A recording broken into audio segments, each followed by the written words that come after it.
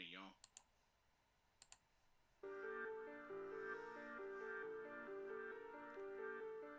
But yes, once we get everything settled up, we're gonna really go in. Vietnam, I see you. Welcome to the stream. You're just in time. We're just getting everything ready. But yeah, you are just in time. It says it's smoking hot. Oh, I can imagine. Wow, even during the fall? Well, then again, it is Thailand, so I guess I can imagine it would be that hot even throughout the fall and maybe even the winter. Phantom says, sorry I didn't catch you last time. Oh, it's all good. It's all good. Hey, that's why we have each of these archived, my friend. That's why we have them archived. Fix my chair. Saw this heading and had to tune in. Yep. I hope we get as many as possible that want to contribute.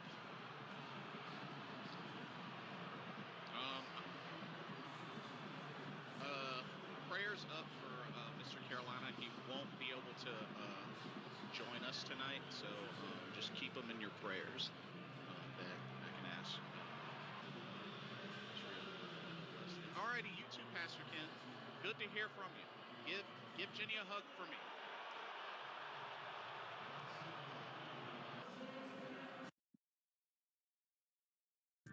But yeah, we got quite a bit to talk about. Scott Fitterer. How has he done? Is he doomed to be fired? Has he done a good job? Has he done a bad job? We're gonna look at some numbers. We're gonna look from the beginning. Since he came to Carolina, the type of signings that have happened under him.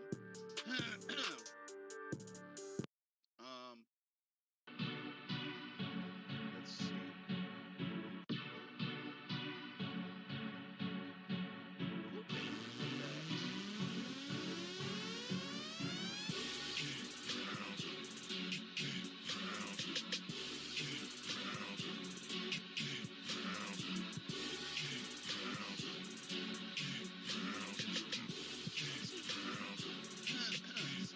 This is my state, this is my team. You know what that means. This is for the black and blue that I bleed. This is for the chance to bring home that ring. But everybody gonna doubt this. So far there ain't been another way around it. We bring heat to the game each week. They just say we ain't got what it takes, we ain't bout it. Well, y'all can just keep saying that we ain't gonna make it. But at the end of the day, this will be the Panthers nation. You know, this ain't a game to us major players at every angle that you can think of. That's why you hate us. Get out the way of greatness. You can look at our faces and see the blood, sweat, and tears that it took to create this. Yeah, I know what you're thinking, but you can save it. Cause even on the darkest of days, you know we're always gonna find a way to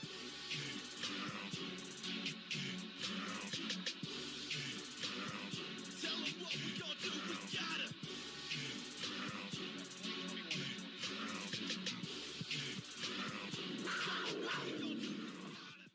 Welcome on in, the great Scott Fitterer debate today.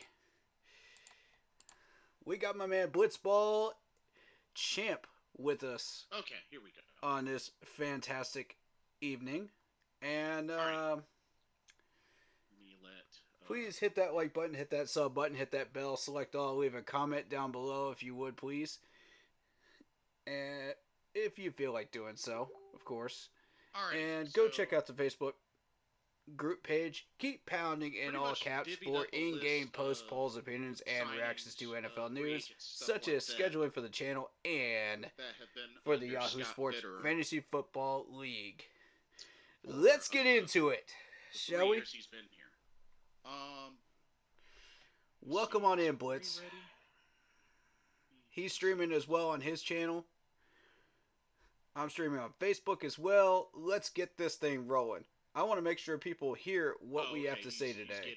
He's setting up on his stream. So we are ready to begin, my friend. So at least for two of these, there's grades listed. That's fine. And for the, I just want the I just want the names. Third one, I That's wasn't all I able to want. find any grades, but we'll still go through the list as I'm best not as we interested can. in the grades. I just want to know what the players are. Players' names are. That's what's important here. We can talk about the players afterwards. But yeah, let's get this thing rolling. First of all, I want to give a shout out to No. everybody that has supported the Panthers If even you have through an this opening 0-6 statement, season. go for it. Chairshire Cat, welcome to the stream. And What's up? show Who's going love. to be your guest for tonight? Pretty much me, Corey, and anybody else that wants to chime in, whether through the chat or through the Zoom. Yeah. If you want to join the Zoom, just let me know. Absolutely. I'll post here. What I'd like to do is have the volume sounding too low. Want me to turn it up some? I can turn it up some. 1 second. All right. I am good on your channel, right? You can hear me? Yeah. Okay. How about now, Fat? Now, does that sound a little better? A little bit better? Or is it still a little too loud? All right. So what I want to do is I want to have everybody that has anything against Scott Fitterer go ahead and say that now before we get into these stats. Just go ahead, get anything off your chest. This is a PG stream, so you can say whatever you want. Alright? We are allowing it only today. Okay? Okay. I'm not gonna throw people under the bus today for that. I'm allowing it. Because I want everybody to is I know there's a lot of frustration and there's a lot of blame to go around, and nobody's really sure where to put it. And we've been hearing a lot of heat towards Scott Fitterer, in the past few months, and I wanted to make sure that everybody got their voices heard. So if anybody wants to jump in, now is the time before we start going into all the stats and information. And before I start going on my hour-long conversation of what's going on here with my information. So, okay. Also, just a heads up once again, Mr. Carolina won't be able to join us due to family emergency. So please keep him lifted up in your prayers. But as I said, for those that wanna join the Zoom, just let me know. I'll post the credentials. Just say Zoom link and I'll put it in there. If not, if anybody wants to make any opening statements, just want to fire away your thoughts, how you're feeling. Anybody in chat, you are green light to do so. Anything you want to say, even if it's PG language, I'll say it on stream. Only today. I'm allowing it today. Yeah, so go for it. But yeah, Corey, I was able to get up some links with pretty much as much draft and free agency reviews as I could find for Scott Fitterer's time here. Perfect. Any information that we can get, I want to make sure everybody's voice is represented here. Before we officially jump into the facts of the matter and the meat of all of this, before I lift my opinion up. Because I know everybody's been waiting to hear my opinion on this. I've stayed silent for the past couple of months for a reason. I don't think it's a secret that I've been a Scott Fitterer supporter. I've made that very clear. But just how clear, that's what you're going to hear today. when I start speaking on the facts. And once I start putting all the puzzle pieces together, you're going to start to understand why I feel the way I do. Okay. Um, I know for me specifically, I'm pretty much down the middle. Mm-hmm. I'm down the middle. So I have some good and I have some bad. Um, All right. there's a lot that I'm factoring into it because Mm-hmm. the thing with me is I try my best to account for what the person has done, like Mm-hmm. overall. Mm-hmm. Even before, after, current, all of that. And that's just me. I know some people probably just they're about the now and the now only. And that's totally fine. That is totally fine. But, that's not me. I try my best to analyze things like from bottom to top Mm-hmm. or top to bottom, Top to bottom. whichever you, Yeah. whichever one you want to pick. Right. Okay. Well, um, I've got nothing in chat right at the moment, so let's just go ahead and jump into these reactions of other channels and what they're saying about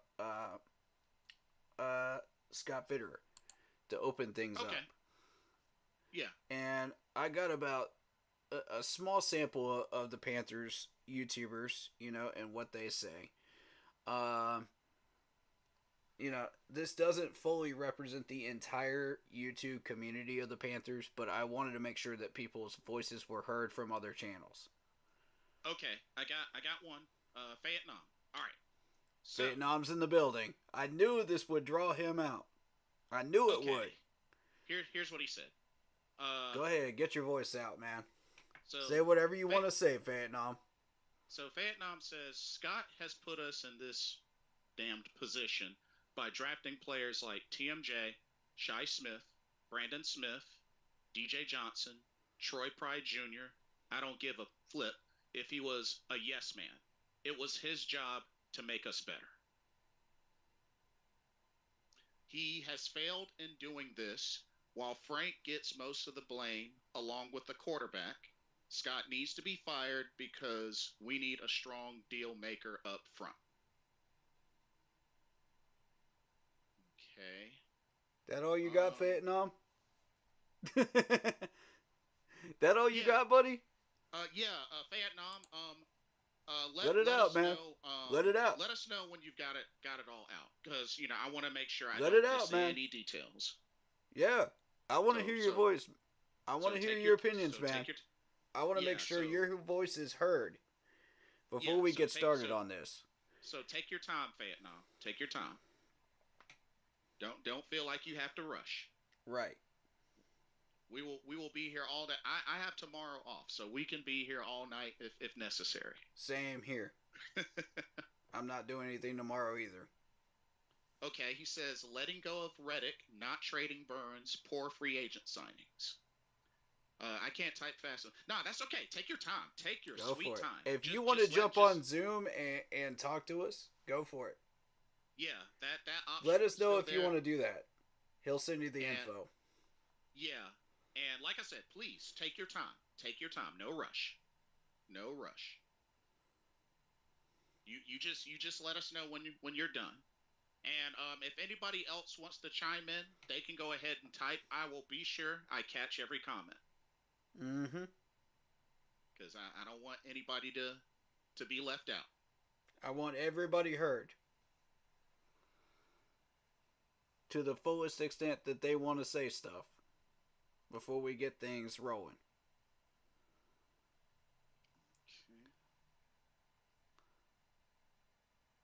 Shout out to Panthers World that subbed about 2 months ago, and shout out to YNSJAYY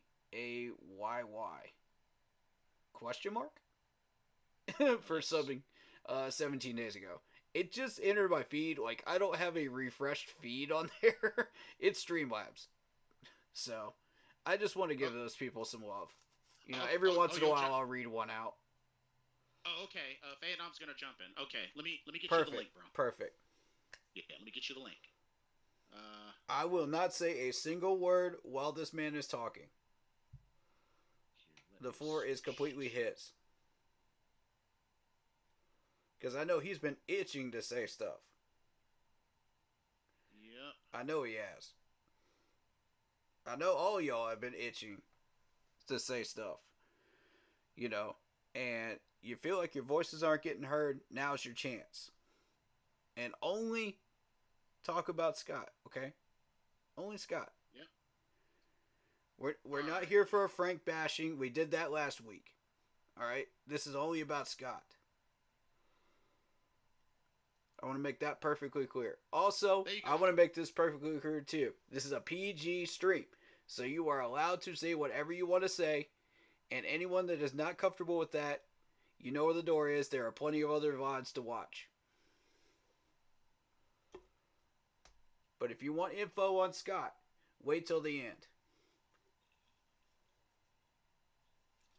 Okay, I just posted the info. Making that He crystal clear. he said he'll jump on in 5 minutes. All Yeah, right. take your time, bro. Take your time. No rush at all. Okay. In the meantime, let's do a reaction from C3. This is Tony from Oh C3. wait a minute. He's getting on. He's getting Oh, on. he's getting on. Yeah, he just popped in. All right. Okay, Vietnam, can you hear us? Yeah, yeah, I can hear you. What's good, Okay, man? we can hear And you good. much better. It was low on my TV for some reason. Gotcha. All right, Vietnam. The floor is yours. No filter needed. Go for it. Mm-hmm. Listen, man, Scott, over the past 4 years, 3 years, I've been nothing but frustrated. I'm talking about ever since.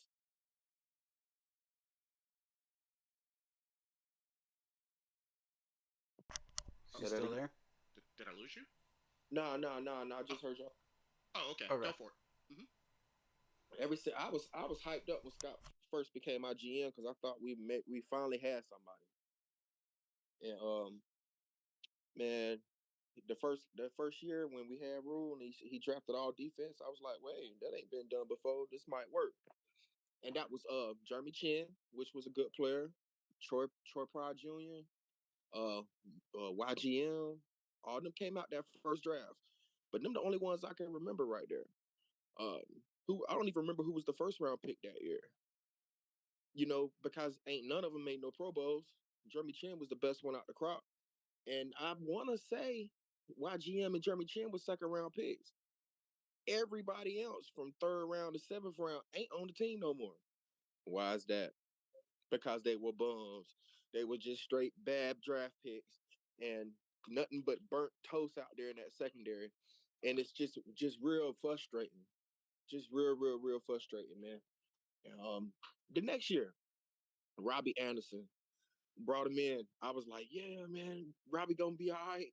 He's a burner. He gonna do this, da da da da. Hey, it didn't work out. I don't really hold that against Scott. I don't really hold that. But when we got Hassan Reddick and him and Burns was on that line and was eating, almost leading the league in sacks that year for our defense, and he let him walk away.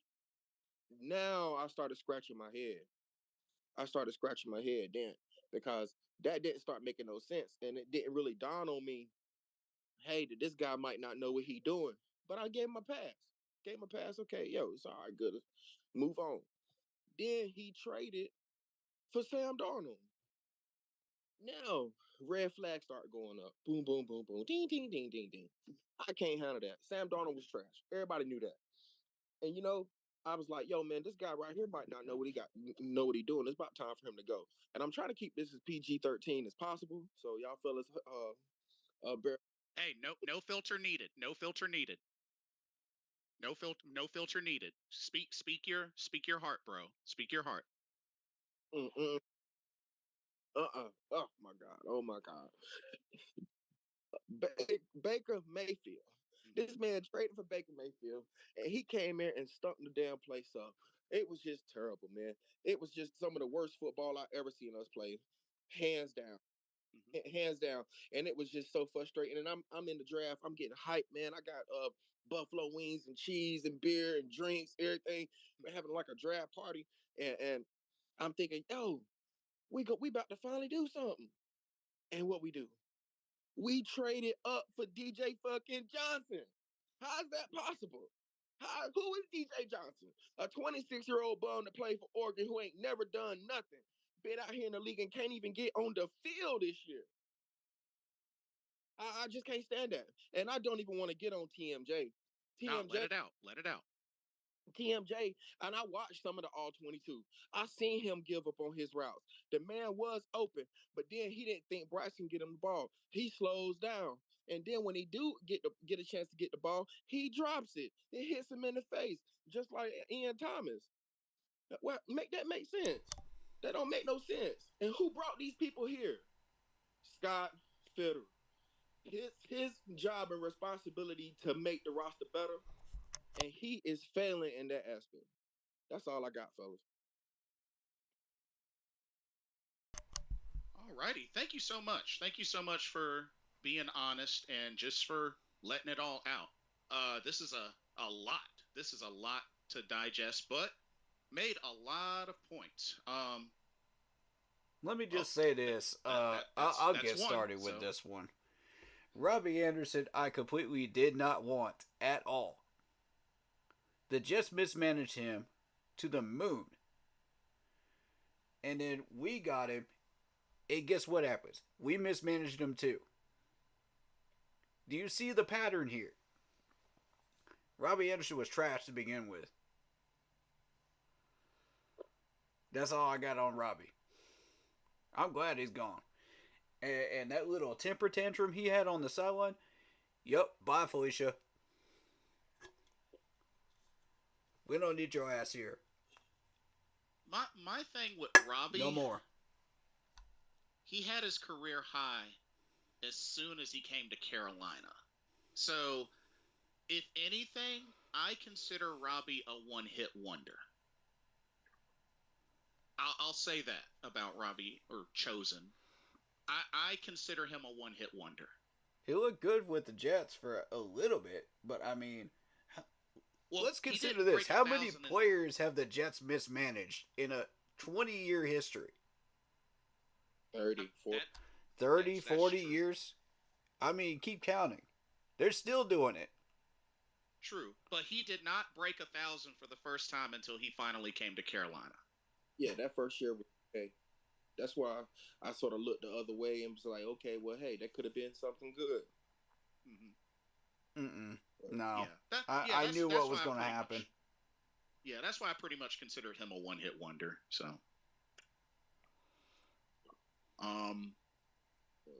So the interesting thing, and like I had to double check this.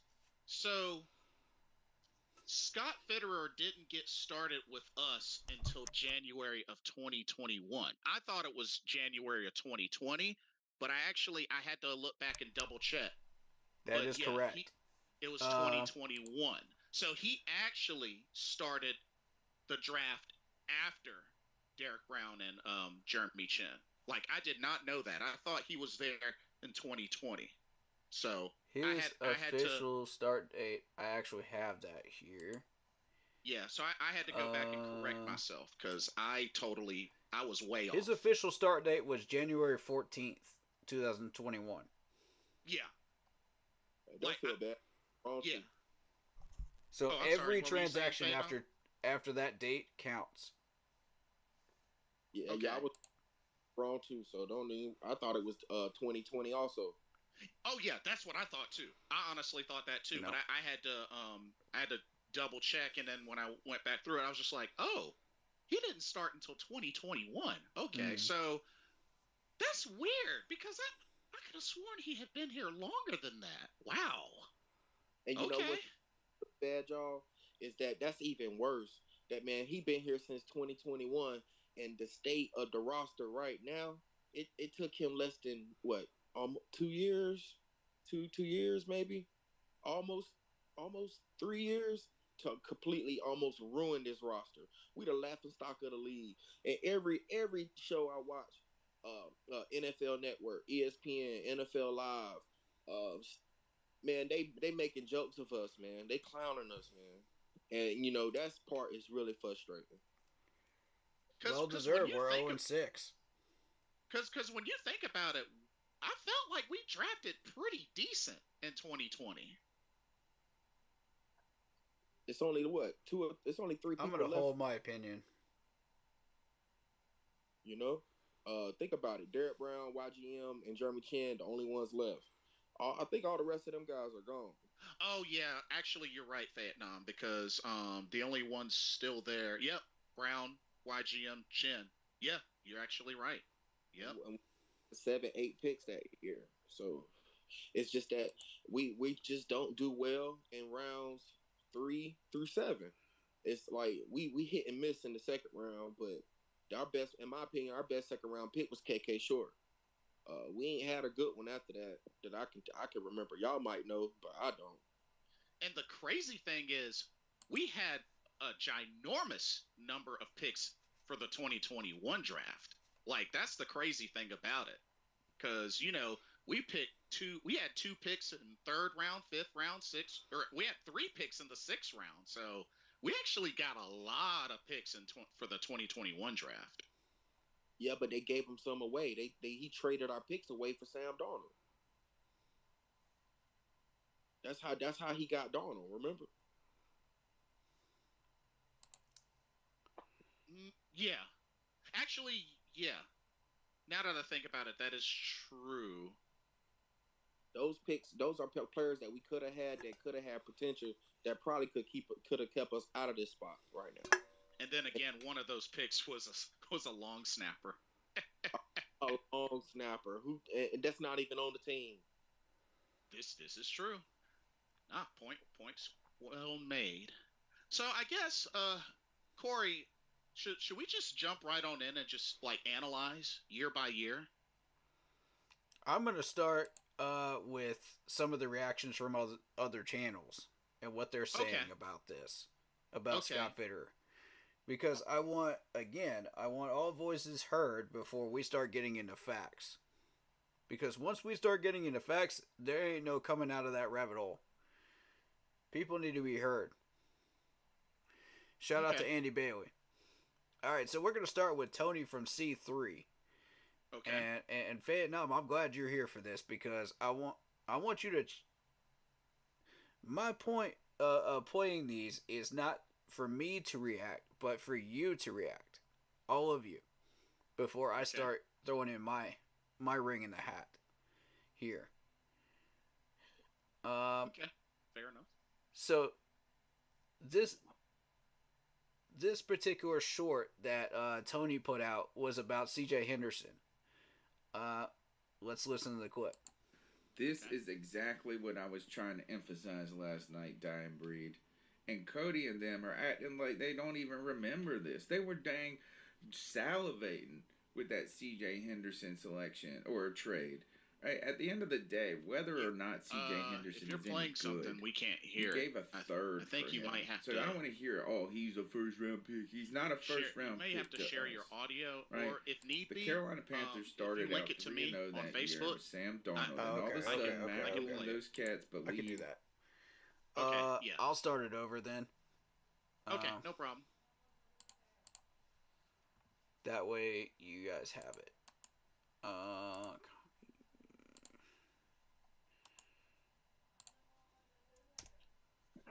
There you go. That's Cody from C. That's Tony from C3. Just so y'all know who this is. He's one of the main starters of that channel. And I actually met him. Great guy. Love him to death. Okay. I'm trying to switch to my other profile. Did it work? Here we go. Here, let me. For some reason, it's like. Oh, there's a speaker at the top. You gotta turn the sound on. Okay. I don't know Yeah, why this. it's a YouTube short. Yeah, Messenger is taking forever to load. Okay, here we go.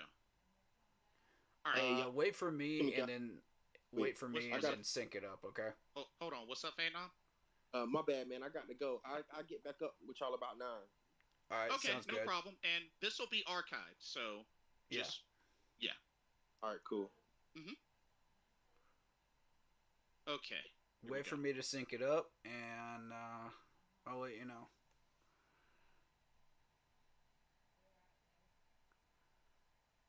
You got it loaded? Yeah, I got it up and ready. All right, I am synced up as well. Exactly what I was trying to emphasize last night, Dying Breed. And Cody and them are acting like they don't even remember this. They were dang salivating with that CJ Henderson selection or a trade. Right? At the end of the day, whether or not CJ Henderson is any good, you gave a third for him. So I don't want to hear, oh, he's a first round pick. He's not a first round pick to us. Right? The Carolina Panthers started out 3-0 that year with Sam Darnold, and all of a sudden Matt Rule and those cats believed that they were on their way to the playoffs. Right? They believed it even more than fans believed it. J.C. Horn goes down in that Houston Texan game, and they don't want to give up, but they know they got no depth there, so they aggressively went out and got C.J. Henderson. He didn't turn out to be great, but the fact that he's still on the team and he survived a regime change and Frank Reich is talking well, to be honest, not the worst. This is okay.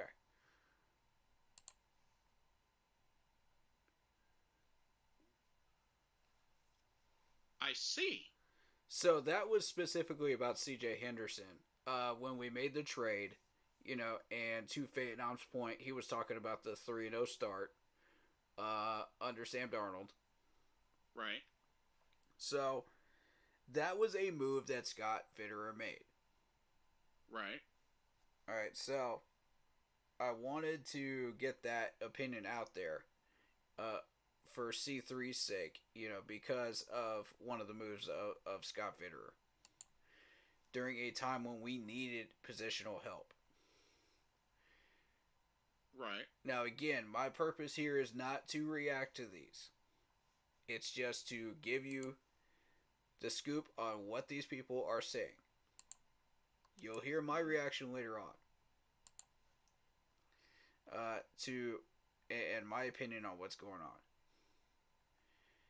Now, this is the one that makes this stream PG. Okay. This is going to be a lot of bad language, so if people can't handle that, you know where the door is. Go check out another VOD. Alright? Send that to you now. Let me know when you link up. Let me know when you're ready to start. I'm ready. Alright, this is Big Cat's opinion on Scott Fitterer. Mind you, this is going to get a bit graphic. Do you want this at a particular timestamp? Just start at 35 seconds because he's done with his intro at that point. Okay, 35 seconds. I'm ready. And go. Why the Carolina Panthers must fire General Manager Scott Fitterer now. Okay? So let me go ahead and say in advance, excuse the background noise. I'm driving. If you would, hit the like button, hit the share button, and continue to support the channel. He does a lot of promoing. If you're a member on the channel, ignore all that. If you're an alley cat or higher, I think it's an alley cat or higher, go ahead and get that suggestion in. Go to the community tab, and I want you guys to suggest what are we going to do on TikTok today? What are we going to talk about? Get to it, Big Cat. Come on. You want me to talk about a player? You want me to talk about a coach? Whatever. If you're an alley cat or higher, go to the community tab and let me know. Also, don't forget about Q&A Wednesdays. If you're a member as well, we love you, Big Cat. Come on. Get to the content, buddy. Drop a comment in there. Let me know what questions you have for me. I will do a video on that, all right? I know I've been a little bit behind, so forgive me for being behind on that. But this week, I'm going to get caught up, all right? So thank you in advance. Now, here we go. With all that being said, y'all, Scott Fitterer must go. And I don't have no personal grudge. I don't know the young man. I don't know the guy. But what I do know is it ain't working. That's what I do know. And you don't have to have a coaching degree to see nobody's working. You don't have to have coaching experience to see that it's not working. Guys, do your daughter a favor this year. Ugh. Stupid ads.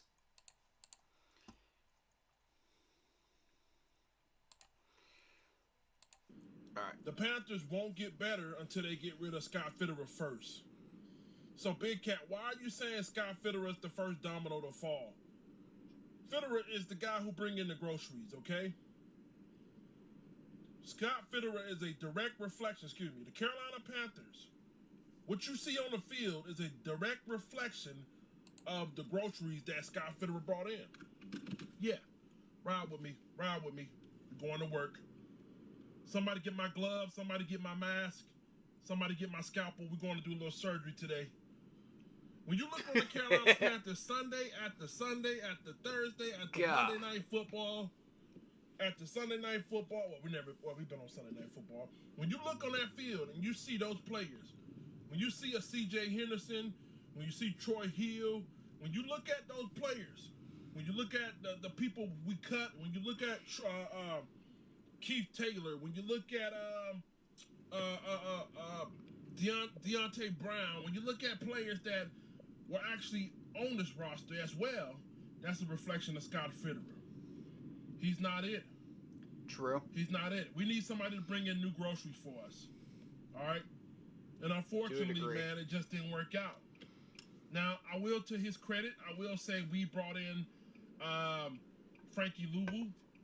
Without Scott Fitterer, there is no Frankie Louvu. Without Scott Fitterer, there is no who else did he bring in? Fitterer also brought in Hassan Riddick. That was one of his best moves. There is no Riddick. Riddick never happens. You know what I mean? But at the end of the day, man, he hasn't been able to get us over the hump.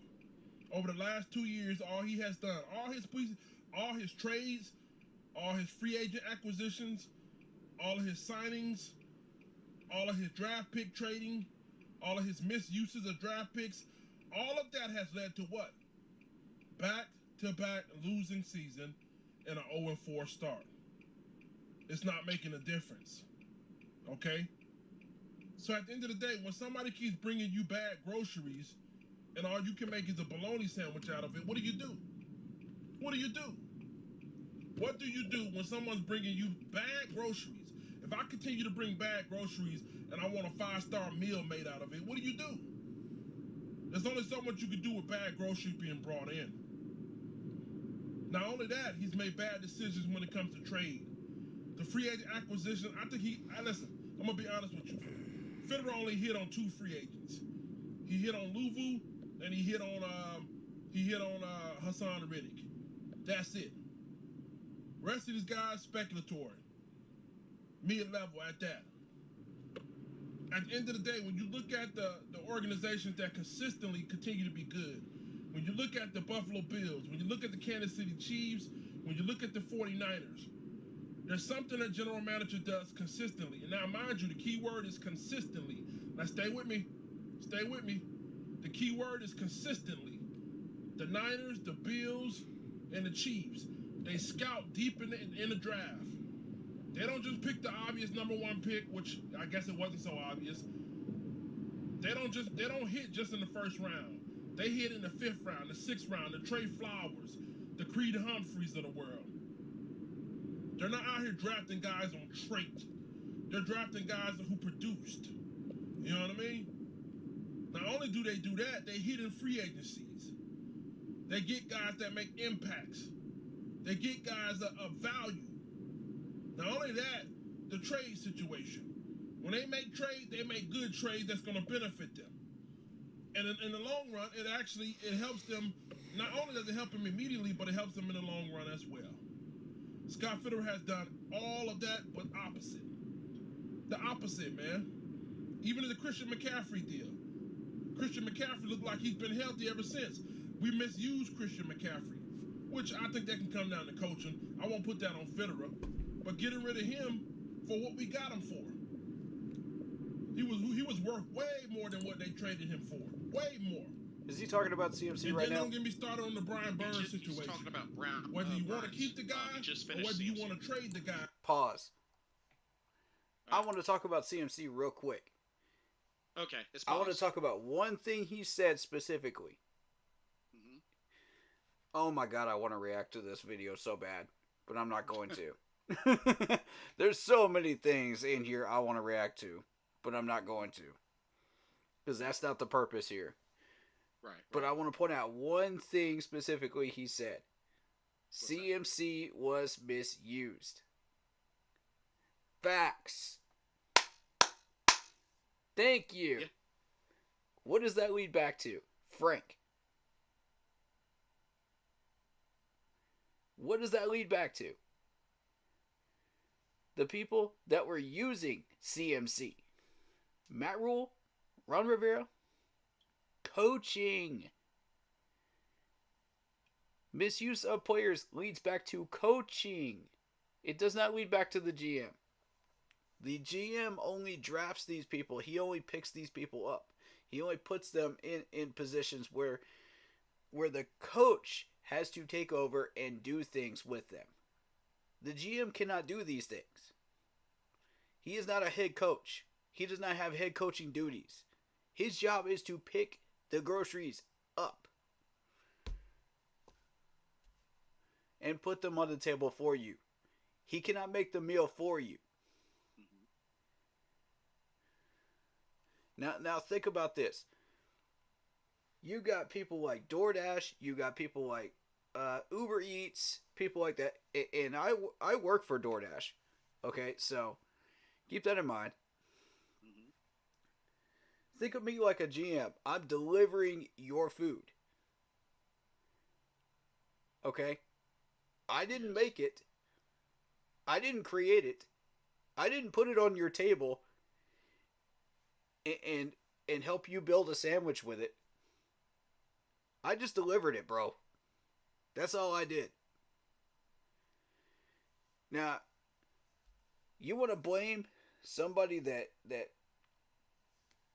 gives you bad food? Blame the restaurant. Because they're the ones that screwed you up.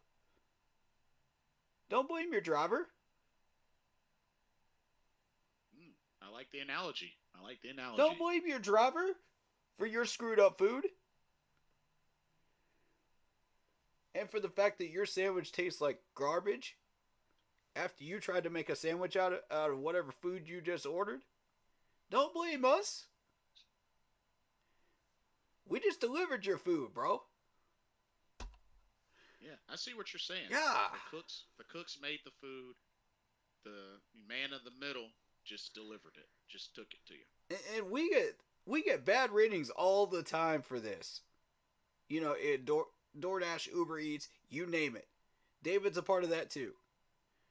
Oh, gotcha. So he can attest to that because he's probably. How long has this man been doing this? Like, I don't even know how long, but he's got some stories for you on that. But he will agree to this as well. You do not blame the person that is delivering the players to you for your mistakes as a head coach. Alright, point blank, I'm done. Let's continue. Continuing. You mismanaged it. He fumbled the Brian Burns bag. You will never see a Burns bag like that again. 2 first-round draft picks. You fumbled that bag. Ain't nobody giving you 2 first-round draft picks for Brian Burns. You fumbled the bag. Now you're fumbling the contract situation. He gotta go, man. He gotta go, man. Like I said, I don't know the guy personally. I don't have nothing against the guy. But I'm not going to. But until we get somebody in here that can give us a fresh set of groceries, I don't see us getting back on the right track. It's like you owning a restaurant. I don't know if you guys ever own a business or anything like that. If you own a restaurant, there it is. There's bad, the restaurant reference. Oh my gosh! You're gonna fire the cooks, I knew it was coming. Fire them just yet. You're gonna fire the guy who hired the cooks, right? Nobody goes into the restaurant and say, "Hey, I'm gonna fire the cooks right now." I'm gonna fire the guy who brought them in, and then I'm gonna bring somebody else in who I believe can Man, bring in I'm some done. good quality cooks, and then Woo, I'm I'm done. Most people have no clue that in 2023, Man. the best way to make money on Amazon is not with. What did I tell you? I knew that restaurant reference was coming. I knew it. Yeah, there I know Big Cat well enough. I knew it was coming. That man, if he's not talking Panthers football, he's talking food. You know? and I love him for it, man. I love him for it. That's what's up, man. See what I'm saying? I love food too. So unfortunately, Fitterer, he hasn't brought us much to work with. And it's not me hating on the guy. The proof is in the pudding. What have we done? What have we done in the past 2 seasons? We're 0-4 this season. Back-to-back losing seasons. Half the people he drafted, they hurt or they're not working out right now. He's got a point there. Austin Corbett hurt, free agent pickup. I mean, come on now. At some point, you got to say, hey, man, it's not a coincidence those other teams I just mentioned, the Bills, the Niners, the Chiefs, it's no coincidence that those guys continue to compete year in and year out. Year in and year out. Year in and year out, they're in the playoff hunt. Year in and year out. So the common denomination is the general manager, man. He's got a point. You know what I mean? And on top of that, you failed to address the cornerback position. You had an opportunity to solidify this cornerback position. I was beating the table. At the end of the season. I said, look, Dante Jackson and J.C. Horn have not stayed healthy for 2 years straight. Your star cornerbacks for the past 2 years have not stayed healthy. Been saying it about the cornerbacks. What did you do when you got an opportunity to... Nobody had... Been preaching it myself. DJ Johnson on their board at where we took him at. Nobody had DJ Johnson on the board where we took him at. That's a fact. What did Scott Fitterer do? We picked him up. Why did we pick him up? Because he thought he knew everything. Sometimes the obvious answer is the right answer. It's not that complicated. Sometimes the obvious answer is the right answer. But when you're unsure yourself. Why? When you're unsure yourself, when you're insecure about your decision making, you do stuff like complicate stuff. And that's why we got what we got now. It's an Ajaro pick. Firing Scott Fitterer right now gives the new GM a chance to scout. It gives a new GM a chance to have a... Listen, we'll be the first organization this season to have a clear-cut evaluation of draft class. We'll be the first organization to look at trade deals. We'll have a first organization. We'll give the new GM a head start. That's what I'm trying to say.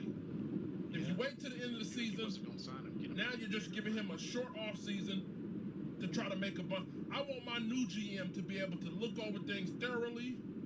I want him to bring in a new scouting department. I want my GM to have as much time as possible to get it together. So that's why you don't wait to the end of the season. You wait to the end of the season, you're asking for more trouble. You know what I mean? Fair point. If you're bringing in a new GM, fair point. Looking at scouting prospects and looking at trade options, stuff like that. He failed to pull the trigger on the Brian Burns deal. He failed to pull the trigger on that. Shout out to Kenny. Now you just diminish your value. What's going on, if you brother? knew you weren't going to sign him, get him out of Carolina. If you knew you were going to play games with him, get him out of Carolina. I always told you guys this. The Carolina Panthers, from the management standpoint, has always been reactive. They've never been proactive. That's true. We've always been reactive, not proactive. Good point. When it's time for the Carolina Panthers to pull the trigger ahead of time, they don't do it. I don't know why. I have no clue why these guys won't pull the trigger ahead of time. They always wait till after the fact. They always wait till we 0-4, 0-5. True. They always wait till after the fact. And then now Brian Burns' value has gone down. Now you just, you hurt the organization, bro. I don't get it. I don't get it, man. I don't get it. Yo, I cannot believe these. Yeah, that's enough. Okay. I think we got a good plateful here of information. I do want to speak to the fact of him talking about bringing in a new GM. Those are good facts that he was talking there about that. Uh-huh. I don't know how far you got with yours. Yeah, I was a little bit ahead of you, but pretty much got covered what you had gotten covered. So yeah, Yeah. Um. we pretty much have the gist of Yeah. everything Big Cat hit on. Yeah. I don't. We don't. We don't need to go any further with that one. Okay. All right. So the last one is PNP, and this will be a short one. Are you got another one? Okay. Yeah. This will be a short one. Okay. I want to. Again, this is a small sample of what people are saying in the YouTube community right now about Scott. Mm-hmm. So keep that in mind. Ready. Everybody's got an opinion. Everybody's, but I want to make sure everybody gets their say here with the YouTube community too. So if your YouTube clip did not make it into this list, send it to me. And we'll do a stream with those. Cool. And I'll make sure your voice is heard. Send me whatever clip you want. Only Scott Fitterer clips, alright? So if you're a YouTuber and you're listening to this, only send me Scott Fitterer clips. Try your best to stay on subject with this one. Yeah. That's all I want. And I'm not going to react to it. I'm just going to listen. And I'm going to have my subscribers listen as well. Okay. About Scott Fitterer and how he takes a lot of the blame and how, he should be blamed for a lot of this mess that the Carolina Panthers are in right now. And while some of that is true, I got to give you out of context. But before we get into this, man, make sure that like button, subscribe button, notification bell, these comments, let me know what's good. Trying to get to 15,000 subscribers by the end of the year. We got like a week, 2 weeks left. Go subscribe to PNP if you haven't already, guys. And that's all that counts. Hit the subscribe button for your boy. Let's get this algorithm all the way up for your boy, all right? Now let's get into this content, man. All right, so let's get into it. The responsibilities of the general manager versus the responsibilities of the head coach. Now, this is how it's supposed to work under normal circumstances, under a successful team, under successful leadership. This is how it's supposed to work. The general manager is supposed to Pause real quick. Notice how he has in yellow highlighted hiring head coach. I'm just saying.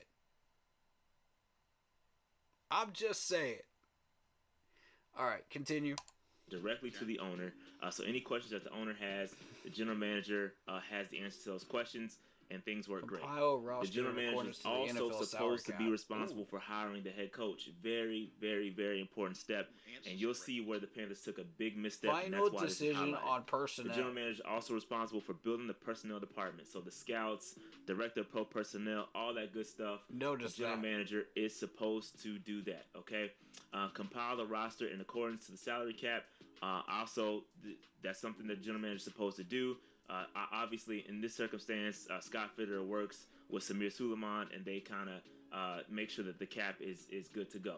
And then the final decision on personnel is supposed to come through the GM. That's what's supposed to happen under ideal and normal circumstances. It's a great video. On the other hand, under normal circumstances, the head coach is to identify the direction of the team, right? So this is where a coach is supposed to say, hey, this is my scheme, this is what I'm going to implement, and this is what I need to get it done. These are the type of players that I need to get this situation good so that we can win games. All right, so also that goes in the scheme, the formations, 3-4-4-3 defense, and then the delegation to the coordinators. The coordinators are the ones that are supposed to execute the game plan of the head coach. That is how it's supposed to work. Again, and I think Bill Parcells said this best. The GM is the guy who goes to the grocery store and gets the groceries while the head coach cooks the meal. I couldn't have said it better. Think about that for a second. The GM is the guy that goes out and does the grocery shopping while the head coach cooks the meal. Now, y'all know you got that from Big Cat. Come on now. In order to make this meal great. In order for this Thanksgiving to be popping, I need a turkey. I need a 13 to 16-pound turkey. We're going to fry it. I need a peanut oil. GM, can you go get me this stuff? And the GM comes back with exactly what the head coach asked for. That is how it's supposed to work. And I'm going to tell you why and where we went wrong. Now, here we go. Here's the problem. So, Marty Hurney, former GM of the Carolina Panthers, worked in conjunction with David Tepper to hire Matt Rule. They went out there, they hopped on a private jet, and they hired Matt Rule together in conjunction, right? So, Matt Clown, like I said earlier, the GM is responsible for hiring the head coach. That is how it's supposed to work. David Tepper obviously had a lot to do with it. His hands are all in the basket when it comes to getting Matt Rule. He looks like me, smells like me, blah, blah, blah, blah, blah. All that stuff came from David Tepper and Marty Hurney. They collaborated in hiring Matt Rule. All right. What happened? Marty Hurney gets fired. And now you're looking at a situation where David Tepper is still around. Obviously, he's the owner, and Matt Rule are still around. They have a communication. They have a relationship. They know the goal, and they know what it's going to take to get to that goal together, right? So now what do? They go out and then they find, and I don't know if Matt Rule had any impact or any on the decision. I don't know if he had any impact on it. I doubt he had any impact on Scott's hiring. The head coach and the owner are now on the same page, but then they hire an independent GM that has no clue what's going on. Scott Fitterer was put in a very bad situation. Again, you're talking about a lot of things are in place. You remember, going back to the roles and responsibilities, the GM is supposed to help build the personnel department, right? There's already a salary cap guy in place. There's already all these things in place that Scott Fitterer has to conform to. He has to conform to what Matt Rule and what David Tepper want to see. A lot of blame is being placed on that. Pausing it. That is actually a fair point. Scott Fitterer was put into a very difficult situation. Yes, he was. I mean, yeah, it's up to him to help towards fixing things, but that's a actually really good point. Yeah. There's no way that Matt Rule had anything to do with Scott Fitterer's hiring. No way. No way. I don't believe it for a second. Shall we continue? Yep. On Scott Fitterer, when he's really just a dude that was just brought here on the backs of everything else that was already done. All right? So now you go back to the roles and responsibilities, and this is how it looks for the Carolina Panthers.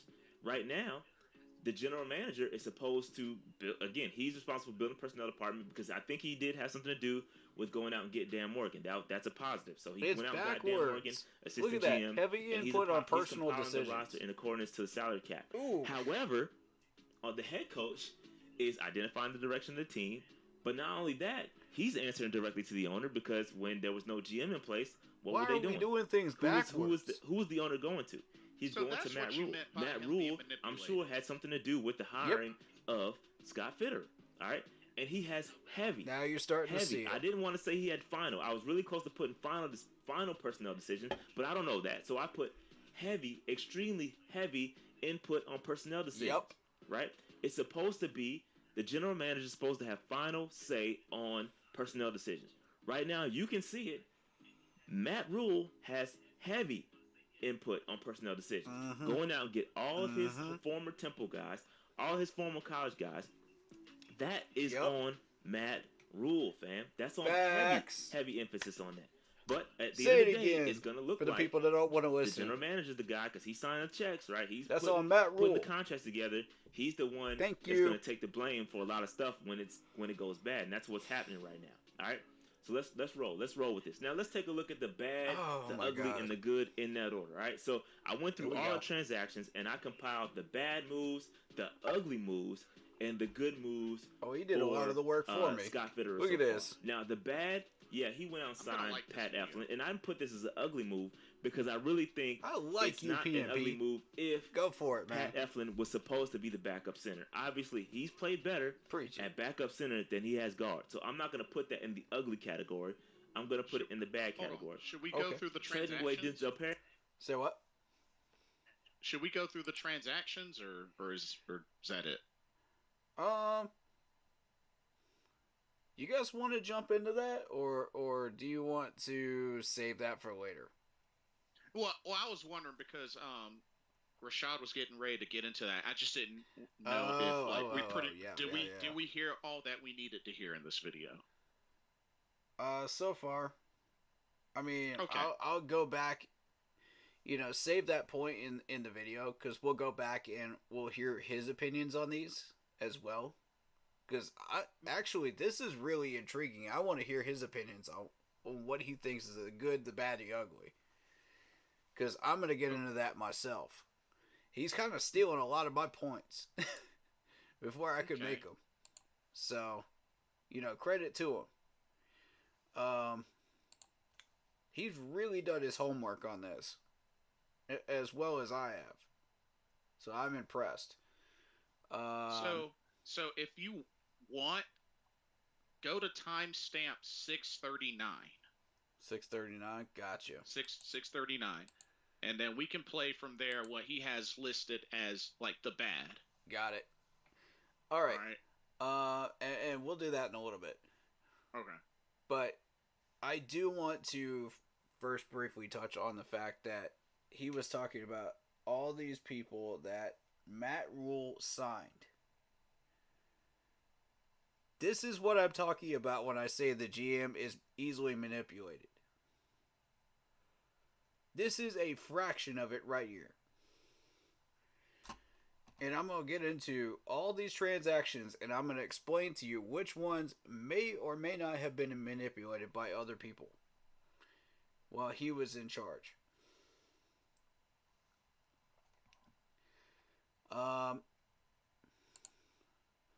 So, he started out in January 14th, 2021. Yep. A little bit about him, in case you don't know. He's from UCLA. He was actually a former two-sport athlete in college and pitched there for 3 years in the Toronto Blue Jays organization for the Major Leagues. Began his career with the Giants before joining the Seahawks in 2001 and rising through their college scouting operation. Year by year, being promoted every year, eventually running the department. For the last 6 seasons, he's been their co-director of personal player personnel. Not to mention, he helped create the Legion of Boom, which we battled against with our best Panthers team that we have ever constructed. So, I just want people to understand, this is who Scott is, before we get into what he did. Now, what he did, this is where things start to get interesting. Alright, so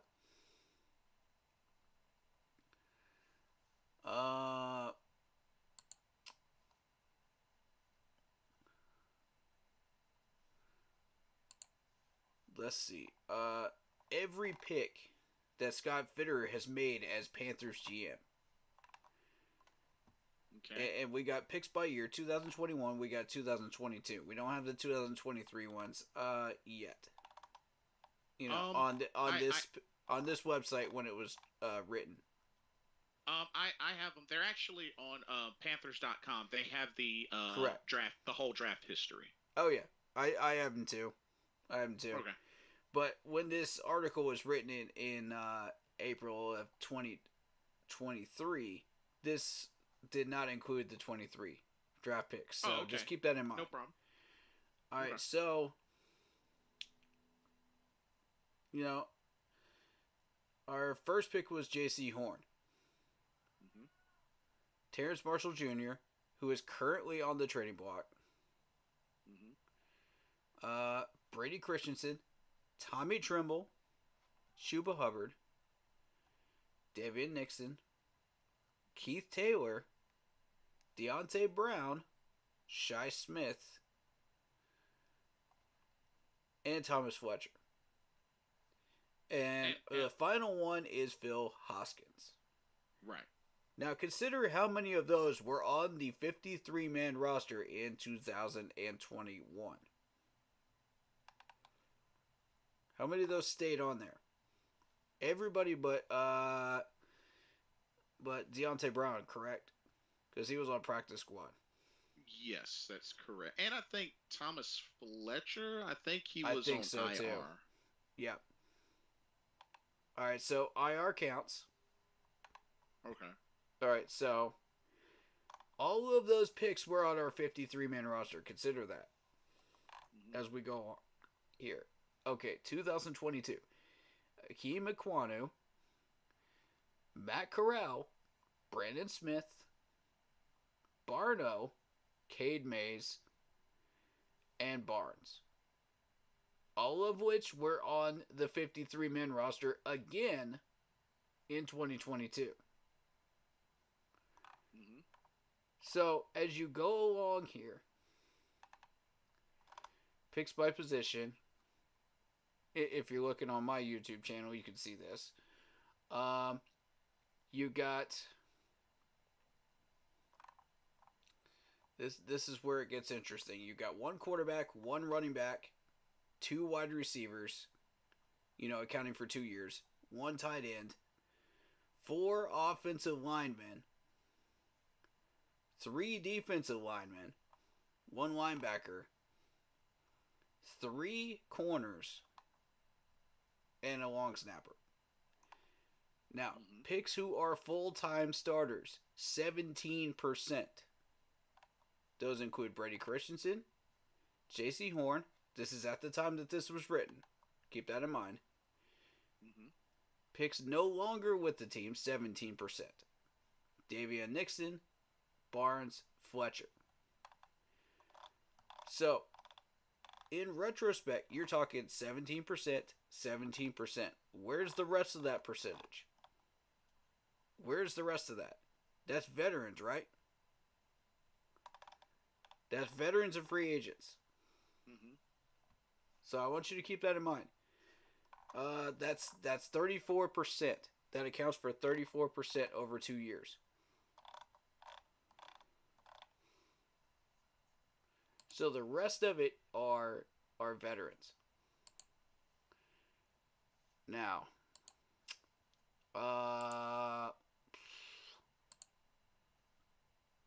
what do I want to do here? Our current cap space, I do want to mention that right now, is $8 million. 8 million? Okay. 8 million. Right. So that's after all of these moves, after spending $70 million or more out of player contracts, out of restructuring, plus or minus 10 million or so. I'm not sure of the exact number, but we'll just roughly ballpark call it 70 million. Okay. That's after restructuring half of these contracts. So these players are getting paid half of what they should be paid this year to create the roster that we created. Now, let's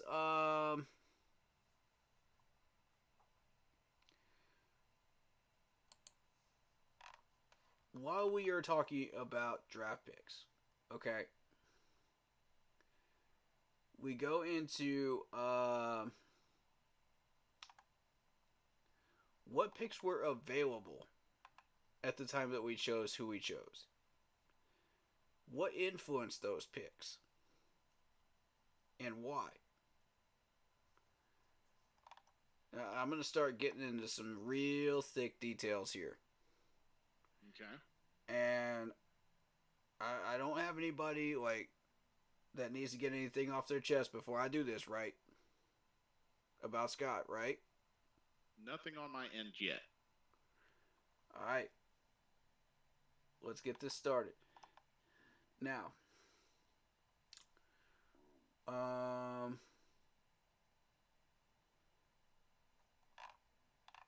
have specifically the 2021 draft pulled up right now. Okay. So if you look up on your screen, you got this is the year that Trevor Lawrence was drafted, Zach Wilson, who are current starters right now, Kyle Pitts, Jamar Chase, Waddle. Okay. Now, here's where things started to go awry in this draft. For us, Oh, got a comment. Okay. Lock Poppy says, why is there no blame getting put on our scouts? If you watch the off-season videos, clearly our scouts are doing a poor job as well. I was going to get around to that as well. Oh, okay. Yeah, I've been hearing a lot of that in the past month here.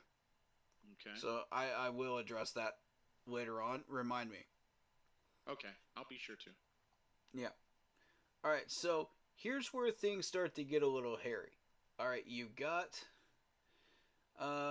you knew the Jacksonville Jaguars were going to pick Trevor. You knew the Jets were going to pick Zach. San Francisco screwed everybody up by taking Trey Lance. Everybody. True. We thought they were going to go probably defensive, maybe go for a wide receiver here. Nope. They took Trey Lance. That's 3 quarterbacks in the first 3 picks. Keep that in mind. This is true. All right, so Falcons stayed on par. They with what the predictions were, they went for Kyle Pitts. The Cincinnati Bengals went for Jamar Chase. That stayed on par with what everybody predicted. Miami, of course, took the second best wide receiver. Now, here's where things got screwy again. Detroit stole Penei Sewell from us. Yep. They were a pick ahead of us.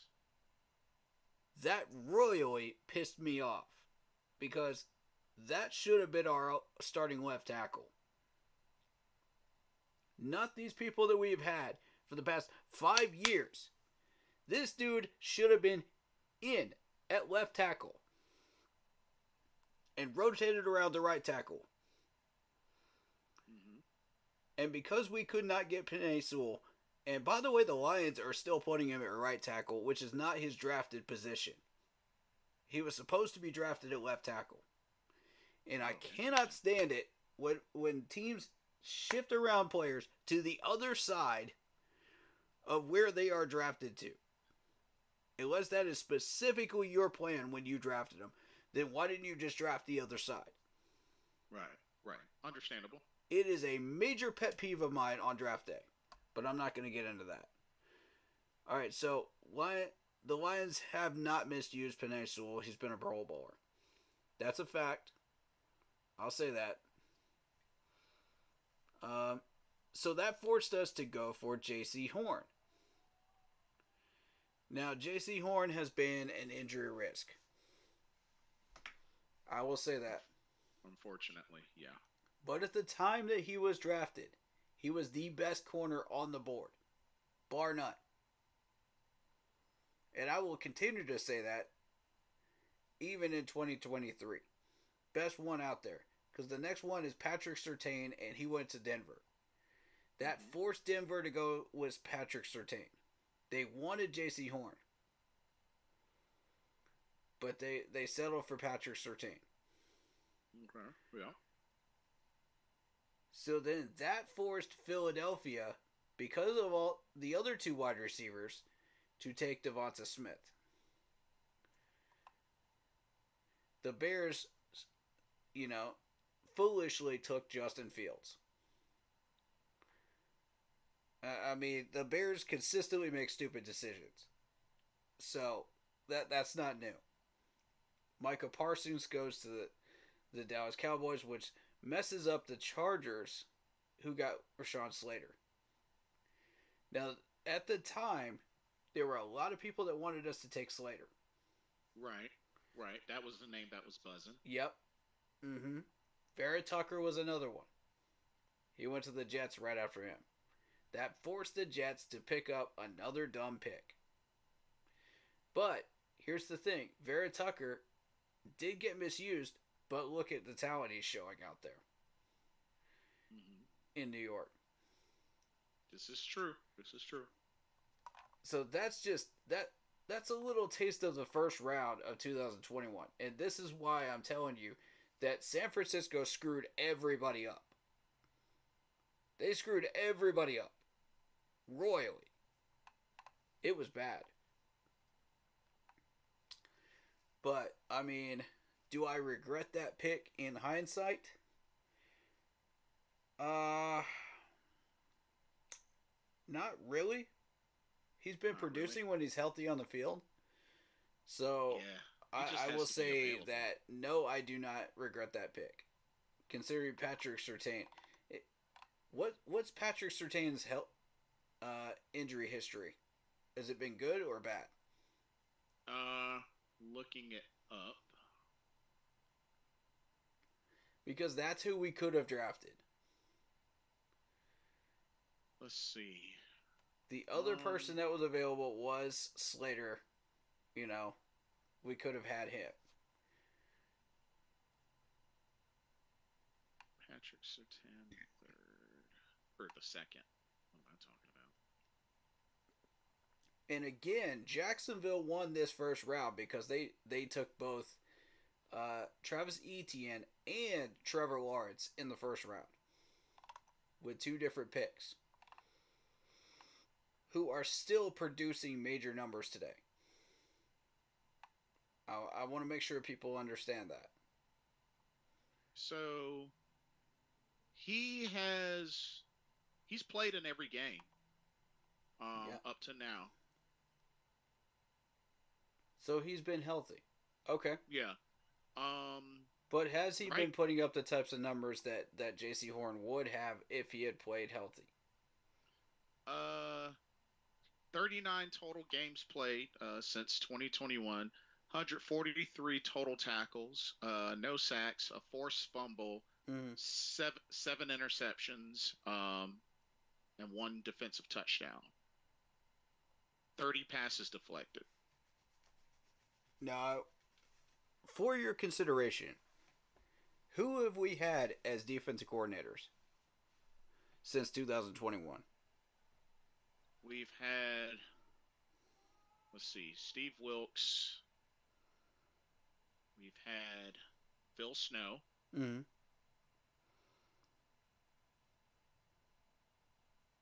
And, now Ajaro.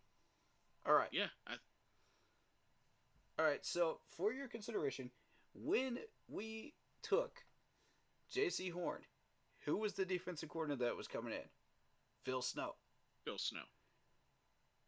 This is, yet again, mismanagement.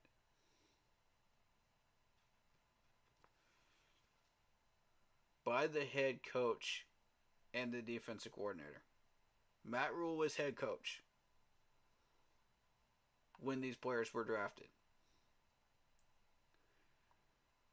Now, I would venture to say J.C. Horn is probably Scott Fitterer's pick. That was not Matt Rule's. That was not anybody else's. That was his. He was not manipulated on that pick. Now, moving on down. Second round. You're looking at Terrace Marshall Jr. And to his credit, he has managed to stay on this roster for this long. This is true. But take a look at who got taken at pick 57. Tutu Atwell to the Rams, who is still producing today. Mm-hmm. I want you to take a look at who Washington picked at 51. Samuel Cosme. Remember that we needed offensive line help. True. Now, even further up than that, Asante Samuel Jr. with the Chargers. Goes to the Chargers. We could have traded up here and taken either one of those players had we known that they were going to go off the board. So, that's something we could have done. Okay. Yeah, but did we? That's fair. Did we? No. Remember again, we picked 4 offensive linemen since Scott Fitterer has been in town in the first 2 years. And if you count 2023, we got another one. We got another 2, right? We did. Yeah, we did. Two of them, or just one? Two, because we drafted Icky and Zavala. Okay. No, Icky was 23. Or wait, you're saying Icky yeah, Icky that's was right. 22. Icky was 22. Zavala was 23. That's right. So I think just one. All right, so to that count, it is a total of 5 offensive linemen now. Mm-hmm. And Samuel Cosme would have been 6 should we have taken him. But yes, did we need wide receiver help at the time? Yes, we did. Yes, agreed. That's LSU. That's Mr. Carolina's favorite right there. Yep. All right, so I want to direct your attention to pick 69 in the 3rd round, Joseph Asai from Texas. This dude is a beast. We picked right after him Brady Christensen, which was the correct pick. Mm-hmm. We slated on this pick. That's an A grade from me. Beautiful pick. Like I said, we could have had Samuel Cosme, but I believe that Brady Christensen was the right pick.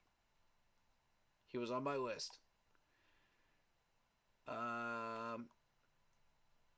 Now here's something else to consider. Chaz Surratt from North Carolina, the linebacker at pick 78, was still on that list. We could have chosen him. We needed a linebacker.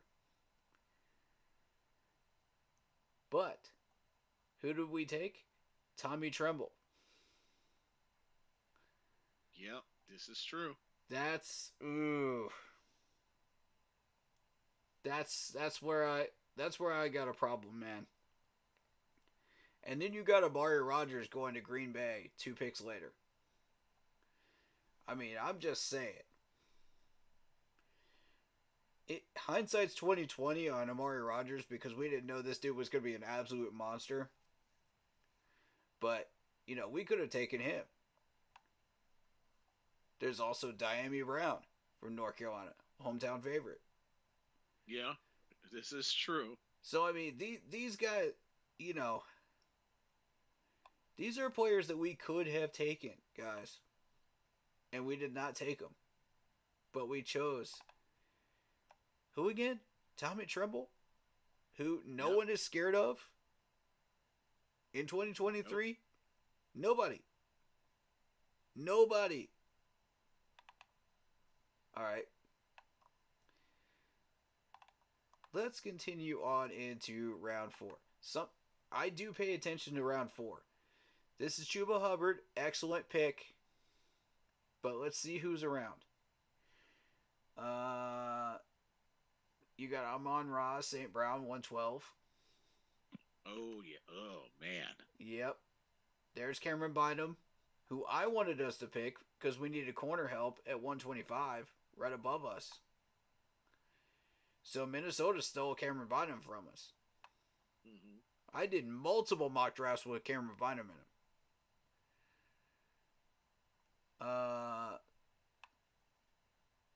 Who else was But I think we still did well with Chuba Hubbard. Right. Chuba's growing.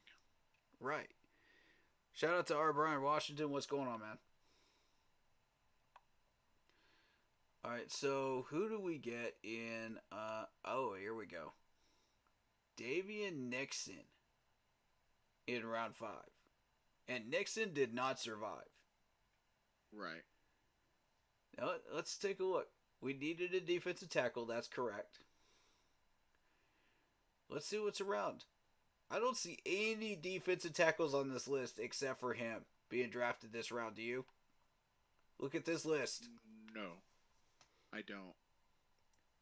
Yikes. Scroll down a little more.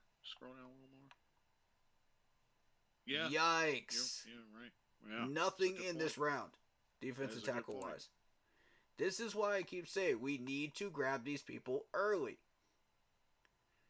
Because if you don't, you're going to get screwed out of good players. When you wait this long, you are stuck with players like David Nixon, who are not even worth a seventh after 3 or 4 years. Keith Taylor, who isn't even worth a seventh now. This is why you cannot wait this long. We had Cameron Bynum in the 4th, sitting there. This is what I keep saying, man. This is the stuff that frustrates me that we keep doing. And these are Matt Rule manipulated picks. Because we have waited too long. And we keep going for the wrong people. Now, Chuba Hubbard was not. I don't think that was a Matt Rule pick. Okay, we waited all the way down to round 6, and I don't even know how Deontay Brown was still there. Yeah. That would beats the heck out of me. How the heck that man was still there. But yeah, I think with the proper development, he could have been a really, really good offensive lineman. But he never got any reps. Because guess who was in charge? The head coach, Matt Rule. Do you see a pattern, folks? Do you see a pattern? Because it's clear as day to me who is making these picks for him.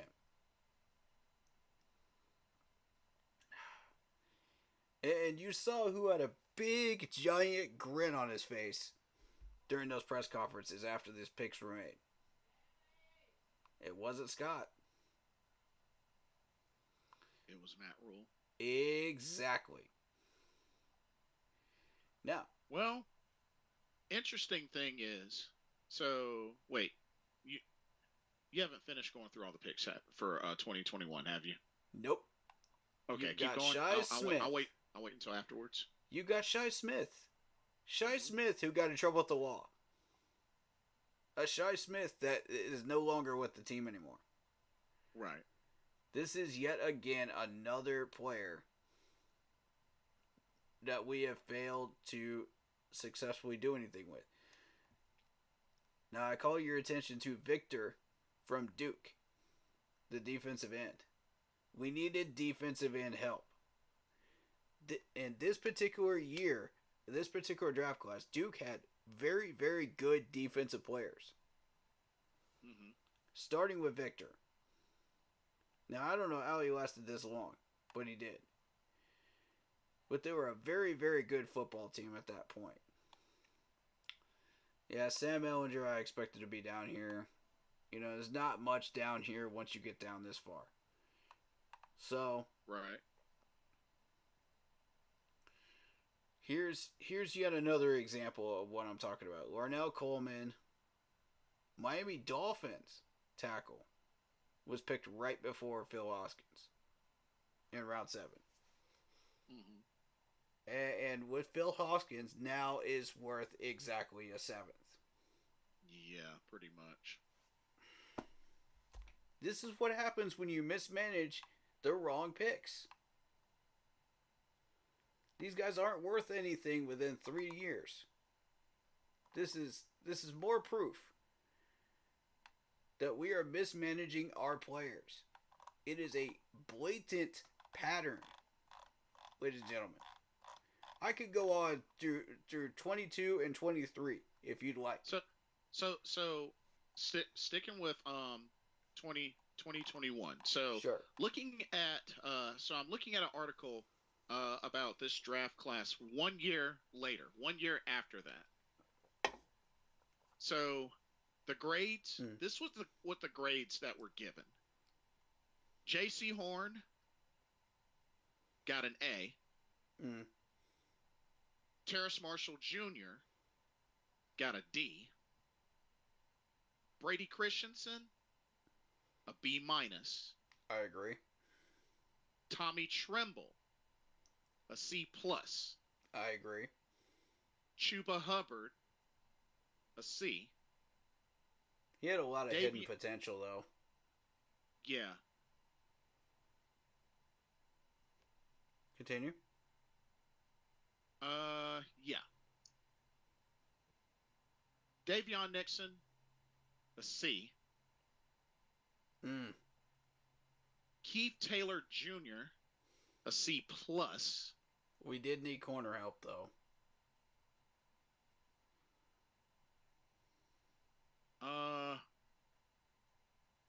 Let's see.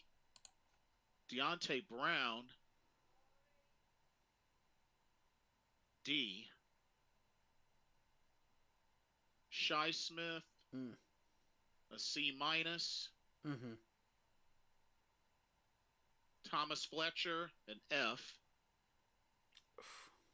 Yeah. And Phil Hoskins, a C minus. And I mean, in hindsight, I can't disagree with most of those. I felt like I disagreed with Deontay Brown at the time because I felt like there was something there. You know, but you know, and Keith Taylor, we did need corner help. We did need a wide receiver. You know, at the time, and you know, to be fair, TMJ was pushing for a number one spot. So, I want y'all to keep that in mind. That's 2011. Or 2021. So, if I can switch to 2022. Not sure how to do that. Another thing that was interesting is what they, like, this SI.com, what they kind of gave Scott Fitterer his grade for his first year. They gave him a C plus for his overall grade his first year, 2021. If you factor in what they had listed as the good was the 2021 draft class, signing Hassan Reddick, trading for Stephon Gilmore. So that's what they have as like his highlights. The bad was the Sam Darnold trade. Yep, agreed. The Robbie Anderson contract. Oof. Picking up Sam Darnold's 5th-year option. And the signings of Cam Irving and Pat Elflein. And at the time, we needed help at those positions to stay competitive. My issue with this was the fact that we had to make desperation moves. You know, what is our history as a Panthers organization is desperation moves. So, I mean, keeping that in mind, this was Scott's first year on the job, so he's trying to impress Tepper. He's trying to keep his job. You know, he's trying to not make a wave. So, like I said, half these picks in 2021 were just to not make a wave and just to do what Tepper wants, you know, and what the coaching staff wants, because he knows that Matt Rule is having lots of family lunches and dinners with Tepper, you know, and is his favorite right now at that point in time. So he didn't want to rock the boat. So that's why you saw half of these picks go the wrong way. And Matt Rule had no clue what the heck he was doing. Mismanaged the players, and it's a proven fact.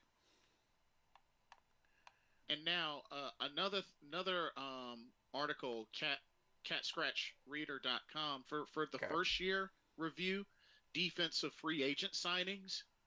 Scott, like, these were actually some good grades. I mean, Hassan Reddick, A.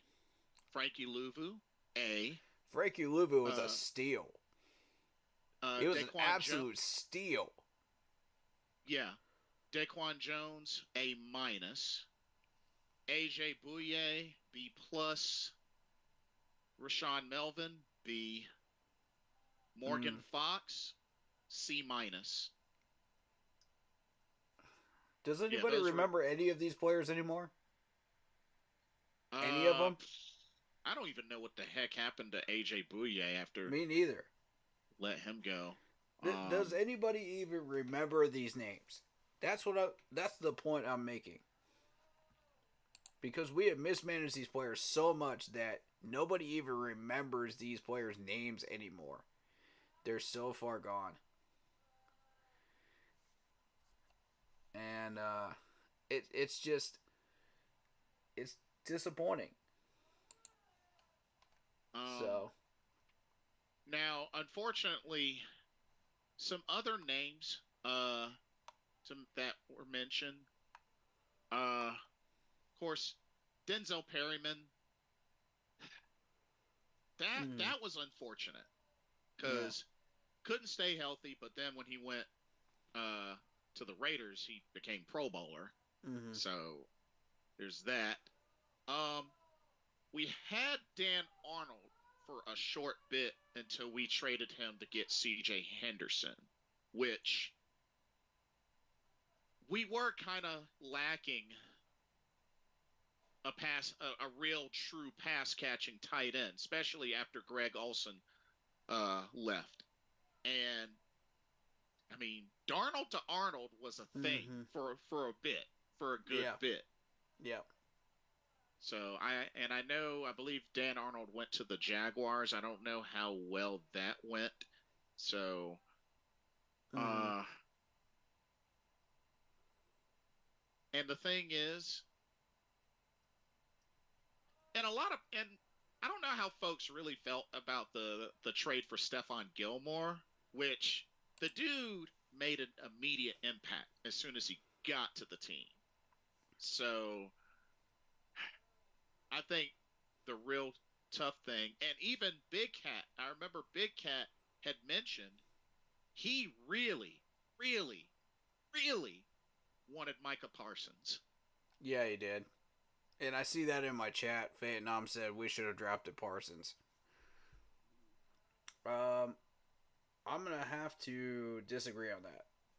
We desperately needed corner help at the time that we were drafting number 1. But we needed tackle help more, which is why I wanted Sewell.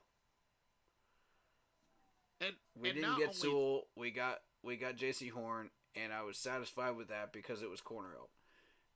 And not only that, we have to also keep in mind we can't predict injuries. That's right. We can't predict injuries. Right. Like hindsight's 20/20 on that. Yeah, regardless of who we pick up, like good, bad, the strongest, the weakest, we can't predict injuries. Yep.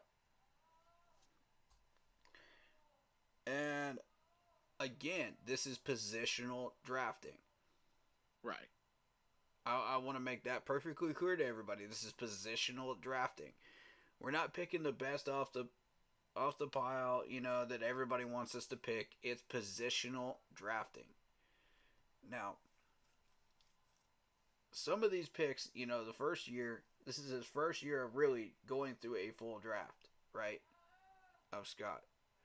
He was not a GM before that. So, this is his first opportunity to really dive through and pick some of the players he wants to pick. So, when we did that,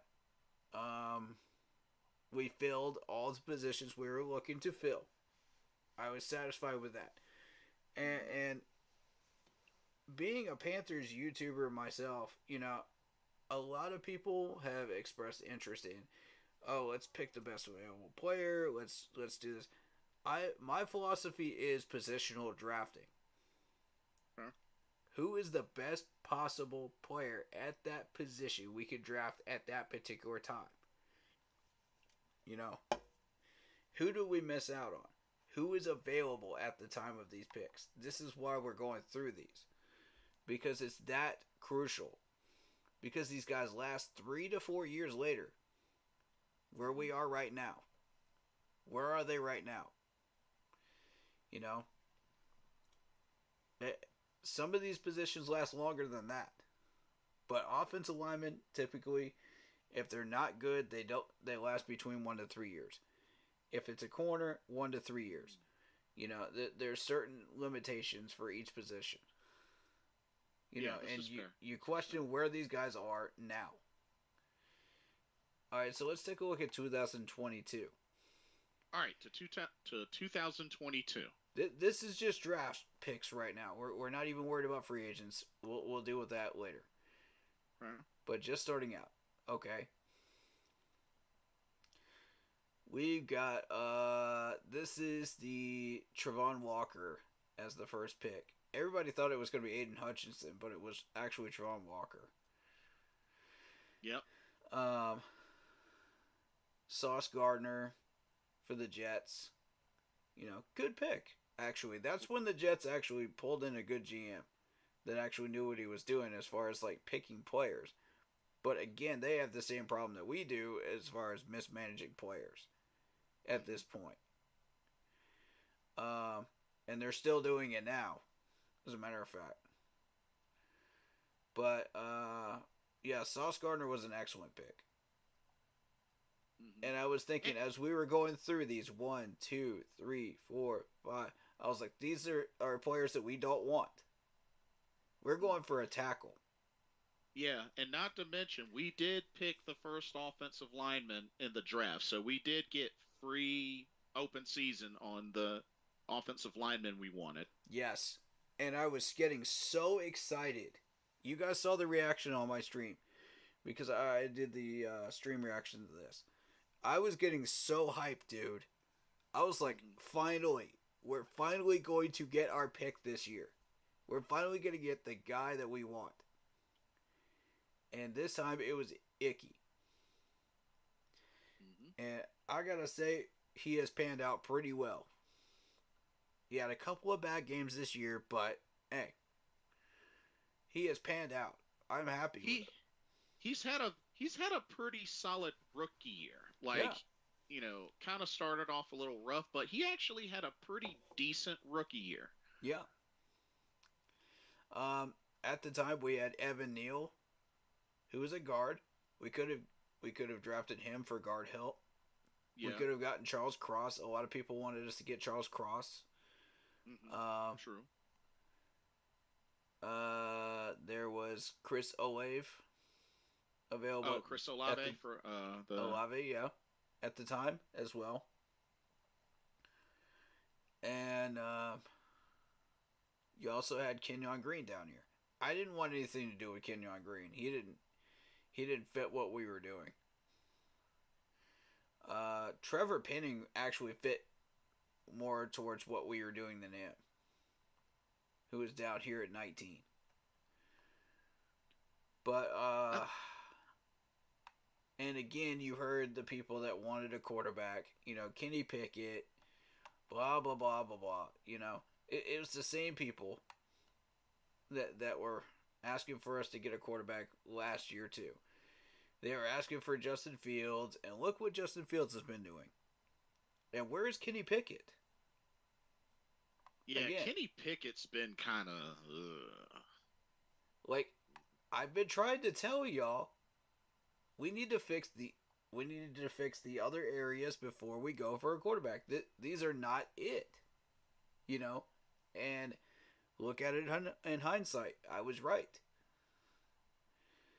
We made the right decision. We got Icky. All right, so great pickup. That was a Scott Fitterer pickup, by the way. And we did great. Moving on. Second round.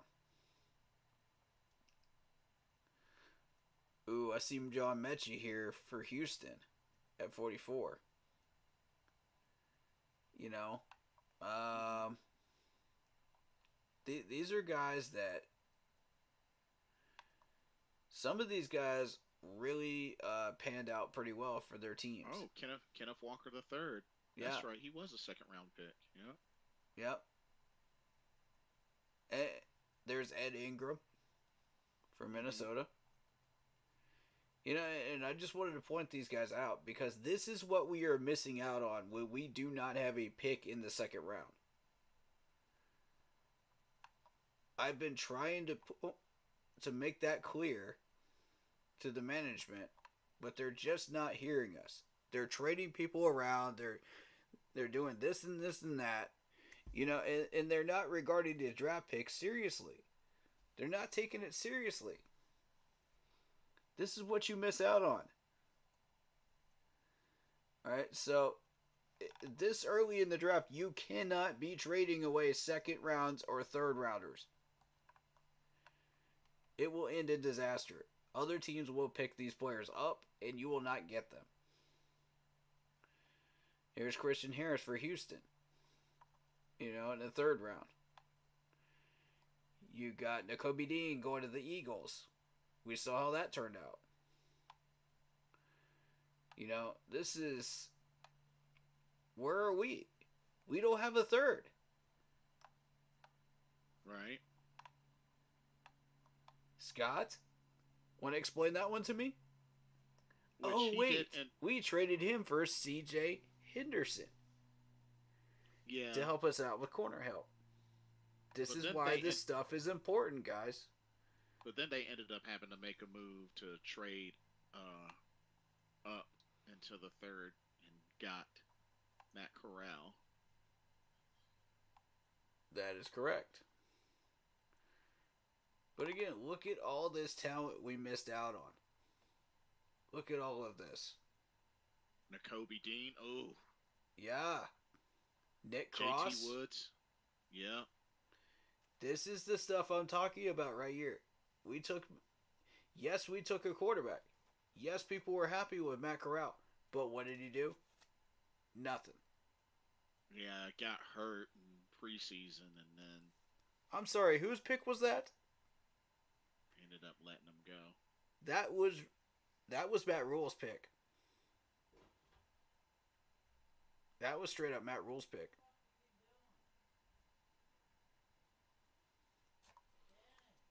He knew exactly what he was doing. And he cheated us out of Nakobe Dean. That makes me very, very frustrated. And pissed off as a fan.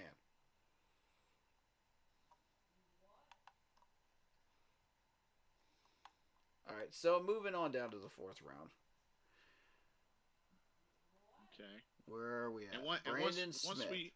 Once you finish, I'll go through what they gave the grades for the draft picks after a year later. Sounds good. We're on the same page here, man. I like this. We took Brandon Smith. Now, he is a premier run stopper. I had high hopes for him. He didn't do squat. He was a hard hitter. He was a hard hitter, too. I will give him that. He was, but yes. That's about it. We did need a linebacker, but we were looking for the next A.J. Klein. We're looking for the next Thomas Davis. We're not going to find it in Brandon Smith. Yeah. We're not going to find it in Reddick.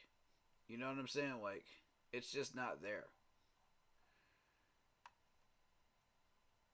So, you got, let's see. Look at all this talent that's still on the board.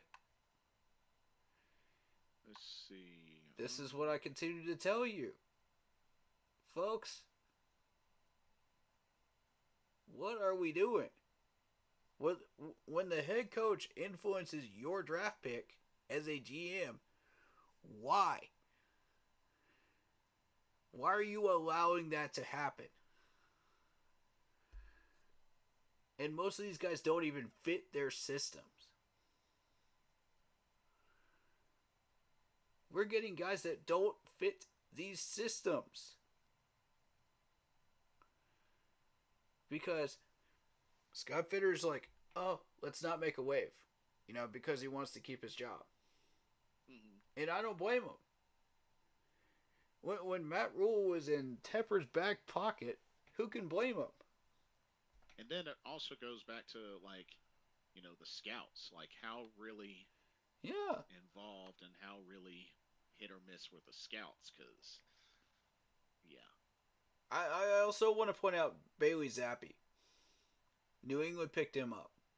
Yes. Now,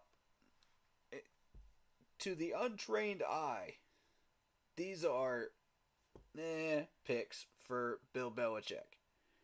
But when you see them on the field in Patriots uniform and doing the things in Bill Belichick's system, I mean, this dude turned out to be really, really good. You're thinking, okay, Western Kentucky, well, he wasn't even on anybody's radar. Turns out he's trying for a starting job in New England right now. Because of their quarterback situation. Interesting. And I personally watched him in preseason. He was lighting it up. I was like, who is this? I looked up his name. I was like, oh. Now remember who we took at quarterback before the 4th round. Matt Corral. Keep that in mind. Who was better? Between Bailey Zapp and Matt Corral? Yep. For your consideration, folks. Oh, yeah, that's a good point. For your consideration. Which Mr. one has Gemini, lasted longer? Mr. Gemini, welcome to the stream, by the way. This is what happens when you continue to leave this type of talent on the board. People like Bill Belichick will capitalize. Look, there's Sam Howell, starting out the 5th round. Washington got him. Look who's starting quarterback today in Washington. Yep. Sam Howell. Also, since you arrived, Mr. Gemini, whatever is on your mind about Scott Fitterer, let your true feelings out in detail. Yep. Okay. Curse your lungs out if you need to. Go for it. It's a PG stream, so go for it. Yeah, no filter. Yep. Okay, go for it, Corey. But yeah, look who is starting in Washington right now. And we left that on the board. North Carolinian. Yep. He was a Tar Heel. Who was manipulating Scott Fitterer at the time? Remind me. You still had Matt Rule there. Thank you. I mean, this is continued manipulation, right? But here. I mean, it goes back to what we heard, from Rashad. I mean, when you really think about it, even though he was speaking on 2021, we have to remember Matt Rule was still there going in to 2022. So I mean, oh man, it's really a fair argument. It absolutely is. And we didn't have a 5th that year, I don't believe. I'm looking, I don't see one. For 2022? Yeah, I don't see one. No, we didn't pick again until two picks in the 6th round. Okay. Now, 5th rounders I can deal with because most of those players don't end up staying on rosters sometimes. There's Tyreek Smith. Tyreek Smith did. He was still on one. And I mean, I'm looking down this list. I don't see many names that are still on a roster. Ty Chandler. Mr. Gemini says, and TMJ requested a trade. Yeah, I hate I saw that too. But yeah. And the reasoning is because he felt like he was not getting enough involvement in the offense. Okay, right. Here's my thing about this. You just switched the play calling to Thomas Brown. How do you know whether he's getting enough involvement after a couple of days under Thomas Brown? You don't. Yeah, that's true. Give the man time. TMJ, stop being impatient with our players. Give him time. Give him a week or two, man. We've got till Halloween. Halloween is the trade deadline, right? I think just Yeah. Halloween next week is the last week. Yeah. Because this is week 7.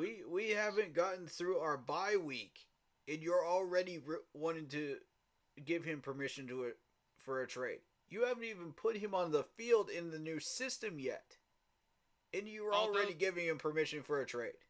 Although they did say that they were okay with having him back if no trade was found.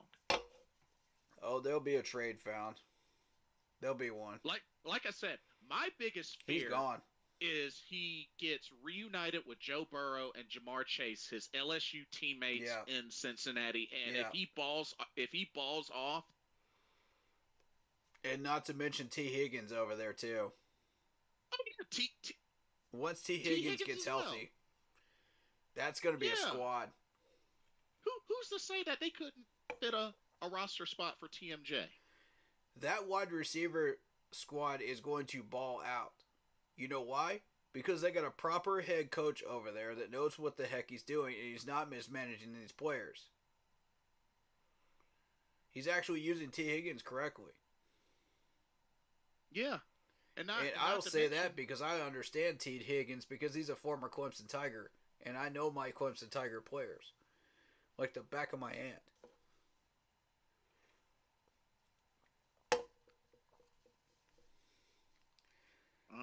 So you got an entire week and a half before the trade deadline, and you want to give this man permission to go for a trade when you haven't even seen him a day or two into the system of Thomas Brown's playbook? Excuse me? Yeah. Have some patience. Who does that lead back to? Who does that sound like to you that's leading this charge? Because it ain't Scott. He's got patience out the wazoo with players. Some of these players shouldn't even be here. And they still are. Mr. Gemini just chimed in. So he says Scott is a yes man and needs to go. He had no idea what to do in the draft and made bad moves and traded up for someone that haven't even seen the field yet. Knew we had no depth at corner and didn't. Draft one or defensive tackle that is important in the 3-4 defense. So those are Mr. Gemini's. All right. First of all, the first 2 years, who was the head coach? Remind me? Matt Rule. Matt Rule manipulated half of those picks. He knew what he wanted. He wanted his guys, and that was just that.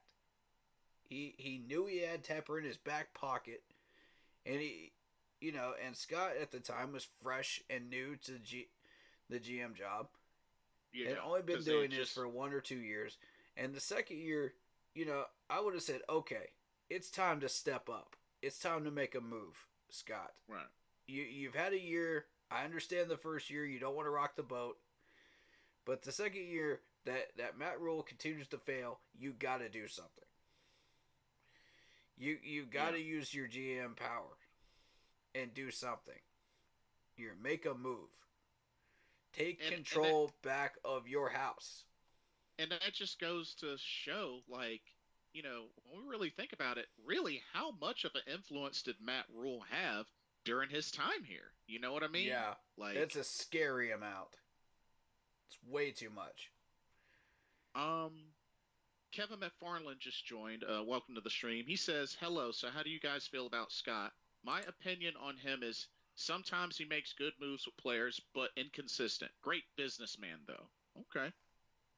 Hey, thank you for sharing. Yeah. As far as what we needed help with, again, keep in mind, he was a positional drafter. When he's drafting all of these players, keep in mind he's drafting them for specific positions. That's his philosophy. Mm-hmm. And it's a good one. I agree with it. Because that's something we previously didn't have in Carolina.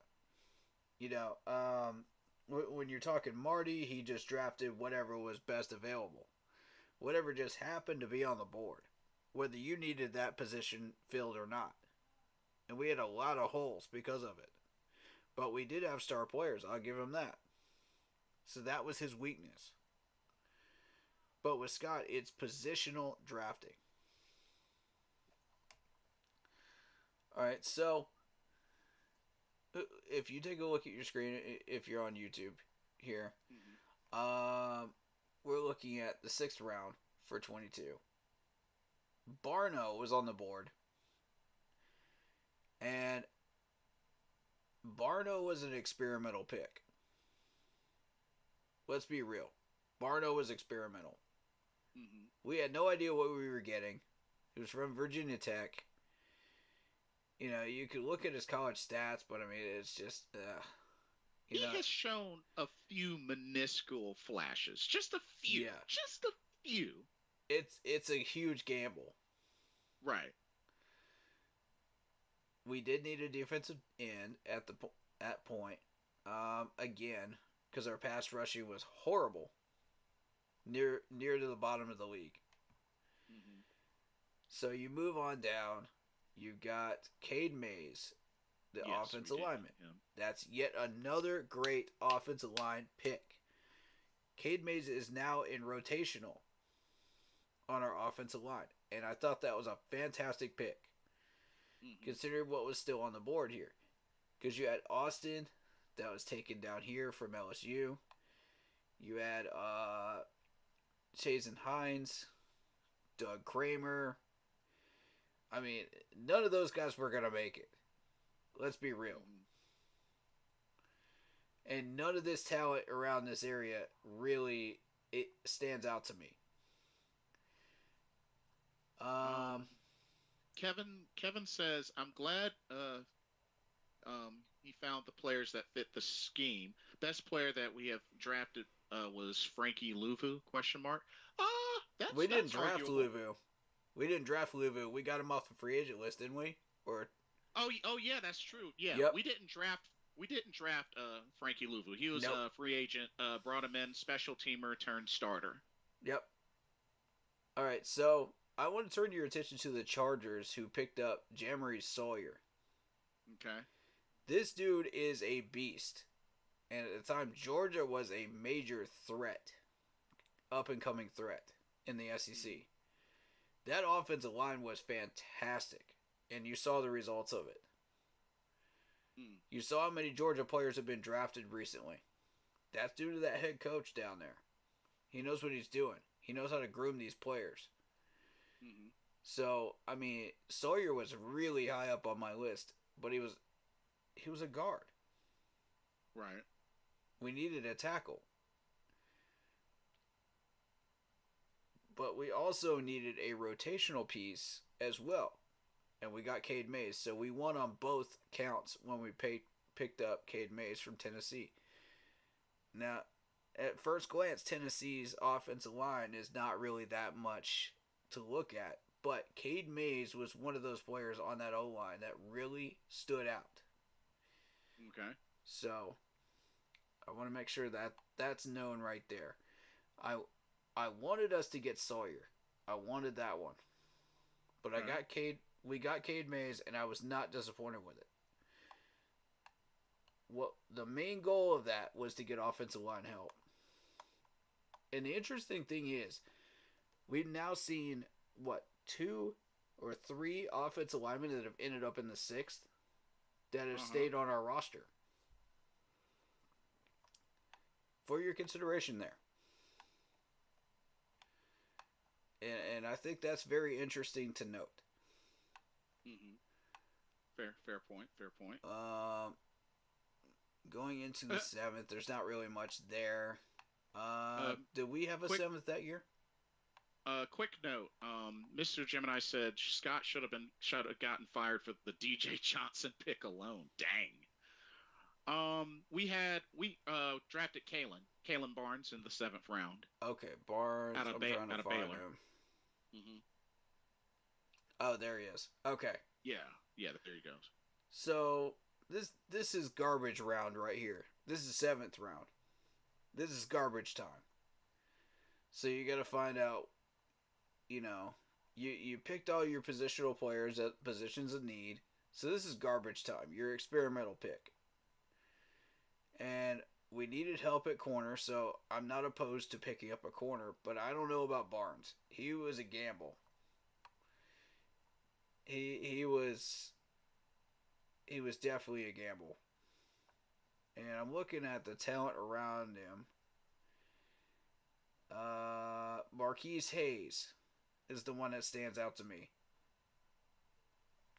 Offensive line help is desperately needed still around this time.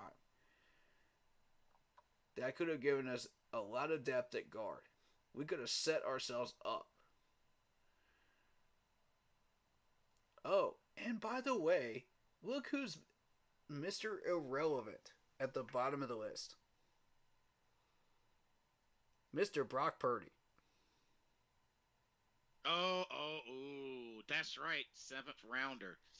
Mr. I'm shredding defenses in San Francisco right now. Dead last. And we missed out on that too. Yeah. I'm just saying, look at all of this talent that we let go. Look at this. It's sickening. All because Matt Rule had to have his way. Because he just had to influence our picks, man. He just had to have his control over this organization and put his footprint in the sand, which got washed away by his record. Right. It's sickening. This is 2 years in a row of this. All of that talent gone to other teams. True. All right, so at the time, Patrick Mahomes MVP. Chiefs won the Super Bowl, which I was happy about. Your grades, go. Okay. Before I get into the grades, quick comment. Mm-hmm. Kevin McFarland says funny random point with offensive offensive linemen. I was looking at a list of players that we had the last few years. Dennis Daly and Daly John Miller were by far the worst players we had. I personally would add Byron Bell to that list. Yep. Byron Bell was the original offensive tackle that screwed us up at that position. Since then, we have not had a solid tackle until Icky. And Brady Christensen. Kevin also said, anyway, glad we were getting Austin Corbett back. Here's hoping. He seems to be on track, but, hopefully they make an official announcement. Mm-hmm. And then Mr. Gemini said Matt Rule didn't control the last draft. Well, because he's not here. Yes, he did. No, I think he was. Oh, I think he was the last draft? No. We're just strictly speaking. Last year's or this year's, Mr. Gemini? Yeah, we're strictly speaking 21 and 22 drafts.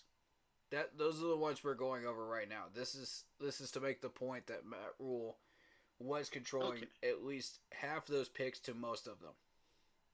Okay, so for the grades for 2022, so year review, Ikemi Kwanu got a B. Good one. Agreed with that. Matt Corral, they gave his grade a incomplete because due to the season-ending injury in preseason, so they gave him an incomplete. Brandon Smith, C-. Amari Barno, C+. Cade Mays, a C. I did not agree with that one. And Kalen Barnes, a D. Barnes I agree with. So his final grade, Scott Fitterer's final draft grade overall for 2022, C. But I mean, look who was manipulating half those picks, though. Come on, man. It's not hard to see it. Now, granted, Mr. Gemini was talking about this year, this draft we this year. Well, we'll get to that. We'll get to that. Yeah, we're on our way. We're working our way up to it. Oh, and I just now noticed in the first round also Trevor Penning. That was a big name that people wanted us to go after too. To be fair, he was getting bulldozed in reps and was kind of getting bullied in training camp. So I thought about him at first until I saw footage, then I was like, no, thank you. Yeah, agreed. But so yeah, gave Scott Fitterer a C for that.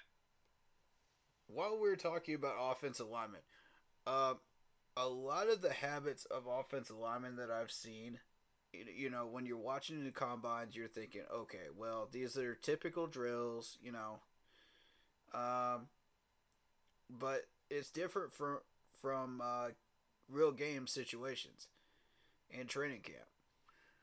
When you're facing real opponents, you have to set up a certain way, set your feet, and be able to handle your business. Keep those hands engaged on the defender to make sure that they can't pass block and they can't get around you to swat that ball. Because that's their main goal, that is to swat that ball. So, the majority of these offensive linemen I've seen, okay, they'll back up a couple of feet, set their feet, hands ready to go. Good blocks, and there's nothing wrong with that. I saw one offensive lineman, and I believe it was Samuel Cosme. Correct me if I'm wrong. I think it was. Mm-hmm. Y'all have to check me in the VOD because I did say it, who it was in the VOD a couple years ago. But he was aggressive. Like he would set his feet at the line of scrimmage and push these guys at least a yard or two beyond the line of scrimmage. Right out of the gate. They didn't even get past the line of scrimmage.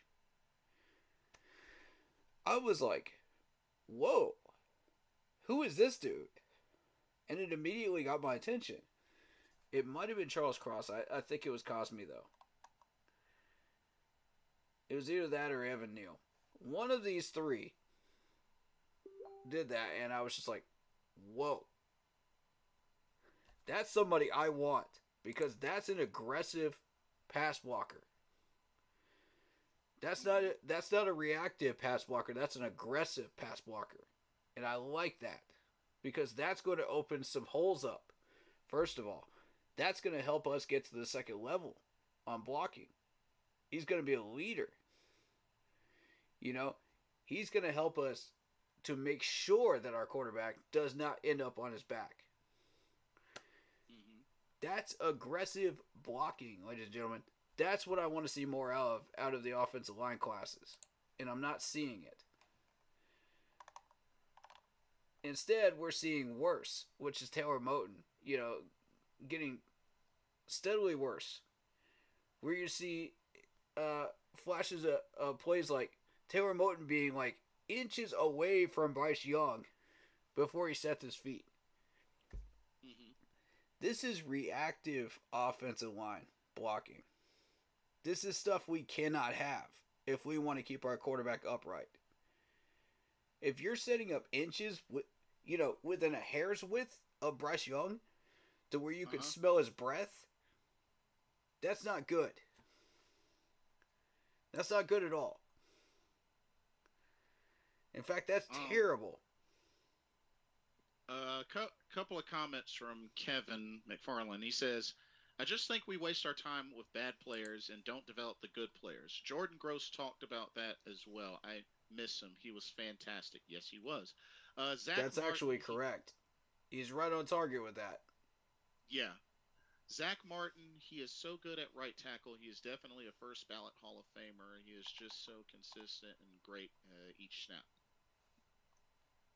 Who is this? Zach Martin with the Cowboys. He was up for a new deal, and I believe they obliged, if I remember correctly.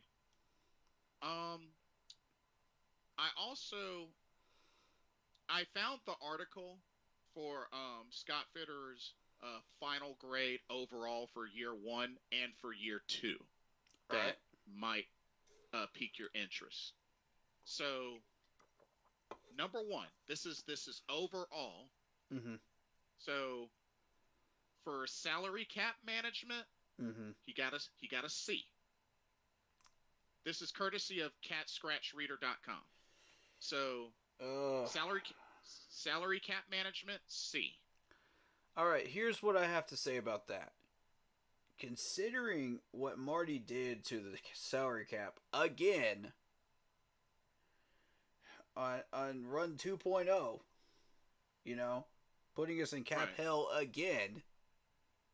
And there's no nice way to say that. It's cap hell. Yeah. It's exactly what it is. Which is a good reminder that folks got to remember. Scott had to come in and clean up Marty Herney's mess. Exactly. So the first 2 years were him cleaning up Marty's mess while still trying to not rock the boat with Matt Rule and Tepper, and still try to somehow get his picks in. I mean, that's a heck of a challenge for a new, fresh GM. Man. So when you put that into perspective, that's wow. To see the results that he got out of the players that were his picks and not manipulated picks, I gotta say, bravo, sir. Bravo. So because salary cap, we've gotten what we wanted out of it. Mm-hmm. So salary cap management was a C.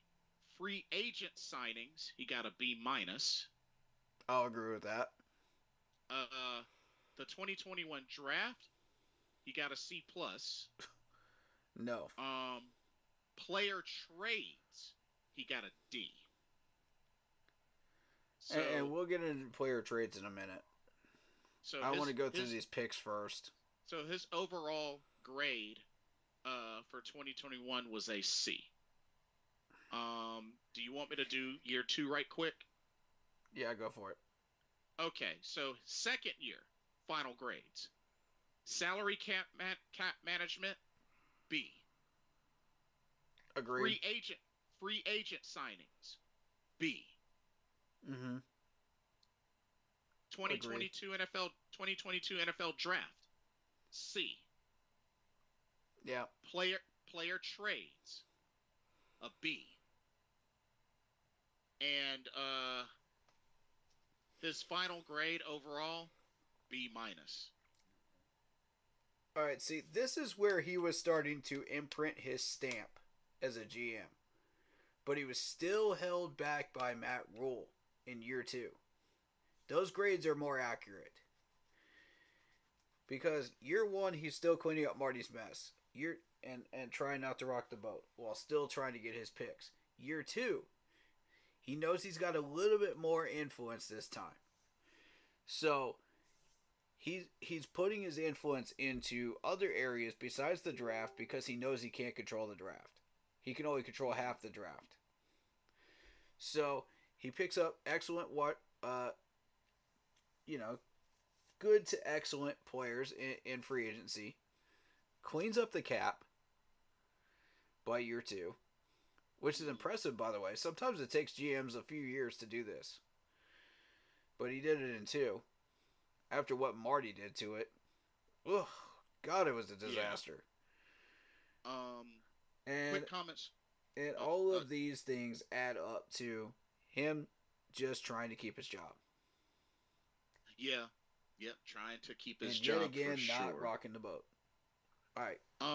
Quick comments from Kevin, and then we'll move on to the next year, or to this year. Kevin says, I'm saying we need the kind of consistency on our offensive line if we're going to run and pass block effectively. Our passing game will be better, and they can protect our franchise quarterback. So it's kind of important. Here's the thing, Kevin. Let's also keep in mind that we have yet to start a game this season with a fully healthy O-line. That's another thing to keep in mind. Yep. We haven't started this season with a healthy O-line, and it's still kind of been that way because we haven't had Austin Corbett, and it's just like I said in the beginning, we can't predict injuries. We can't. Nobody can predict injuries. Injuries have been such a major part of the problem for our franchise. Yeah. The injury bug sucks.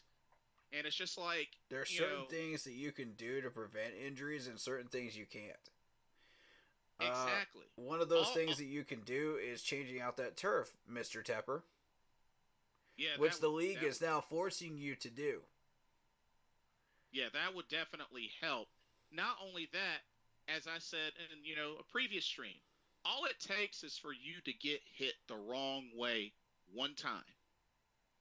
That's all it takes. Ask Cam Newton. He knows. Yeah, he knows better than anybody. Newton. Ask Anthony Richardson. He's getting ready to have season-ending surgery, and he's twice Bryce Young's size. Ask Aaron Rodgers as well. But Aaron Rodgers. Aaron Rodgers got hurt on the first series when he suited up a Jets uniform, and he's bigger than Bryce Young. Yep. That's why it gets me when so many folks want to pick on Bryce Young's size, but he's been taking hits, getting up and going forward. But yet nobody wants to say a single thing about Aaron Rodgers, about Anthony Richardson. Season-ending injuries. Facts. And they're twice the size. Cam Newton. Like, size is only one thing. It's not the end-all, be-all. Period. Facts. You are not invincible from injuries. Plain and simple as that. I don't care who you are. I don't care if you have 30 championships. No one is invincible to injury. Even Tom Brady had injuries. Even Tom Brady. Not only that, it is a blessing if you're able to make it through a season, without getting injured. That is definitely a blessing. But the fact of the matter is not me, not Corey, not anybody can predict an injury, period. So I don't mean to rant, but I get so sick and tired of folks want to point at Bryce's size. Point at his size. And they point at his size as that being his weakness. It's funny how folks want to point at his size being his weakness, but not one time has anybody said anything like that about Agent 89. And he was 5'9". And is the Carolina Panthers' best wide receiver in franchise history. But you don't hear anybody poking fun of his size. And I'm sick of that crap. I'm sick of it. And can we talk about the people that were like, oh, he can't throw it deep. He can't see his receivers downfield. Baloney. Then what were some of those touchdowns that we just saw this year? I got to call cap on that. Nope, sorry. Not buying it, folks. This dude can throw deep. Kevin says some football players get injured and others don't. Some people are just more likely to get hurt. That's understandable. If you're talking size, and the most comparable one as far as the most durable quarterback I've ever seen was Big Ben. Because he was built like a tank. Like, he could take multiple hits per year and not go down with an injury. But the last 3, once he got old, did him in. Yeah. He took multiple hits. He got multiple injuries. You didn't see him for most of those seasons. Nobody is immune to this. Nobody. Not even Big Ben. Who's built like a tank. Yeah, exactly. And it just gets on my last nerves when so many folks want to point at Bryce Young's size like it should have been illegal for him to make it to the NFL. Just his size. If that is such a big deal, then why the heck is he even here? Exactly. Why is he even in the NFL? And his size didn't have anything to do with the fact that he won a national championship with Alabama, did it? Oh, wait, it didn't. I'll wait on all the people that were complaining about his size, when they were clearly watching him throw touchdown passes 30, 40 yards down the field to Alabama wide receivers such as Tutu at will. Yep. But I'll wait on your constructive criticism on those. Yeah, it's just, Come on, man. It's just... He could see over the line then. He could see over the line then. He could see over the line now. What's the difference? Just because these guys are a little bit bigger doesn't mean he can't see over the line. He's not a midget. Yeah. Kevin says even Drew Brees stayed healthy in his career. It just depends. I mean, yeah, like some are more fortunate than others. I mean, that it is what it is. It is what it is. But at the end of the day, like we cannot predict injuries. You do your best to prevent them. You do your best to adjust when they happen. After all, that's why depth is important. And some have more patience than others. I mean, if you ask me, it takes a lot of patience and a lot of understanding to continue to give somebody an opportunity after they've had 3 ACL tears. Mm-hmm. I'm referencing TD, of course. Yep. 3. Yep. 3. That's not normal. Facts. But, like I said, every situation is different. Every situation's different. And as I said, no one is invincible. Period. If they've made it through without getting injured, that awesome. That they are blessed, thankful that they've never had to experience that. Sure. Mm-hmm. But that doesn't mean that they're invincible. Period.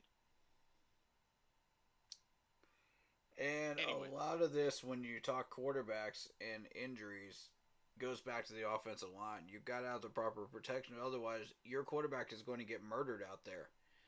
I mean, look at the past 7-8 years where we've neglected the offensive line until the last 2, and who paid attention to the offensive line? With 5 picks, by the way? 5 picks in the last 3 years? Oh, wait. Yeah. It might be Scott. Yep. But, not to steer away from the subject. Back to you. What was the next thing for this year, right? Or for this year's draft. Now. Okay. Yeah, now we know what needs we had at each position before we went into this draft, right? This was when Frank took over. And Frank, again, has no idea what he's doing. He didn't hand over the playbook to Thomas Brown until just this week. Keep that in mind.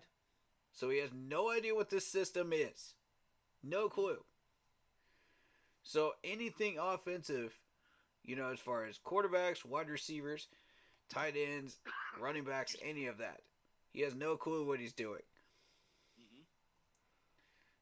So how much of these picks were actually manipulated by Frank? That's a good question. There's some people that say that who was it that wanted CJ Stroud? I think it was the owner, right? That wanted Bryce, and that's why we got Bryce. Yeah, it was something like that was the rumor Frank going around.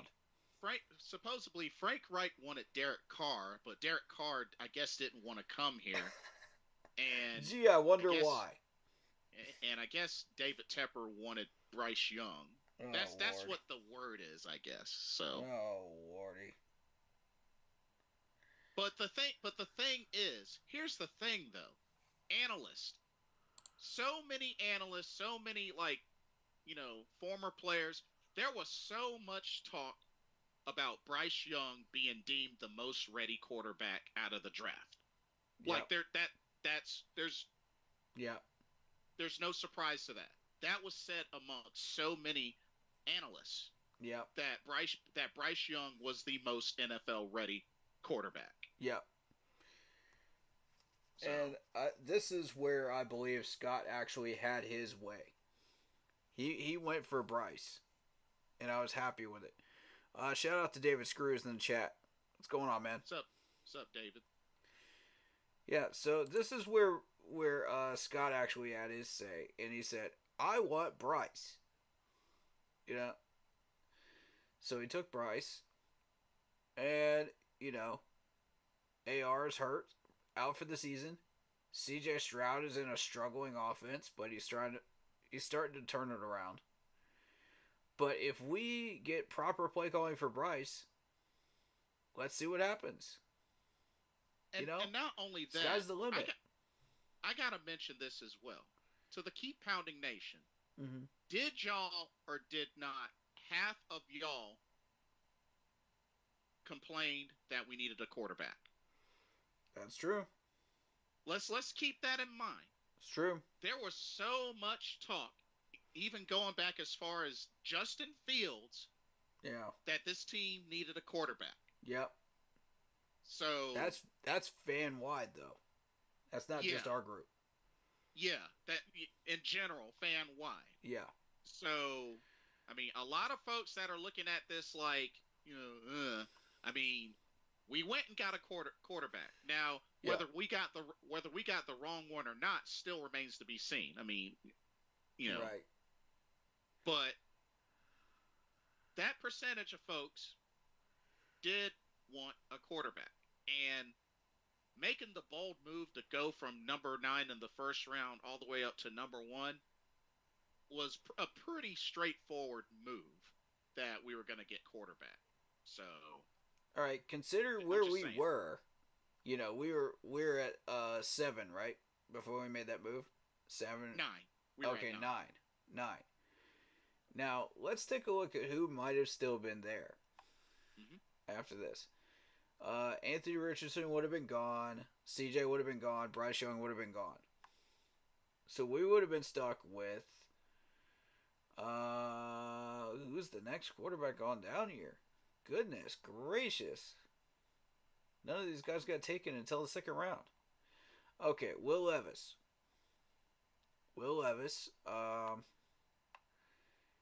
That was second round. And then these guys are still not getting taken. Here's Hendon Hooker down here in the third round. Right. So, point being, those would have been our picks. And I probably would have taken Will at that point from Kentucky. And there was a lot of folks, there was a ton of folks that did not want Will Levis. Yeah, and that's your best available. That's why we had to move up.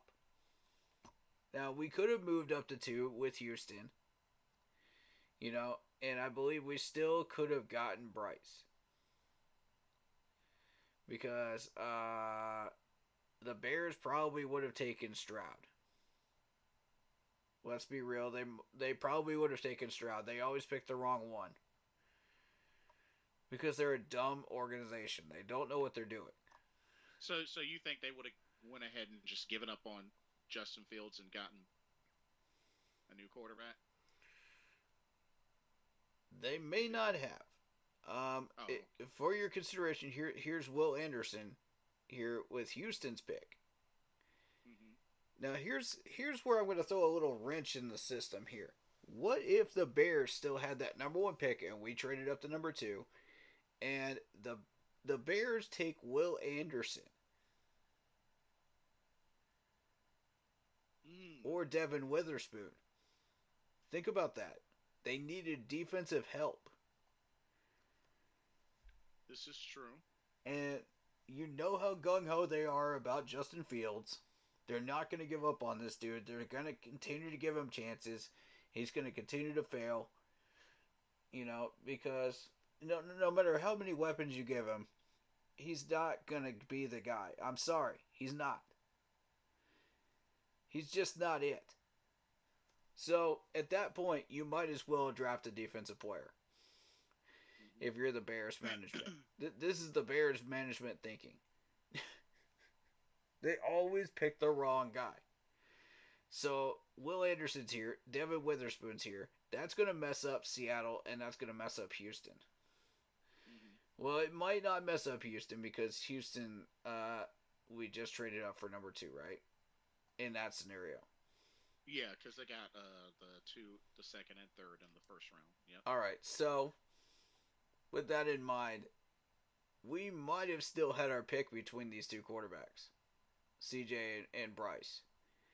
At which point we would have still chosen Bryce. Obviously. So that's what I'm trying to tell people is just be patient. Don't be too jumpy. in the management.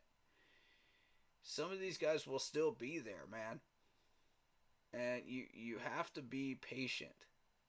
The last 3 years, a lot of weird things have happened with these drafts to where a lot of these talented players are still there. I mean, take the offensive lineman, for example, I just showed you. They're still available in the 4th. Sometimes even into the 6th when we picked up Brady Christensen and Cade Mays, right? Like, come on, man. Be patient. If you make the right move, we can get some of these people.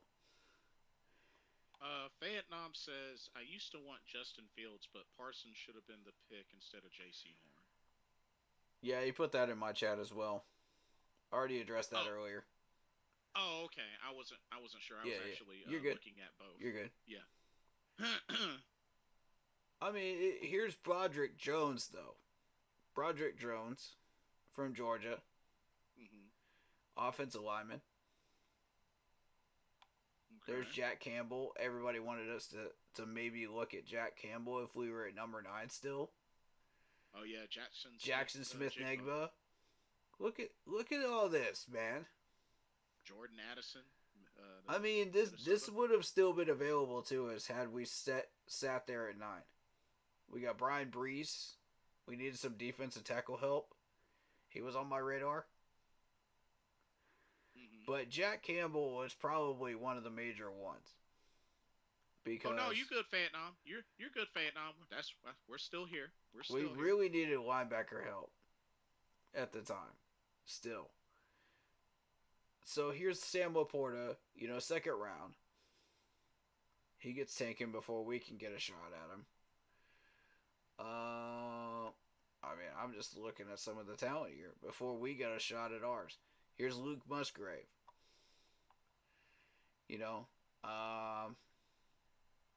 There's Keon White. Keon White didn't really. But, Cam Smith, we needed a corner. I'm just showing y'all all the talent that is still here. Luke Schumacher.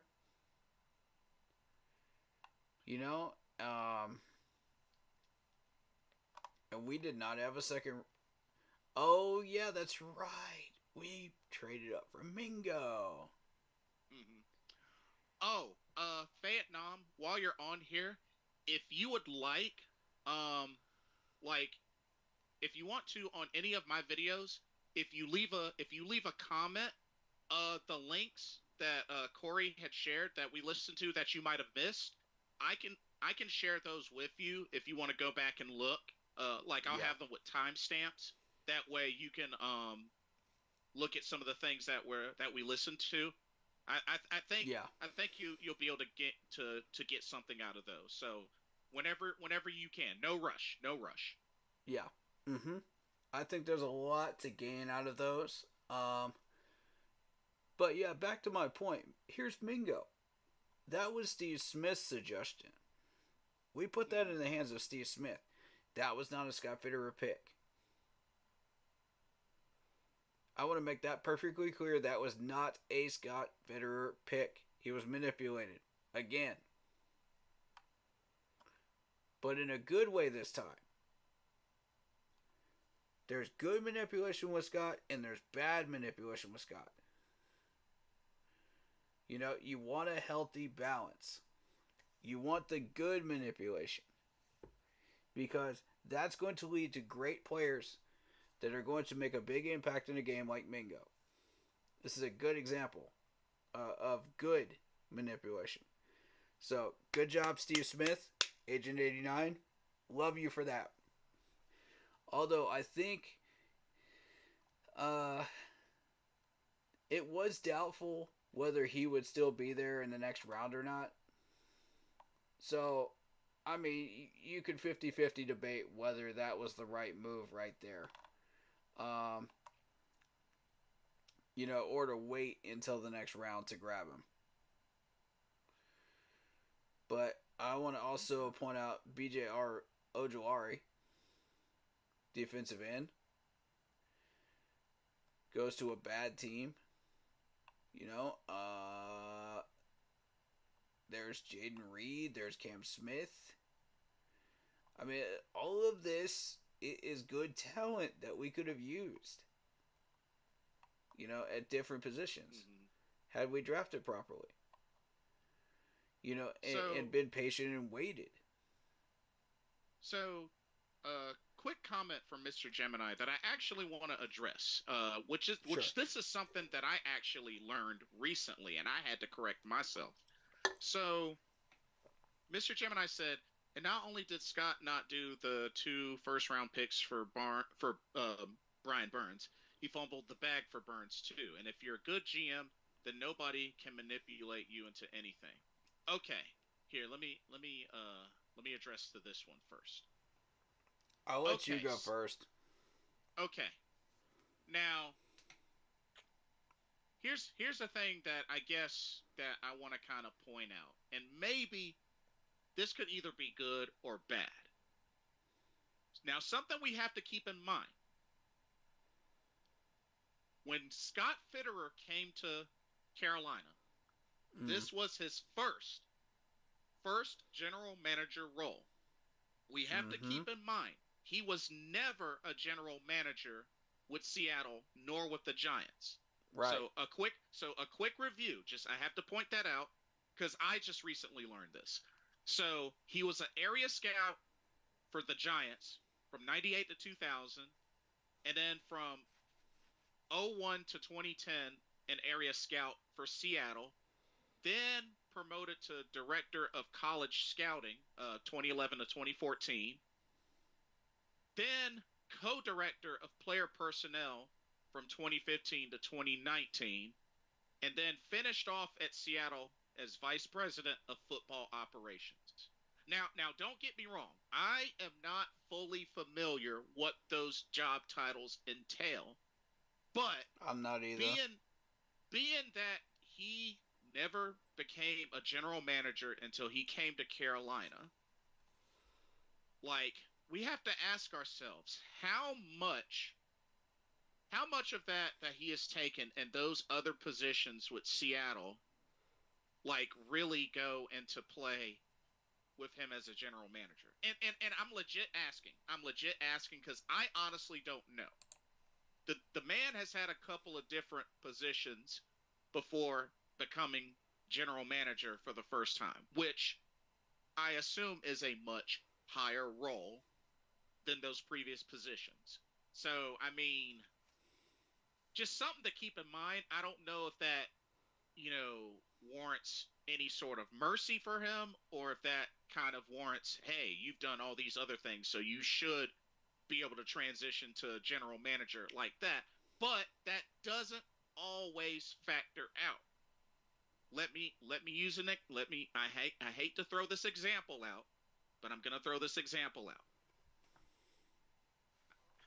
Steve Wilkes, when he was known for defensive coordinator, and then when he got his first job as head coach, we saw how that went. I'm not saying it was fully on him, but there's always gonna be that question of coordinator to coach, to coordinator to head coach, whether offense or defense.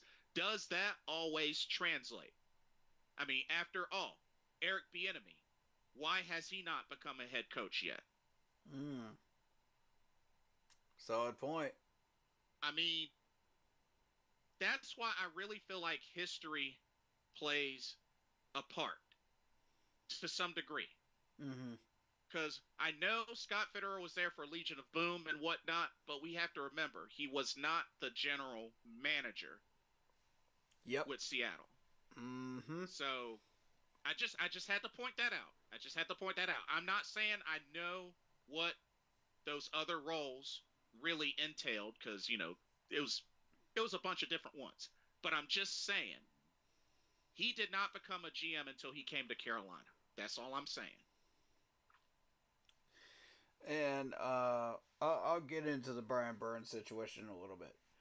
But as far as, like, What was that comment again? Throw it at me again one more time. Mr. Gemini was saying, not only did Scott not do the accepting the 2 first-round picks that the Rams were going to offer for Brian Burns, but he fumbled the bag for Burns too, for I guess them not working towards an extension.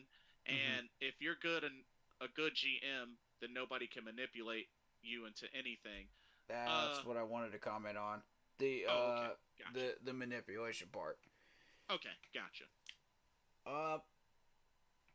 Just because, for the sake of saying that he is a new GM, that does not mean that a head coach cannot manipulate you as a GM. A coordinator can manipulate you as a GM. It can happen, folks. Whether you believe it or not, it can happen. And it has happened several times over. There's at least a handful of teams that have been manipulated. Their GMs have been manipulated. So, and the owners can have a big impact too. I mean, look at the Falcons. You look at Arthur Blank? Yeah, Arthur Blank, man. He's had a major influence on the GMs and said, "This is what I want you to pick." And the GM is completely... How many GMs have they run through in the past 10 years? Because none of them have addressed that offensive line. None of them. Not a single one. So the owner says, "Oh, I want more weapons for our quarterback. Oh, I want this and I want that, you know." And it's like, you get what you want, but you don't get anything out of it. You know, the same thing with the head coaches. You get what you want, but you don't get anything out of it on half these picks. When Matt Rule was in charge, you get nothing out of it. Yet somehow some of these players are still on our roster today. Gee, I wonder why that is. Maybe it's because they might actually have some talent that is not being coached correctly. Look at TMJ. You know, perfect example of that. Chuba Hubbard. Once we finally coached him correctly with a proper running backs coach, gee, look what happened. We finally got the most out of him. Yet you're running our star players into the ground like CMC with coach mismanagement, and you wonder why you can't win. You spend $70 million for what? $70 million where these players are getting half of what they should be paid this year. For what? Just to see our management mismanage them? Mm-hmm. Our head coach mismanage them? Scott puts these people together, but he can't make the sandwich for you. You got to make your own sandwich. He just buys the groceries, bro. And, you know, going back to what Rashad said, you know, in the video, like, I mean, we have to keep in mind, he came into a mess, a big mess that Marty Hurney had left for him to, you know, pretty much go in first time as a general manager to clean up. Now, I'm not saying that, you know, he's not supposed to do his job. Of course he's supposed to do his job. Yeah. But I mean, that is a lot when you're going into it your first time as a GM compared to, you know, maybe someone that is probably a little more used to dealing with these kind of situations, like as in a GM from one place going to a new place as a GM. Y'all see what I'm saying? Like, I just have to point that out. I don't know how big of an impact or small of an impact, but like I said, he was never a GM in New York, nor was he That's in a Seattle. Fact. He's brand new to this. So of course he can be manipulated. I get where everybody is coming from, and it's great. I appreciate it, but I just want y'all to keep in mind, first time GM when he came to Carolina. You know, a lot of folks, and we know how we are. We know how we are. We set, I guess, our limit for every new individual we get, whether rookie, veteran. We each have our own set of expectations on someone. And we're always disappointed. Yeah. Always. So, I guess we just got to get to the point where, I mean, I guess pick your poison and just be ready for whatever the results are. I guess that's all I guess really that's say. what we're doing now. Because, I mean, you know, there's been so many situations where somebody has really stunk it up first time, and then, you know, like really badly, and then folks are like, give them another shot versus, you know, elsewhere. So again, let me reiterate what Rashad from PNP was saying. A GM's job is not to coach these players, create an identity for these players and this team. His job is not to put them in the best positions to win games. His job is not to manipulate them or use them in any way. His job is not to get in the way of coaching duties, period. Mm-hmm. His job is to, number one, get the best players available. Number two, handle it within the salary cap. Number three, finalize that roster and stay out of the way. What has Scott done? All three of those. Now, can he be manipulated by the head coach because of the system that they're running? Yes, he can. But now I'll say, is it a good thing that that's the case? No. Unfortunately, you know, that's how things went down. Mm-hmm. Now Vietnam says, I get that, but he's the problem. He needs to be fired. But here's the thing, bro. We're doing things backwards. He's not the main problem. Like that, if he was the main problem, then these head coaches think they're GMs, dude. The last two head coaches we have had think they're GMs. They think they can manipulate everything that we do and control everything we do and use our GM as a puppet on half these picks. It's ridiculous. Because like I said, if he was the problem, then he would be the main reason why we're 0-6, and that's not the case. If he is the problem, who's the real puppet? The GM that actually hires these people, or the person that thinks they're Pinocchio, but they're not,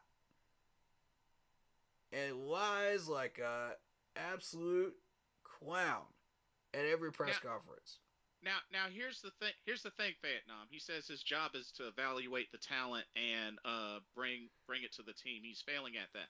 Okay. No, his job is not to evaluate the talent. That is the head coach's job. My thing is, what about the scouts? Why aren't the scouts being mentioned?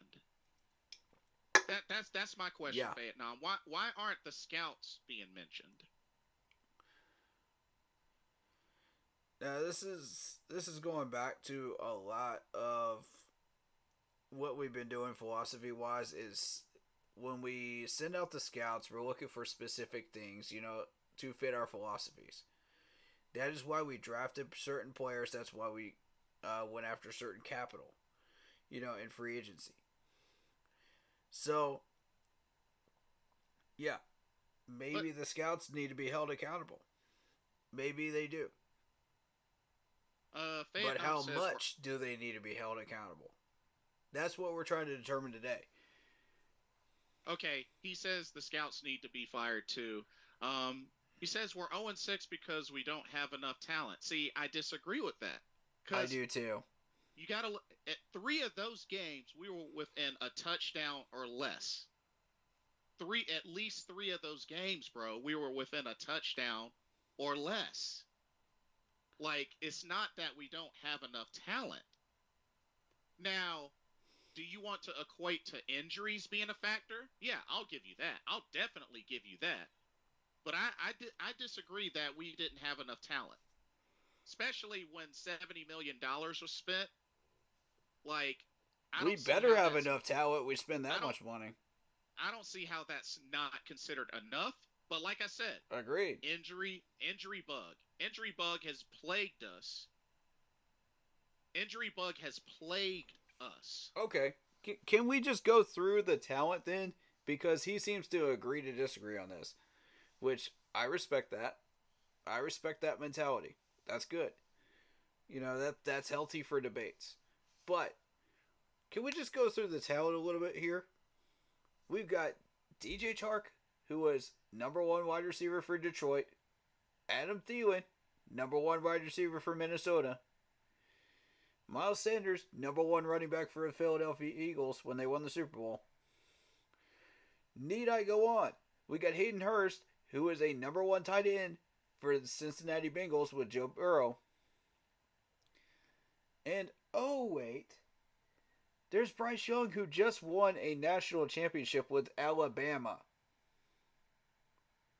Tell me how we don't have enough talent.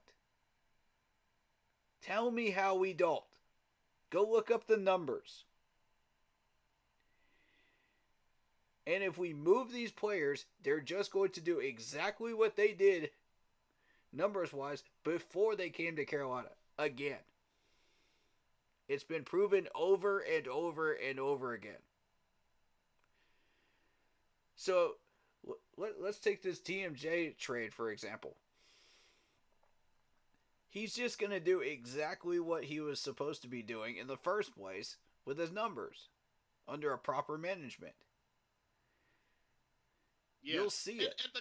And the crazy thing, Vietnam, which, you know, I don't know if you believe it or not. He might go to Cincinnati.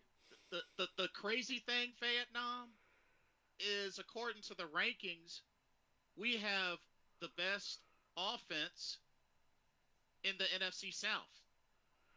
Now, as crappy as the NFC South division is, I'll give you that, but that's got to say something to a degree.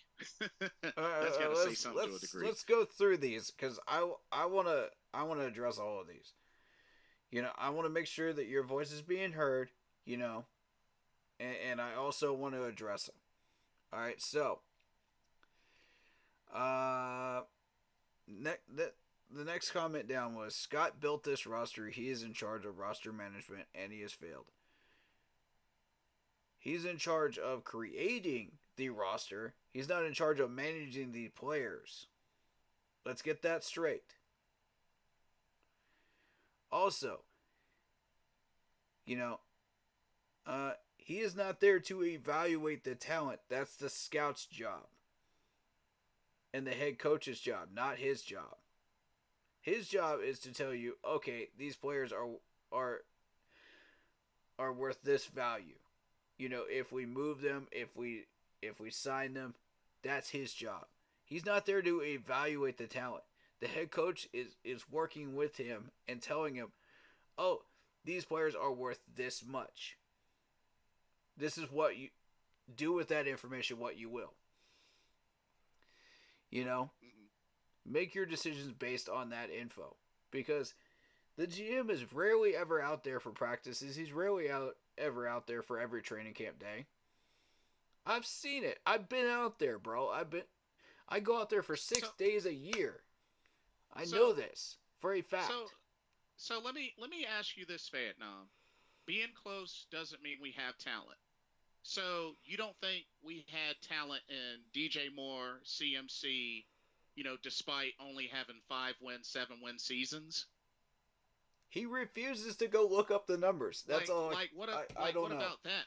What about that, bro? Go look up the numbers.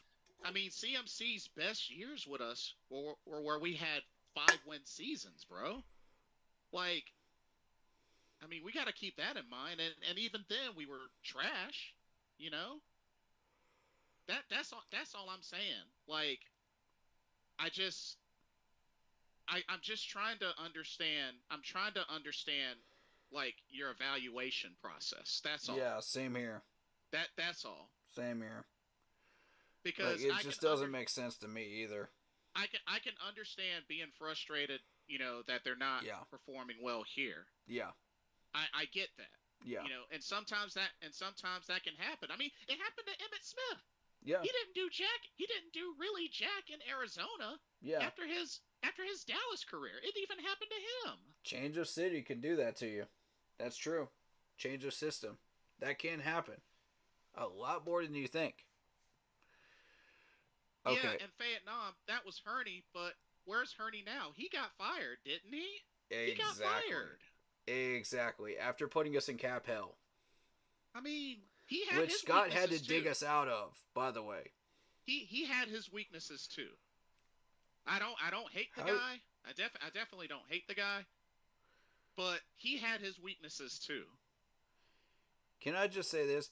How do you think we got a full packed roster that on paper should have won us 9 to 10 wins?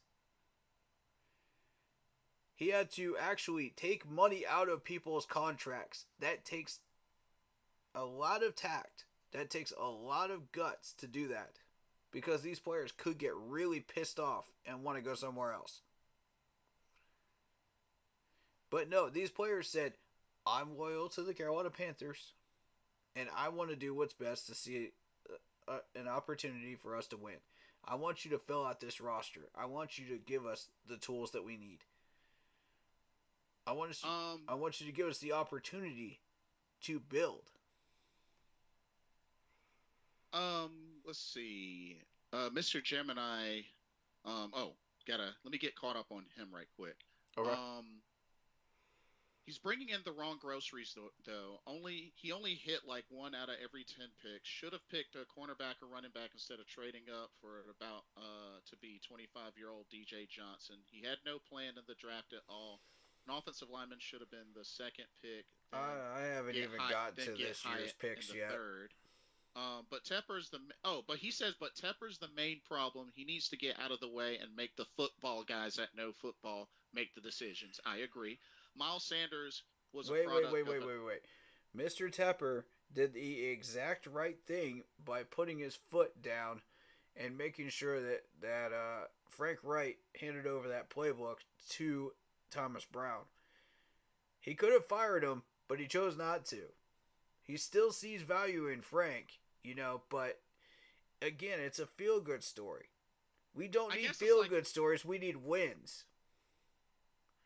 So, in this particular case, this was not the owner overstepping his bounds. This was the owner doing what he should be doing, and taking control of his house. But otherwise, yeah, I agree. Continue. And he says Miles Sanders was a product of an offensive line, and Hurst is a journeyman, and that wasn't known until he got with Joe Burrow. Here's the thing, Mr. Gemini. When you see that, when it comes to looking at talent, you mean to tell me that that's the thing that comes to your mind immediately, or do the stats come to mind? And I only said that because, like I said, you got to think about what folks would typically look for as far as bringing in players. Yeah. And there's got to be some sort of strong consideration. Like I said, with Miles Sanders, I'm not saying that we needed him because I really wanted Deontay Foreman back. Let me make that clear. But to say that it was, initially considered really, really bad to look into somebody that just had his best career year, went over 1,000 yards for the first time in his career, and played in a Super Bowl. Like how can you ignore that? Like that's not easily ignored. I'm just saying. Yeah. Like especially a big dance that we haven't been to since 2015. Like shoot. I'm a at least take a look at the guy. I'm not saying that I'll sign him, but I'm gonna at least take that into some heavy consideration. Facts. Especially considering the seasons that we've had. Facts. Shoot, I need all the help I can get. Right. Vietnam says, Hurney mishandled the cap, but has nailed the draft first round. I mean, that's cool, but I mean, like I said, he's but not he left here a anymore. lot of gaps in positions of need. If you go back and look at the rosters, we had a lot of positions of need that were not filled. We had no depth. We had star players, but where was the depth? So, where was the protection on the line? So we ignored the line. I guess it just comes down to like how much good or bad overwritten the others. Like how much of it was good and how much of it was bad. Well, apparently it must have been more bad than good because he got fired. So I mean, I hate to word it like that, but it's like, I mean, not to saying that some of past decisions like that were bad. I mean, of course, the letting go of Ron Rivera, for obvious reasons. But I mean, when decisions like that are made, I mean, the best that we can do is really try to factor into what type of things happened that led to that decision being made. Right. And like it sucks what some of those results might end up being, but how do we get there? Yeah, exactly. That's the thing. It doesn't happen by chance. It's not just a random overnight occurrence. Oh, we just randomly decided to trade TMJ. That's what bothers me about him being granted permission to seek this trade. It makes no sense to me. Because he's only been in Thomas Brown's system for about 2 days now. And he's already being granted permission for a trade when the trade deadline is Halloween. That make sense to me. Because I don't get it. But at the end of the day, I mean, I get what Vietnam is saying. I get what Vietnam is saying because, like I said, we each have our limits. We each have our limits. And, it's just like even looking at Ron Rivera, like you remember the really, really trash season we had with him before in 19. I mean, went from 6-10 to 7-9. TMJ is not a bust. So okay, you watch this trade. You watch this trade block and watch and see what offers we get for him. No, I want you to actually watch the trade block and watch and see what offers we get for him. I'll say this, Vietnam, because like I said, I know how you feel about TMJ. I'll say this, Vietnam. Watch out, because I'm telling you right now, you're gonna be eating some crow on this one, buddy. You better. I'm sorry to tell you. You better hope that TMJ does not get reunited in Cincy with his teammates, with his LSU teammates. I'm telling you. This just in: Jacksonville won over the Saints. Oh, Jacksonville won? Yep. Breaking news. Okay. Breaking news. But don't be surprised if he gets reunited with his LSU teammates in Cincy. The second worst place you want him to go is Jacksonville right now. With Trevor Lawrence. Whew. And you got that offense going the way it is right now in Jacksonville? Oh, no. Because chemistry goes a long way, and those were teammates that he thrived well with. He's going to come back to haunt us in that Jacksonville back in LSU. game. So I'm just saying. I'm not saying. Yeah. I'm not saying it's gonna happen for sure. I'm not saying that trade is gonna happen, but I would be very scared if TMJ went to familiar faces and then started balling out. If that happens, then what? Then we're gonna say, well, we shouldn't have let him go. Yeah, it's gonna be the same repeated cycle. We as fans can't evaluate talent because it's that same repeated cycle where we let go of a star player, they ball out somewhere else, they've got bad numbers for us, but they balled out before they came here to us, and we as fans just say, oh, he's a bust, he's a bust, he's a bust before he gets traded. He comes back, balls out, oh, now we're going to flip-flop the opinion and say, oh, he wasn't a bust after all.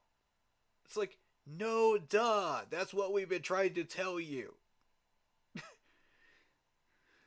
It's mismanagement. And it's happened over and over and over again. Look at all the players. I've got a laundry list full of these players for you. Go look them up.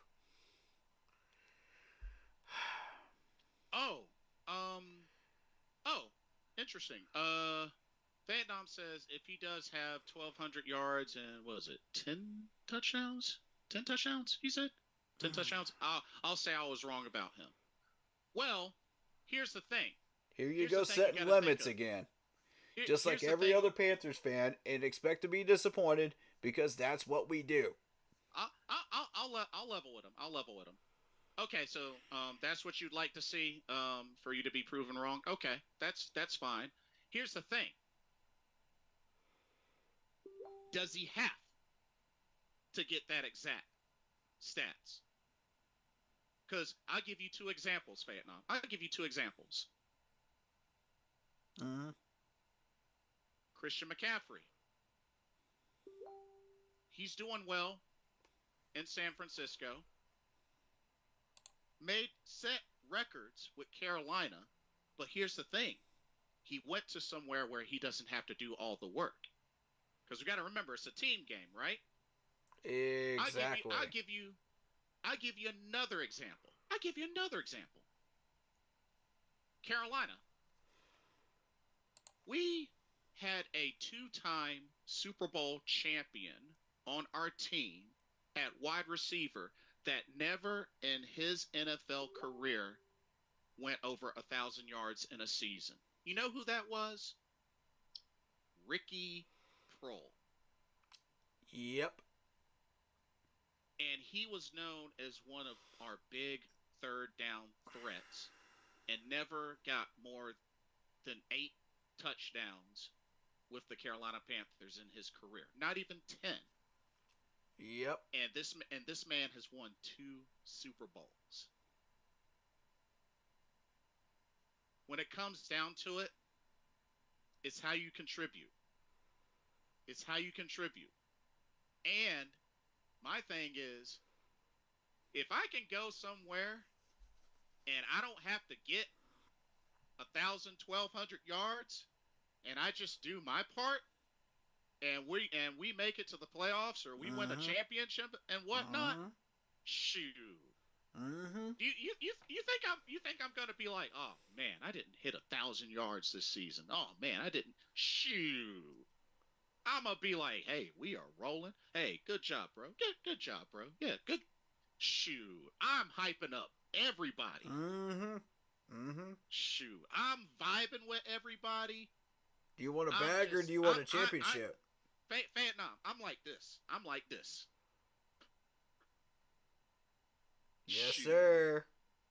And if I'm just going in and doing my part, give 100% on every play I'm in, shoot. If I don't make the mark, but I do my job, shoot. And they want to keep me.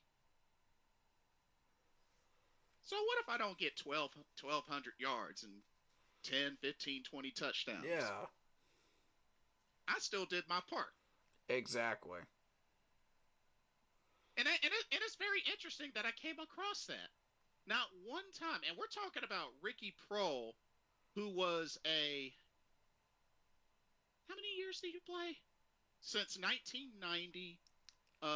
Final year was 2006. I mean, and he's never gone over 1,000 yards. Came close. 1, 2, 3, 4, 5, 6. 6 years came close, but he has never gone over 1,000 yards, and that is a two-time Super Bowl champ.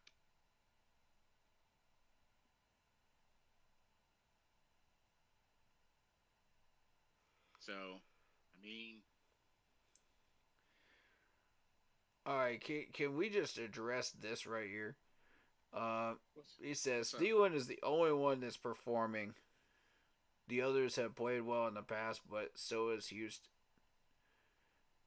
They are has-beens. All right. Let's look at it this way. Frank has not handed the playbook off to Thomas Brown until this week. Let's look at some of the plays that Frank has called. And I'm not trying to make this into a Frank bashing stream, because this is supposed to be about Scott. But since you brought that up, understandable. Our playbook was so putrid that it almost matched our offensive coordinator during the John Fox days. That's how bad it was. It almost made Joe Brady look like a picnic. Who is scared of a draw play in a 6 to 8 man box when you do a whole bunch of checkdowns and you get a paragraph's worth of play calling, and then you snap it at one and it's just a draw play up the middle, right into a stack box? These guys don't move, bro. They don't move. Where are these running backs supposed to go? Then you got the two tight end set that Mr. Carolina was talking about. Who is scared of Tommy Tremble and Ian Thomas on the right side? Who? Who is scared of that? They know that they're not getting the ball. Come on. It's not rocket science to figure out who keeps getting these balls. 13 targets to Adam Thielen in the last game that we just had. 13. That means we are not spreading the ball around. What are the rest of these wide receivers doing? They're just jogging out there into coverage, apparently. Not getting open. Oh, wait. They're not. TMJ was wide open on one play. Wide open by acres. And you want to tell me this dude doesn't have talent? You want to tell me these wide receivers can't get separation? I just call bullshit. And then when you think about it, you know, DJ Moore, he's actually another example. It's a PG stream, so go for it. Say whatever y'all want to say. Yeah, open season. But like even with DJ Moore, that man's never had 10 touchdowns in a season. As a matter of fact, he's like what, 5th year? Like no. 1, 2, 3, 4, 5, 6 years in so far, and he only has 26 touchdowns. That's not a lot. That's not. And depending on how his career goes, that might be one of the things that might make it hard for him to get into the Hall of Fame. Because yardage is one thing, but TDs, that TD total, that's going to stand out, I think, the most, to be honest with you. That TD total.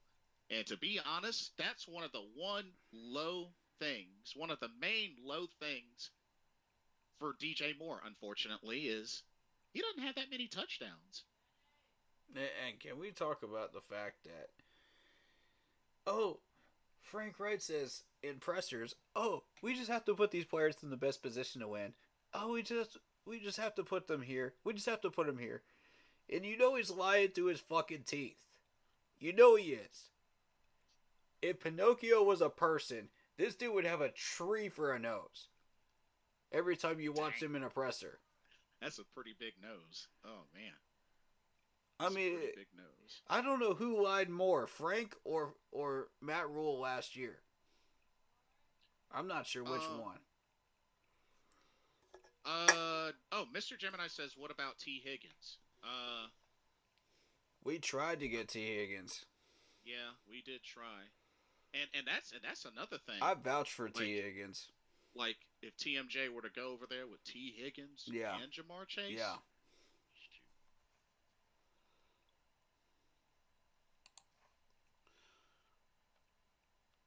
Shoot, I feel for Devontae Adams right now. He's pissed over in Raider Nation. Oh yeah. Shoot, I feel for Devontae Adams. Shoot, because you can definitely tell he wants out. Oh, and talking about mismanaging players. Okay, can we talk about Mecole Hardman that just got traded back to the Chiefs? Oh yeah, that is true. Yeah, that is true. Did y'all see that trade? When I saw it come across my screen, my phone, I was just like, "Is this for real?" He got traded back to the same team that let him go in the first place. The Jets got totally swindled on that deal. Okay, so you're talking Mecole Hardman and a 7th for a 6th rounder. You mean to tell me Mecole Hardman is only worth a 6th rounder? Please. What a joke.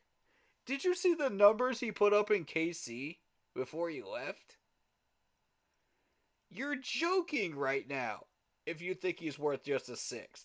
The Jets got absolutely swindled. That is mismanagement at its finest. Look at his numbers in New York this year. Just look at him. Just look at him. It's a joke. They don't know how to use him. And we're doing the same thing here in Carolina. And we'll never admit to it. Half this fan base will never admit to it. We cycle good players out. It's like a player mill. And it's sickening in the last 7 to 8 years. Absolutely sickening. And we get to watch these guys become Pro Bowlers and Super Bowlers. And we're like, the meme picture with Wolverine with the picture in his hand. Like, oh yeah. I miss this player so much. And if anything, every single year, those type of things are what I'm afraid of the most. And with you mentioning that, one player that jumps off the screen at me, believe it or not, Super Mario Addison, somebody that thrived in both 4-3 and 3-4. I want Mario back. I want him back so bad. I was mad when we let him go. Mario Addison, oh man, I was so mad when we let him go. Oh God, don't even get me started on the list of players that made me mad when we let him go. We'll be here all night. I mean, the biggest one was the guy from London. For me. That one royally pissed me off. I know exactly who you're talking about. Oh my goodness. I know exactly who you're talking about. I cannot think of his name. I know exactly. Effie Obata. That one royally pissed me off. That's when I was just like, okay, we need to make a change and we need to do something now to fix this. I bought that man's jersey. I've got it sitting in my closet right now. Collecting dust. All because we cannot get ourselves together and stop letting people go that have talent. This is pissing me off. Panthers management, stop doing this bullshit.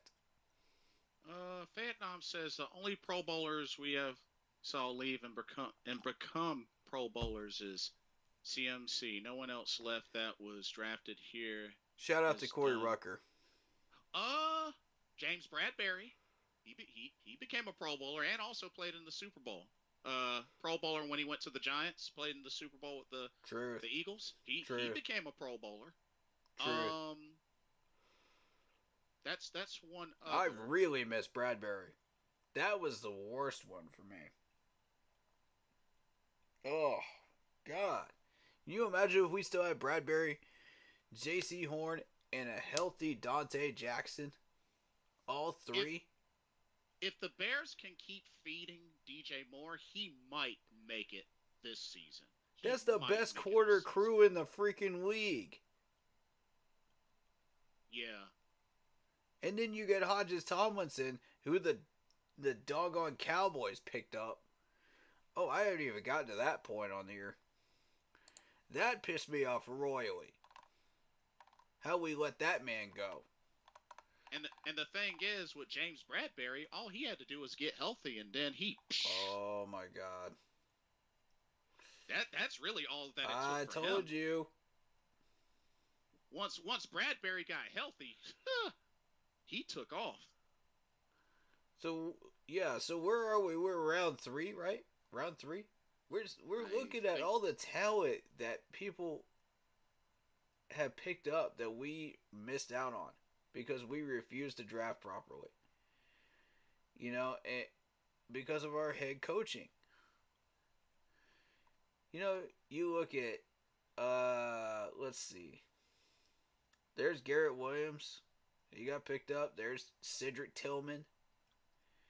And if we had been a little bit more patient, we could have had Cedric Tillman. Think about that. We could have had somebody like Zach Harrison. We could have had Byron Young. I mean, look at all this talent that went in the 3rd round.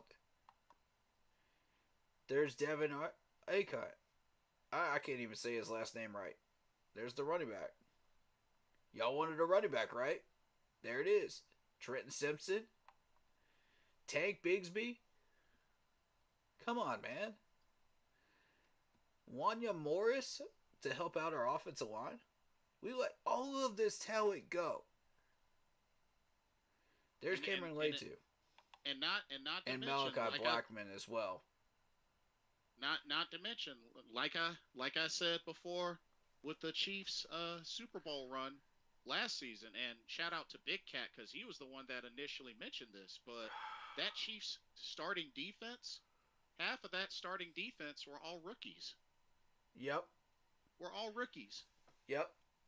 He's exactly right. And we picked in a trade up, DJ Johnson because Ajaro wanted him.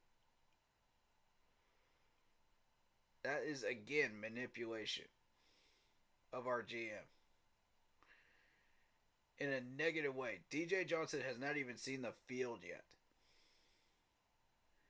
And yet you've got all of this talent. All of this talent in the 3rd round. We traded up for that. You're joking right now. You are literally joking. That pissed me off royally. Yeah. I can't even... Oh, my God. All because of manipulation. Alright. So we go into round 4. We go into round 4 and we pick up Zavala. I was like, okay, Zavala's offensive line help. Good. Good. Yep. NC State. He's played with Icky. Good. I like that pick. I approved of it. Ventrell Miller was still there. Cameron Young was still there. And, I mean, I'm just pointing out a few players that were still there. So we made the correct pick there. Now, we have to develop him. Before y'all jump down my throat, we have to develop him. This is his rookie year. He is still being mismanaged by Frank. Develop him.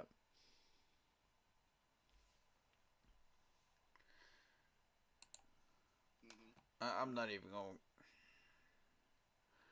All right, let's continue on, and then I'll get to his comments down there. So we move on down to 5th round. You know, we haven't really done that much here as far as 5th round. Talent wise, because all of the rest of it's really been picked up in the 3rd round and 4th round, in my opinion. I see Henry Toto, I guess is how you say his last name. I say Toto, like Wizard of Oz. It's the easiest way to remember him. Gotcha. Helps me out. Warren McClendon is down here as well. I highly wanted Warren McClendon, and the Rams got him. Right. You know, so this is yet again there's Noah Sewell. I forgot about Noah Sewell. But we picked up Jamie Robinson when we did not need a safety. We needed a corner. I was saying it over and over and over again. We needed a corner, not another safety. Now, if you were going to convert Jamie Robinson to corner, that's another matter. If that's your plan, under the 3-4. But we have not done so. He is still at safety. Making that a bum pick right there. And whose pick was that? Ajaro. He manipulated us again. For his 2nd time this draft. Now, moving on into the 6th round. You got, let's see, where are we at here? Most of these, I was just like, well, let him go. I saw Xavier Hutchinson. How is Xavier Hutchinson this low when he was way up there in the mocks? You know, there's Demario Douglas as well, Deuce Vaughn. Dante Stills was one of them I was heavily looking at as well. I really like Dante Stills. But, you know, other than that, nothing real exciting in the 6th round. And I'm just thinking, okay, how in the world did Hodges Tomlinson last this long? How in the world is this dude still on the board? We get all the way down to the 7th, I think. And that's when they took him, right? Because I remember your reaction to that. Yeah. This is true. Where is he? I'm trying to find him. Hodges Tomlinson? Yeah. Where was he drafted at?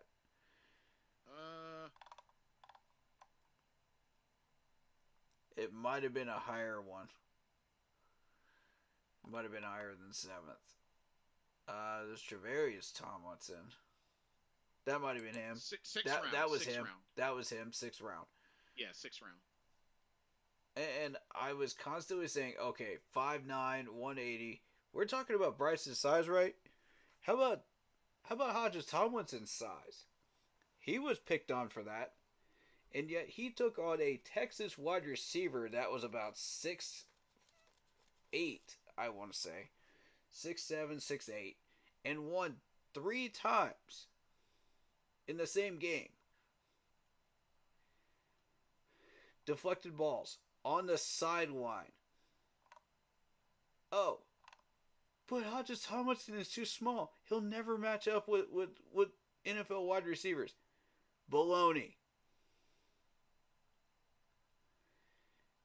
You know, I'm looking at a clip right now of him picking somebody off. You want to tell me that he can't do that? You want to tell me these small players can't have giant size mentality and strength and discipline and abilities? Come on. There's a proof of it right there. And we could have sealed up our corner room right there. And also, let's also not forget the fact that Josh Norman was sitting on the free agent couch for pennies on the dime, and we didn't pick him up. Yeah, he did not cost much, but now he's back with Buffalo. He is back with Buffalo. Didn't even give him a single courtesy phone call to say, "Oh, hey, how you doing? You know, how's life up in Buffalo? You know?" Yeah. Nah, we don't care about you anymore. You're washed up. Oh wait, he's not. It's like, come on, man. You could have had all of that in your corner room. And yet we fumbled the bag. Because somebody just had to have their way. And manipulate Scott Fitterer again. With Jamie Robinson. Now that I think about it, because I know Vietnam, you had mentioned Pro Bowl. Disgusting. Pro Bowl is remind me again. Pro Bowl is fan voted, right? Or it is, yeah. Okay, and the reason why I was asking is because you would think that with our 2015 Super Bowl team, which I understand, they made the roster, they didn't play because they were in the Super Bowl. We only had 2 Pro Bowlers. 2 players that made a Pro Bowl that year. You make such a big deal out of Pro Bowlers, like, oh, they've done so much. And some of these players have only gotten 1 Pro Bowl. It's interesting because, and yet they're hyped to the moon. Some of these players don't even get a Pro Bowl, and they're better than Pro Bowlers. Well, if anything, I think and never get their due. It's kind of like another reminder that, I guess we all, and I'm using myself as an example, not, calling anybody or anything like that out. I'm using myself as an example. It's a reminder that we have to remember that it is fan voted. It is fan voted because I mean not even Cam was named to that roster and he won the MVP. Yeah. So I mean I know Pro Bowl. What more do you want? Can be kind of a nice thing. It could be a nice thing for sure. To be fair, as far as Cam not getting voted in, they typically don't vote in any of the people that are going to the Super Bowl. Well, they still deem them to the roster, though. Yeah, they still deem them to the roster, true. even though if they don't play, because according to here, Greg Olsen and Luke Kuechly, but they played the Super Bowl, so yeah. And then again, I can understand that they did kind of change the format to where it used to be the Pro Bowl was after the Super Bowl, but now they've made it before the Super Bowl. So that's another thing. But Bradbury should have gotten one. I had to remind myself of that because I was just like, wait a minute, Pro Bowl is fan voted. Now that I think about it, Bradbury is a perfect example of one of those players I'm talking about. That it has higher accolades than most of these corners out there, yet he never gets voted. Why not?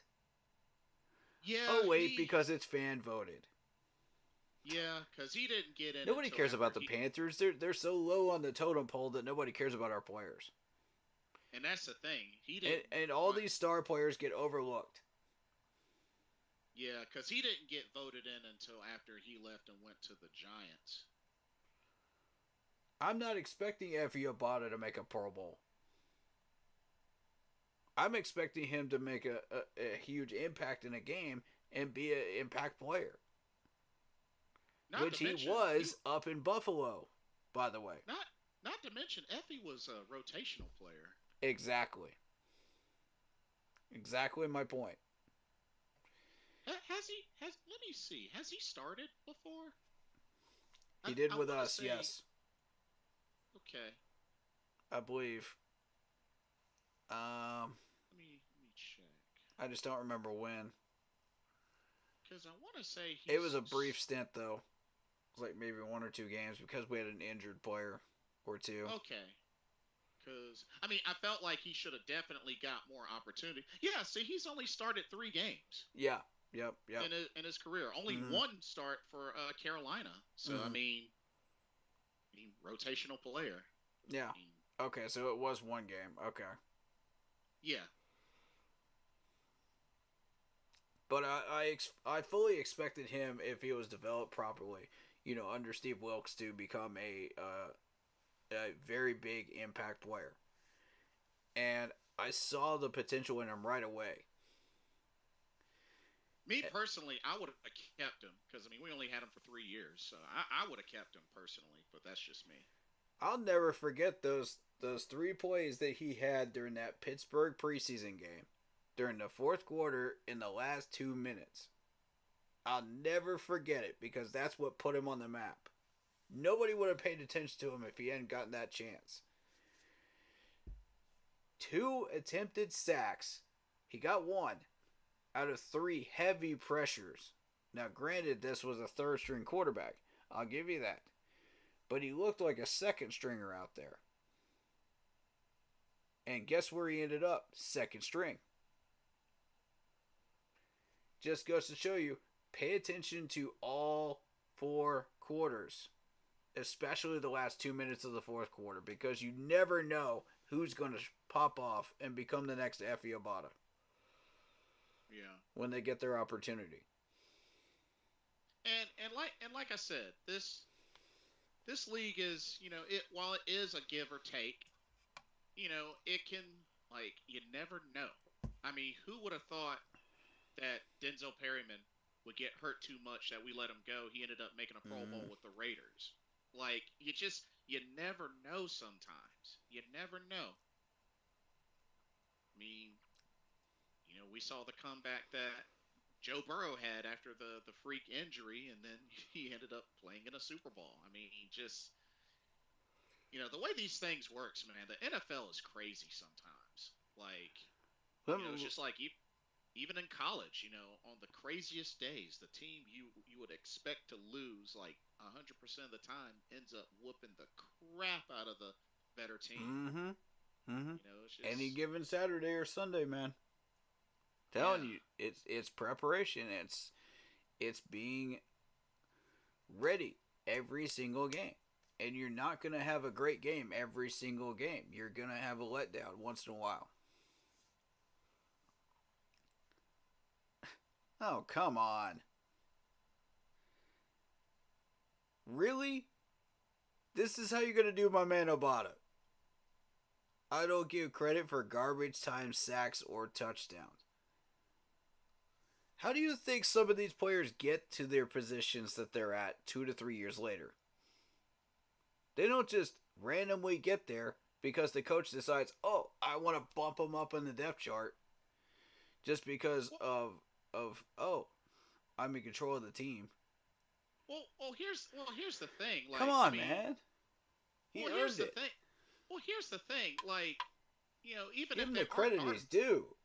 Even if some are garbage time, aren't you supposed to play until the final whistle? Play with everything until the final whistle?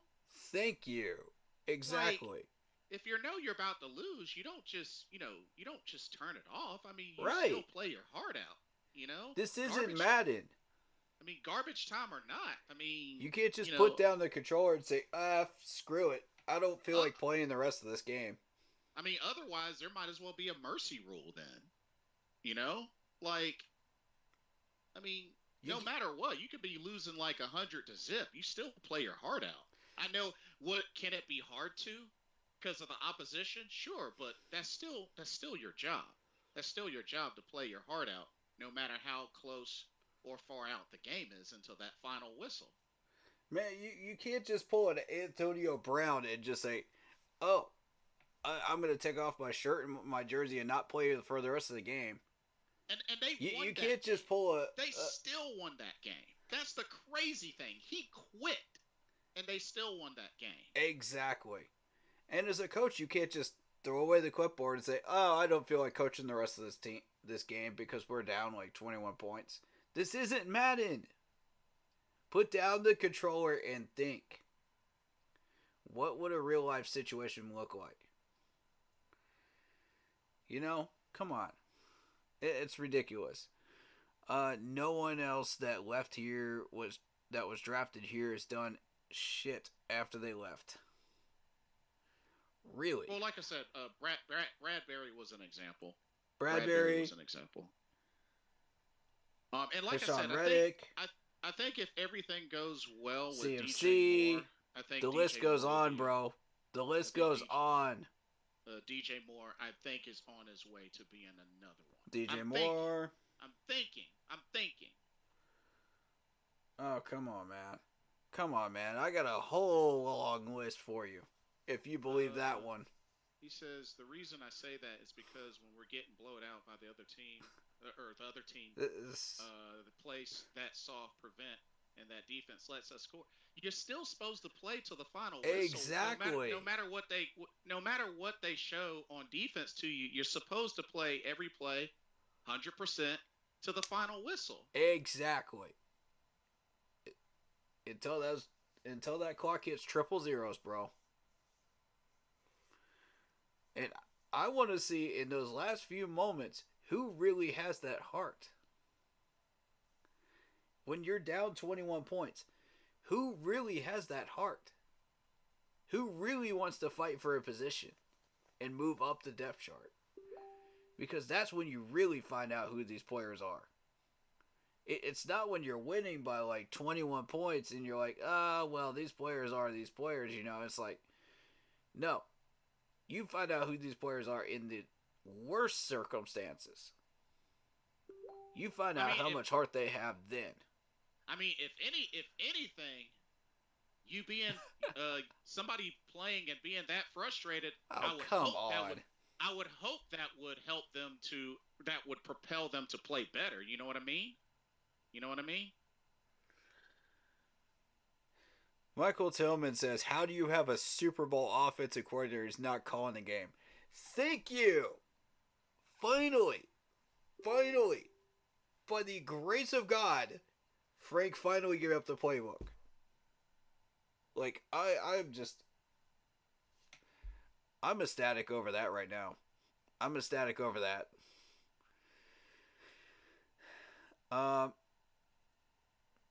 Corey, you're being asinine, and I know that CMC did well, but him and Bradbury is about the same. But you just said that no one that was drafted here has done shit after they left. Really now?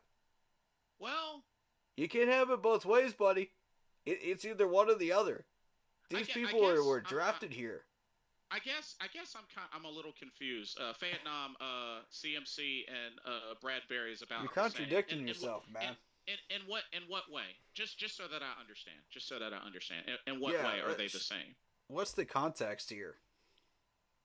Like, I'm actually curious. I'm legit curious. Because I feel like you're contradicting yourself here, man. These guys were drafted here.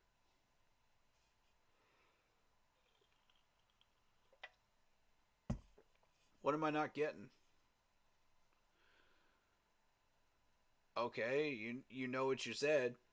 What am I not getting here? I read the comments, bro. I read the same comment that you said a minute ago. What am I missing here? Show me what I'm missing. Like, I understand. Baloney. I understand the list not being long. Yeah, I do agree with you on that. It is a short list. Yes, that's correct. That's pure contradiction. Come on, man. But nah, Vietnam. I'm trying to understand. In what way do you mean that CMC and Bradbury is about the same? I don't understand. That's two different positions that you're comparing to, by the way. Like I'm asking because I clearly don't know. I actually don't know. Oh, okay. He's saying legit only CMC and Bradbury are the two drafted players that have made the Pro Bowl after leaving here. Okay. So your whole basis here is the Pro Bowl? That's your whole basis for your arguments here, as far as players? I'm just trying to understand. So one thing, Vietnam. One thing, Vietnam. It's okay, bro. It's okay. One thing, Vietnam. One thing. Yeah, I'm not trying to alienate you, bro. I'm really not. I'm just trying to call you out and let you know what the facts are. That's all I'm trying to do. Healthy debate, bro. I mean that's all it is. It's a debate. It's a debate. Nobody's insulting anybody. We as Panthers fans really love to get up in our feelings, man, and we get passionate about what we debate about and everything. But at the end of the day, man, we're both brothers, man. We're both brothers. We're a family. I'm not trying to be that guy right now and trying to alienate people. I'm just trying to say, man, we're all family here. Because like I apologize if I feel like I'm disrespecting you, bro. Because I really feel like I am, and I'm sorry. Yeah, and nobody's insulting each other or anything like that. The thing I'm saying is, I guess the point that I'm trying to throw in there, because like I said, this is a debate, is because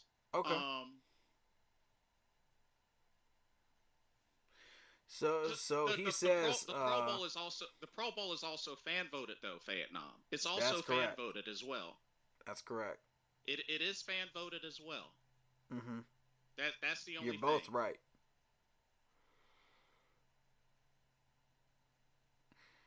And yeah, it can be a good gauge, yes. But there's also a lot of players that don't make the Pro Bowl that should have made the Pro Bowl, that have a lot of talent. Bradbury is one of them. And see, the thing is, the interesting thing about it, which actually, Vietnam, I'm glad you brought that up and mentioned it, because according to here, like players are voted to the Pro Bowl by coaches, players, and the fans, and each group's ballots count for 33.3% of the votes. So each group are counted evenly, 33.3%. Wow. Wow, I did not know that. And as far as players that have stayed on our roster in 21 and 22, you got about 17%. Yeah, I actually did not know that. That were actually drafted. So 33.3% taken into account by the players, same for the coaches, same for the fans. I actually did not know that. I did not know that. Yeah, it should go off of performance, Michael Tillman says. I agree. Now, yes. Now, should it? Now, there we go, Vietnam. Should it go off of performance, or maybe should it go off of players and coaches? I'll give you that. Absolutely. Yeah. Which, unfortunately, that was actually Michael Tillman that said that. But yeah. Well, okay. Yeah. But also going back to Vietnam's point, that's why I'm glad that he mentioned about the voting, because being that unfortunately fans vote does factor in to a degree. I mean, if it's 33.3%, that's wow. Like it's something to keep in mind. It's something to keep in mind. That's why I was thinking about it and it was just like, well, Pro Bowl, I mean. Because the thing is, like, you would think a team that finished 15-1 would like before the Super Bowl would have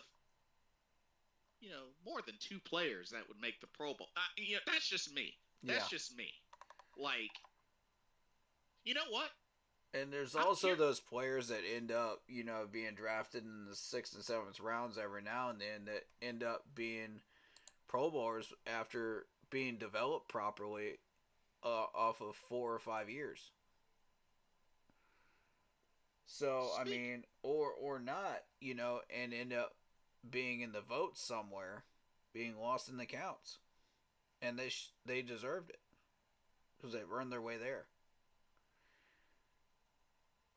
So there's a lot going on with that, besides just votes.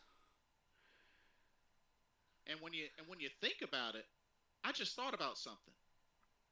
New England, 07. Ooh.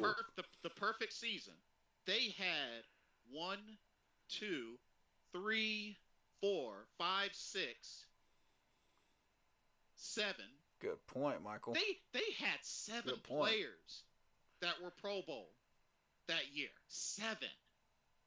Yeah. 7. And we only had 2. We get overlooked all the time, and we got a lot of star players, that just get moved in and out of Carolina. Wow, that's actually a fair argument. Like, it is, because they only got 1 win more than us, because they finished perfect but lost the Super Bowl. We finished 15-1 but lost the Super Bowl. That's actually a fair argument. Yep. Michael Tillman's got another great one. Turpin made the Pro Bowl with no returns for touchdown for punt nor kick return, and he was the starting return man. Good point. I like that one. I mean, because you think that this is the same. I feel like this is the same sort of thing that a lot of folks, may talk about when it comes to, why aren't certain players in the Hall of Fame right now? Yep. So we got about a half dozen of those players from 2015 that deserve to at least be honored and mentioned. Yeah. That aren't even touched. But I'm glad that Sam Mills was the first one, though. I'm really deeply touched that Sam Mills was the first one. Because he deserved it. But, I think Steve Smith should be the second one. PA.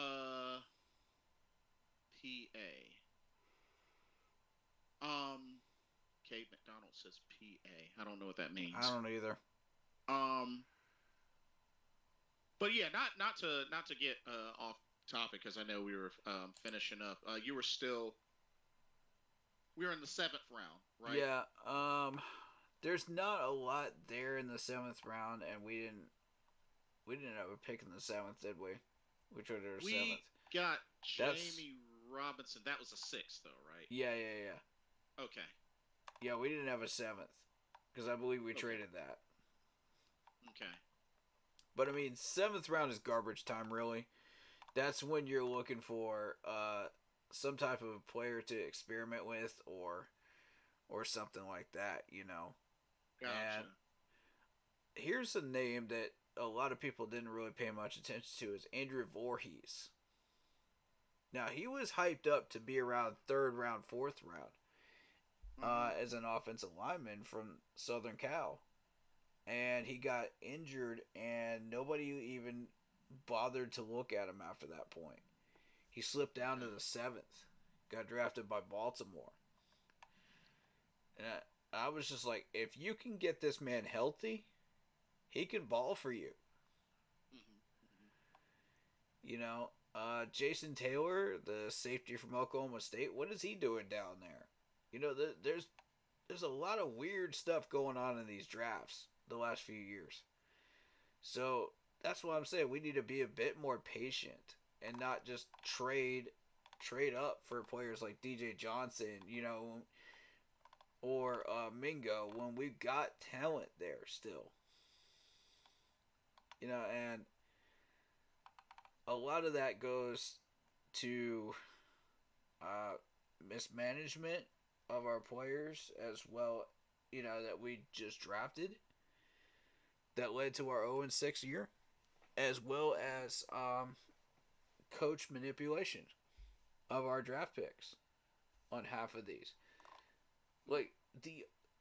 If you look at the amount of talent that we let go through, what was it, the 3rd round? The 3rd round, bro. Yeah. The 3rd round was just filled with talent. There's Overshown. I pointed out Overshown to you. I wanted Overshown. You did. Yep. And guess who got him? Dallas. That's 2 players Dallas stole from us this draft. 2. Because we were not patient enough. And we let the head coach manipulate us. The defensive coordinator manipulate the GM. I mean, there's good manipulation, there's bad manipulation. And I'm just sitting here like, really?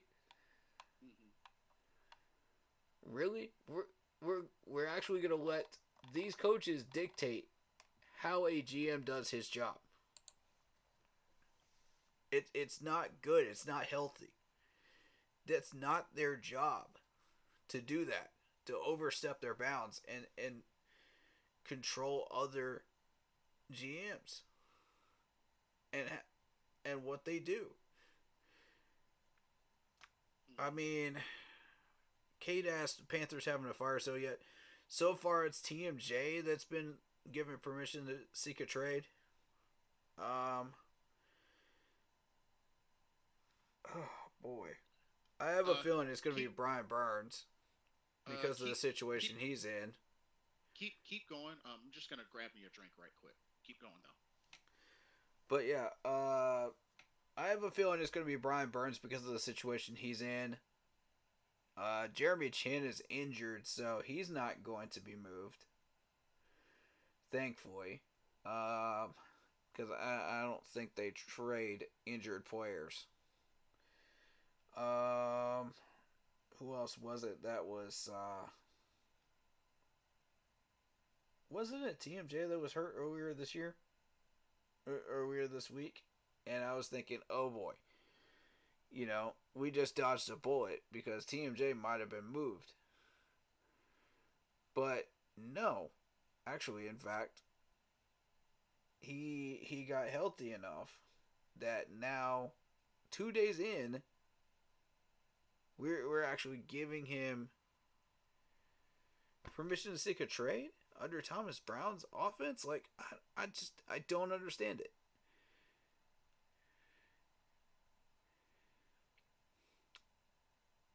Okay, yeah, it is Scott's fault for being manipulated and allowing himself to be manipulated, but it's also the coaching staff too. You cannot escape that. You have to blame the coaching staff too. It's 50-50, Vietnam. This isn't, come on, man. Look, man, every team is out there stalking Chen. Exactly. Michael Tillman. You're exactly right. We should have gotten Jack Campbell, Detroit middle linebacker. I mean, everybody had their players that they were interested in.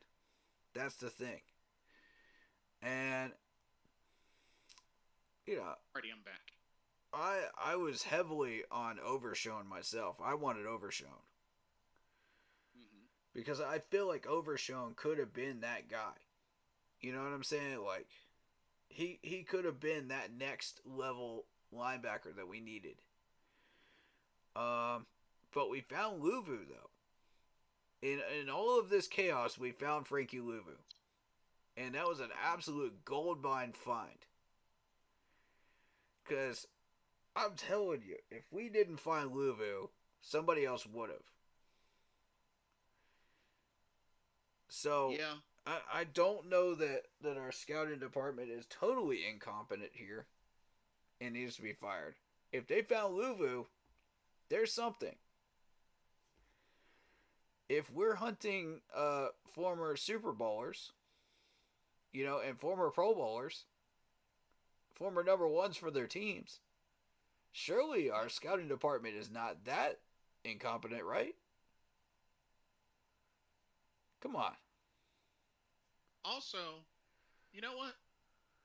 I'm gonna just throw this out. Overshown hasn't gotten the chance to play yet. That much. He hasn't gotten that many snaps. He's still developing, really, in a new system that he doesn't really fit in. Alex Overshown? Yeah. It's the NFL level. He's not totally used to it yet. What is this? This his rookie year. So he's still a rookie too. Well, Luvu was a free agent because the Jets mismanaged him. Well, they had no idea what they had. That was an absolute gold mine. He's on IR right now. Yeah. Yeah, he's on IR, unfortunately. I was talking about how while you were away that Jeremy Chin was actually injured, and that's why he's probably not going to get traded unless he gets healthy before Halloween. My thing is, all these teams are stalking him, bro. They're stalking him heavy. They say he's supposed to be out 6 weeks or something like that. Yeah. If he was healthy before Halloween, he'd be on that trade block too. I guarantee it. But we just need to move him around in the defense. That's all we need to do. We don't need to trade him. I mean, that's a panic move. Do we want to look at free agent signings over the years? Yes, we do. That's another one. So go ahead and get that list up. I'm gonna catch up on comments here from Michael Tillman. The coaches were too conservative of judgment. Luva the man, but he was on our practice team making noise. Horn can't stay healthy. True. Oh, okay. I thought he was on our practice team. They're dishing out our number 1 picks for Chin Burns. Yep. I haven't heard anything about Chin being worth the number 1, but Burns, yeah. Here's the thing about Burns that people forget easily. Last year during the trade deadline, right around this time of year, we were offered 2 number 1 picks. Twice. By 2 different teams for Brian Burns. Twice. And we turned those both down.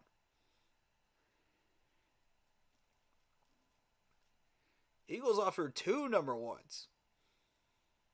Eagles offered 2 number 1s. Not just 1, but 2 number 1s in that trade offer for Burns.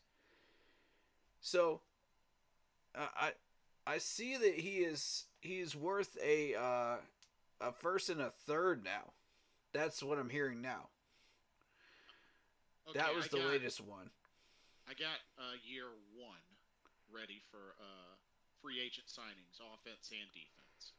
But I mean, with Burns' lack of double-digit production this year, that's a fair trade offer. To be honest, that's a fair trade value. If you were going to offer him 2 number 1s last year, and 2 teams did it, then yeah, that's fair. That sounds about right. But again, we're suffering because of the lack of offense, and the defense can't get off the field. So I feel like if the defense could get off the field and he could get the production he wants, he would still be worth the 2 number 1s. And you would see him get more pressures and get what he wants with a proper counterpart on the other side. Like Steve Smith was mentioning, you put a proper counterpart on the other side, and YGM I don't think is it, But if you put somebody else that's better than YGM over there, like maybe not quite a Greg Hardy type, but of that caliber, that would greatly benefit him. Justin Houston has not been it. That's not the answer. Haynes is not the answer. YGM is not the answer. But if you give him a proper counterpart over there, he's going to get a lot better. Yeah, he's going to give you the production that's worth 2 number 1s. And I do remember Vietnam did mention Houston as well, that he hasn't really. Yeah, he did mention that as well. Okay, I got the list ready for. To be honest, I want us to trade everyone but Brown and Bryce. No comment on that one. No comment, because there's some players that should not be traded, and I'm not going to get into that. Overshown was a beast in training camp, but got hurt before he could play. This is Cade McDonald saying this. Overshown was going to be a key player at linebacker in Dallas this year, specifically after his amazing play before the season. Yeah, I could see that. With Live hurt in Dallas. They are using a safety to fill the linebacker spot due to being weak at linebacker now. Yeah, that's kind of what we're doing too. We're moving. We moved Chin over to linebacker, and we're kind of trying to fill that spot, and it's not working. You know, and I feel like we took Chin out of his position of greatest strength and put it into one of his greatest weaknesses, which is linebacker. You know, he's not 280 pounds like Frankie Louvu over here, or one of these big guys that can stop the run. You know, he's just Chin. That's who he is. He's a safety. Put him back where he needs to be, and he'll succeed for you. We got all this safety help, and you're gonna move Chin to the wrong spot? Like, it makes no sense. Like, I don't understand the logic here. I never did when Ajaro started moving people around. And now we're paying for it because our run stop is still worse than the league. We're 0-6. We need to tear it all down and start to build around Bryce before his rookie deal runs out. Burns isn't worth $30 million per year. Okay, I'll agree with you on Burns not being worth $30 million per year, and that's what's probably going to get him traded. He definitely hasn't been proven to be worth that 30 mil. Yeah, so yeah, I agree. As far as tearing it all down, no, I don't agree with that. I think we've got the talent, like I said, on paper to get 9 to 10 wins. We just have to manage it correctly. Chin struggles in pass coverages. Only because you put him in the wrong spot at linebacker. He doesn't belong at linebacker. You put him back at safety. Look at, with the proper coverages, look what he does. He succeeds. When did he, well, he wasn't at safety in his rookie year, was he? I don't remember. Didn't he play nickel? Because that was the year he might have played nickel. He might have played nickel. That was the year. That was the Vikings game where he got 2 back-to-back forced fumbles and touchdowns. Mm-hmm. D-Jax needs to be gone. Disagree heavily. Just because he's not on the field doesn't mean he doesn't have the talent. The thing with D-Jack, he gets burned. That is true. He's passed on that stupid tackle technique to Troy Hill, where he goes for the ankles. And I warned him about that before the game. I said, if I see that, I'm going to be pissed. Come on, Dante. Don't teach that corner that, man. Don't do that. You know that got you burnt several times, and you're still hanging on to that one. Man. Because my only thing with Dante is that the dude does have 14 interceptions. I don't understand it. I don't understand why he keeps teaching him that. It doesn't make any sense. All right. It's too costly to trade him. Yeah. He's a key player to the defense. I think you're talking about Burns. Yeah. I blame Frank on the offense. Hey, Vietnam, D-Jack has 14 interceptions. That's really all I can throw. That's all I can give you. Yeah. He does get lazy on coverage sometimes. I will give you that as well. And against people like Hill, he's going to get burnt crispy.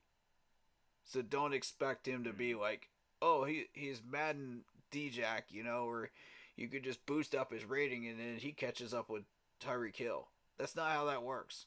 And then again, I think when we re-signed him, I think that was for 2 more years. Yeah, and I'm like, you're playing Tyreek Hill, who is faster than every corner in the league. Literally every corner in the league. Even Bradbury can't keep up with him. What makes you think that Dante Jackson is going to keep up with him? No, he's going to get burnt by about 3 or 4 steps. Come on, man. Let's see. I blame Frank for the offense. Yep, agreed. Barno should be on the other side. Perhaps. Do you think you would get more success on the other side? It's possible. Depending on how you use him. I love the Tyrone Hill, the Hill pickup at corner. Yeah. That was a great pickup. I am so happy we got Hill. Troy Hill is such a hard-hitting corner, and we got our money's worth. Exactly what I wanted out of him. I knew who this dude was before we even signed him. And as soon as I saw him on the list, I was just like, yoink! Give this man a call. It just stood out on the free agent list. Like a sore thumb. I was like, we gotta have him. You know, Vietnam says Mike Evans burned him too. Hey, Vietnam, Mike Evans is Mike Evans. Come on. He's burned 3 different cornerbacks on our team. He don't count. Yes, he has. He don't count. Mike Evans has burned like everybody, literally. He don't count. Yeah. Mike Evans is that good. He's that good. Oh, Troy Hill, yeah. I'll give you Olave though. I'll give you Olave. But yeah, Mike Evans don't count. He burned 3 of our guys. Yeah, man. Okay, let's be realistic. D-Jack got burnt, but there is no over-the-top help when he got burnt. Facts. Uh-oh. Facts. No over-the-top help at all. That's a fact. That's why they call it safety blanket. Safety blanket. I guess. Yep. And guess who is supposed to be covering him? Sam Franklin Jr., who has been horrendous at coverage this year and missed a bunch of tackles. Well, yeah, I got a bone to pick with Sam Franklin now. He did have the 99-yard pick 6, and that was really good, but that was also garbage time. Oh, absolutely. That was also garbage time.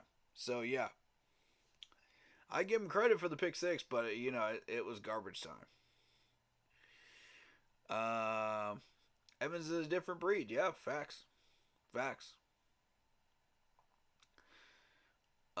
In order to win the division, we need to be... That pick, no. That pick was not garbage time. That was the first score of the game. That was first quarter. Oh, was it? Yeah, wow. Vikings game. Okay. Yeah, I stand corrected. That was nice pick 6. Because that was another game where we started off leading and then You're right. Yeah. You're right. Yeah. Yeah, thank you for correcting me on that. Yeah. The Troy Hill pick 6. That was epic. That was the garbage time. That was the garbage time. That was an epic pick 6 though, in garbage time though. You got to give him credit. That was beautiful. Nobody expected him to know where that ball was going at all. And Troy's just like, mine. In order to win our division, we need to be able to defend the wide receivers in our division. Okay, with what corners, though? With what corners? We have had every opportunity to try to fix that problem. And Frank Wright refuses to allow us to draft the right people to do it. And pick up the right people. So...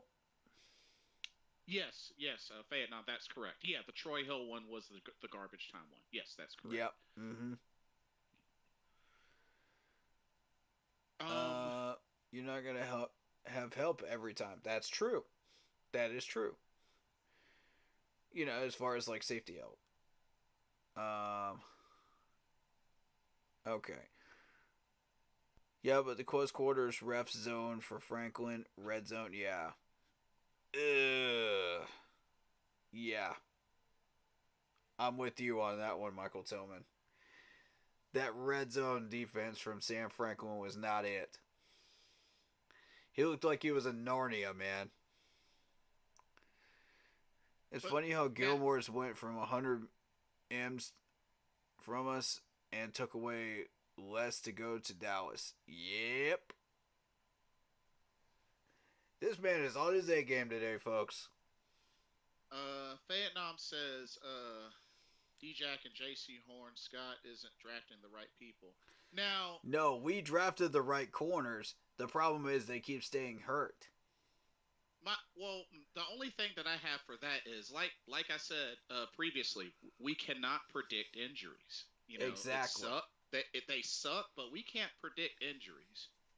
Because and just because they're injured doesn't mean they don't still have the talent. When they come back from their injuries, they still do the same thing they did before they got hurt. Do they or do they not? That's my only thing. It's just, you know, we can't predict injuries. I mean, when they happen, they suck. But you got to imagine, you got to think, okay, who was available at the time that we picked J.C. Horn? I mean, there was definitely talent. I will give Vietnam let's look at that one. There were definitely talent in that round. Like, honestly, Patrick Surtain was available. Okay, people wanted us to draft Patrick Surtain. I was originally hopeful for Penei Sewell, but Lions got us one round before us. So then I was just like, I don't know. Yeah. Okay. And Greg Newsome. Greg Newsome was there. You had Eric Stokes. I mean, Tyson Campbell in the second round, but you know, come on, man. Are you really going to say that we didn't pick the right guy when, you know, Patrick Surtain didn't really measure up to J.C. Horn's numbers when he was healthy? Well, with the same amount of weeks measured out, you know, of being healthy. Surtain right now, he's played in each of the Denver games. Yeah. 7 total career interceptions right now. So okay, but he's doing what was J.C. Horn's numbers? You know, measured in the same amount of healthy games. Well, that's the thing. J.C. Horn. Now, J.C. Horn. I mean, of course, he's going to have a lot less due to, you know, number of games that he's played. But let's take a measure of like 3 games. Okay, 3 games. That's fair, right? J.C. Horn can't get hurt in more than that, right? You know, he wasn't out for more than that in a row. I mean, if anything, 2022 showed what he could really do because he played 13 games in 2022 and got 3 interceptions, 7 passes deflected. Average, I mean, you know, as far as 37 solo tackles, 53 total tackles, 37 of them solo. I mean, a lot of the times, there's a reason why his PFF grade was, you know, high and why many didn't really throw his way. I mean, there was that. I mean, that's a pretty big impact. We just needed more. We just really needed more than that. We just needed more than that. You know, just from, you know, him being on the field is what I mean. And that's more proof that, you know, the defense can't get off the field. They're tired. They're exhausted. He gets burnt. What do you want? You want him to turn into a Pro Bowl James Bradbury all of a sudden? You know, is that what you're expecting him to be? Because he's not that. He's J.C. Horn. He can only give you what he can give you.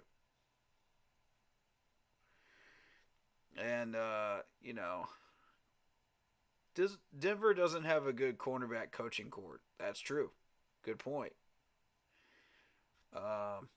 Michael Tillman. Kelly Ringo was there this year. Sauce Gardner was there. Wow. I mean, good point. A lot of people made a lot of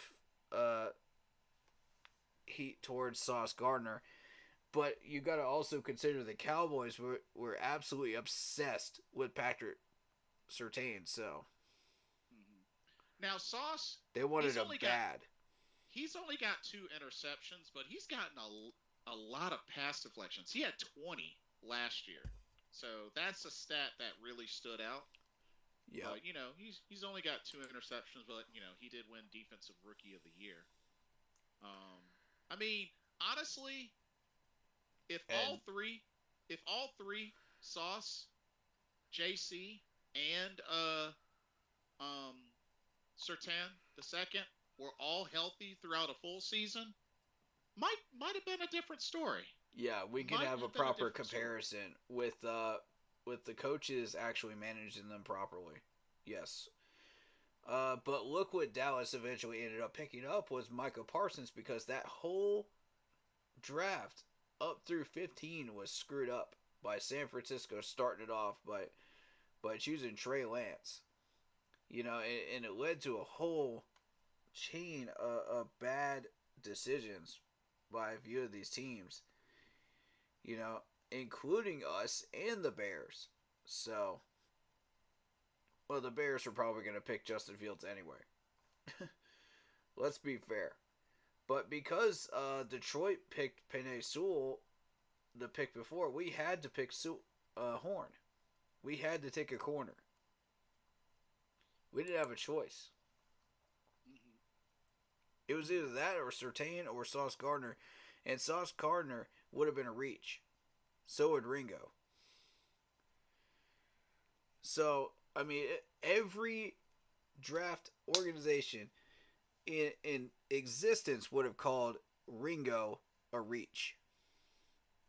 And Sauce Gardner a reach. Because if you consider where they ended up. I mean, look at this, man. Do you see their name up here? Do you see their name up here in the first round? I don't. That's a reach. So, tell me again how we didn't make the right choice there. Now if you want to debate J.C. Horn and Patrick Surtain, we can do that all day long. That's a fair debate. But the other two are a reach. Vietnam says Richard Sherman, Darrelle Revis, Patrick. Oh, I assume you mean Jalen Ramsey. Now, if you wanted to trade down, to get more picks, that's another matter. But again, the drafts are so unpredictable too, just like injuries, that you can't fully predict what these teams are going to pick sometimes. You've got a bunch of random teams like Chicago that always pick the wrong players, and the Jets, that always make stupid picks that make no sense whatsoever for their organization. And it can be some random player out of nowhere. And it can screw up an entire 5 or 6 picks, for other teams. My only issue, Vietnam, with Jalen Ramsey is the dude was kind of a hothead, but great player, but a hothead. Never underestimate the ability of a dumb team and a dumb general manager to screw up a draft board on draft day. Never underestimate that. Oh gosh, man. The Jets did it year after year after year, and it screwed everybody up. Everybody is like re-looking at their draft boards like, huh? Who? They're like, are we absolutely sure we're picking this player again? Like it makes you take a second out of reality and just go, huh? Oh God, man. It is the most weird thing every year. It's like an out-of-body experience almost. So quick question. So Phanom says, I wish that tomorrow morning is on ESPN that Scott has been fired. So quick question. I wish Frank would be fired tomorrow. Here's but the neither thing, one of us are going to get what we want. Here's the thing, Phanom. Quick question. What's really gonna be the difference between them firing him tomorrow versus him getting fired at the end of the season. Like, I guess my question is, what makes it more better that he were to get fired tomorrow versus end of the season? Like, how much of a difference would that make? You know what I mean? And also, who do you have in mind to be GM to replace him? Because you have to replace Scott. Oh yeah, that's another thing too. Somebody would have to fill in interim all these people that are complaining about Scott Fitterer that want him fired. Who you going to replace him with? You don't know anything about any of these GMs or possible GMs out there. You don't know anything more than we do. Who you going to support? There's no names. We have no idea. Oh, the fans don't think that far. They don't think that far ahead. They hit a brick wall when it comes to that. Same with players. Same with coaches. I noticed it time after time after time again. Look further. Go look at your sources. Go look at some names. Go look at some possibilities. Then come back to me and continue that conversation. Okay, so pretty much Vietnam wants a head start. So that way there will be time to build another scouting department, time to figure out what's the plan for the offseason. So you want a head start. That was PNP's point. Head start. That was PNP's point, and he's got a point there. Actually, that was Big Cat's point, wasn't it? Yeah, that was Big Cat's point, and he was right on that. You know, if you're gonna fire him today, then yes, you got a point. You want Jim Caldwell or Dan Morgan? Okay, Dan Morgan is the assistant GM right now. What makes you think he's going to do anything differently than Scott is doing right now? I guess that would he's learning under him. I guess that would be the initial thing, is to bump him up maybe to interim GM and see what he can do. So realistically, it's Jim Caldwell. Jim Caldwell. Yeah. Yeah. So if that's the case, either him or Dan Morgan would get promoted. You know, or either I'm just promoted following or your rabbit hole, Vietnam, as interim GM. He also says Frank should have another year to further develop players into his system. I know that this is not popular, but the man has only had 1 year. No. I'll say this. No. Frank needs to go immediately. So here's what I'm afraid of, Vietnam. Here's what I'm afraid of. I'm gonna indulge a little bit. Here's what I'm afraid of. Frank should have another year to further develop players into his system. What system? I mean, what system is he showing right now? He doesn't even know what he's doing. He doesn't have a system. He didn't have it in Indianapolis, and he sure as heck didn't have it in Philadelphia. He was a part of a different system. I'll say this. What system is he created? I'll say this. So here's my thing with that. His system doesn't work. Exactly, Michael. I have the issue that I have is I'm sorry. Okay, to your point, Vietnam. Just like Scott Fitterer, you know, general manager, you know, helps put the team together and whatnot. Head coach. Oh wow. Here's the thing. When you have somebody that calls a play, I want to say for somebody that's not in the game and then doesn't realize it. Like, here's my thing with that. You're the head coach. Like, you've got to know your personnel. You're the head coach. Like, when things like that happen, like you got, it makes me question. It really makes me put a lot of things into question. Secondly, now I understand. I know you don't like TMJ, but that furthers his point, Vietnam. Here's the thing. When you see somebody go in there and have 9 catches, had the most catches he's ever had in the game tight, for 56 yards, and then you don't play him in the next game, period. Like mentally, that, using myself as an example, like for me to do that and then I don't get put in the next game, mentally that's got to really screw with me, because it's like I had the most catches out of any receiver in that game. Yeah. And I don't get a chance to follow up. I'm not injured or anything like that. Right. I don't get a I'm not even and given a chance. And then there's the Adam Thielen one too. I'm not even given a chance to follow up. Oh my lord. Vietnam, that's not fair, bro. That's not fair. No, it's not. It's that's really not. Michael Tillman says he had the most catches out of every other receiver in that game, bro. That's not fair. That's not fair. Michael Tillman says to hire Dan Morgan is like the Niners hiring John Lynch and then take a kicker with their first pick. because you were so right, dude. Because here's he the made thing. Matt Ryan look like trash. Hold on, because here's the thing.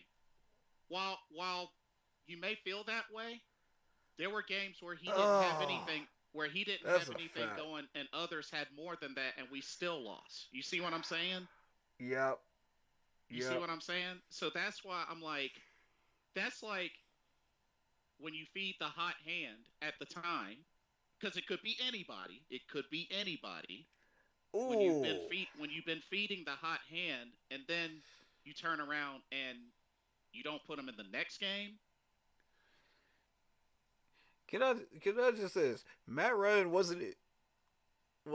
a major dual threat in Atlanta, and then all of a sudden he can't get 2,000 yards under Frank. Come on, something's wrong here. Something's very wrong here. Hold on for a second.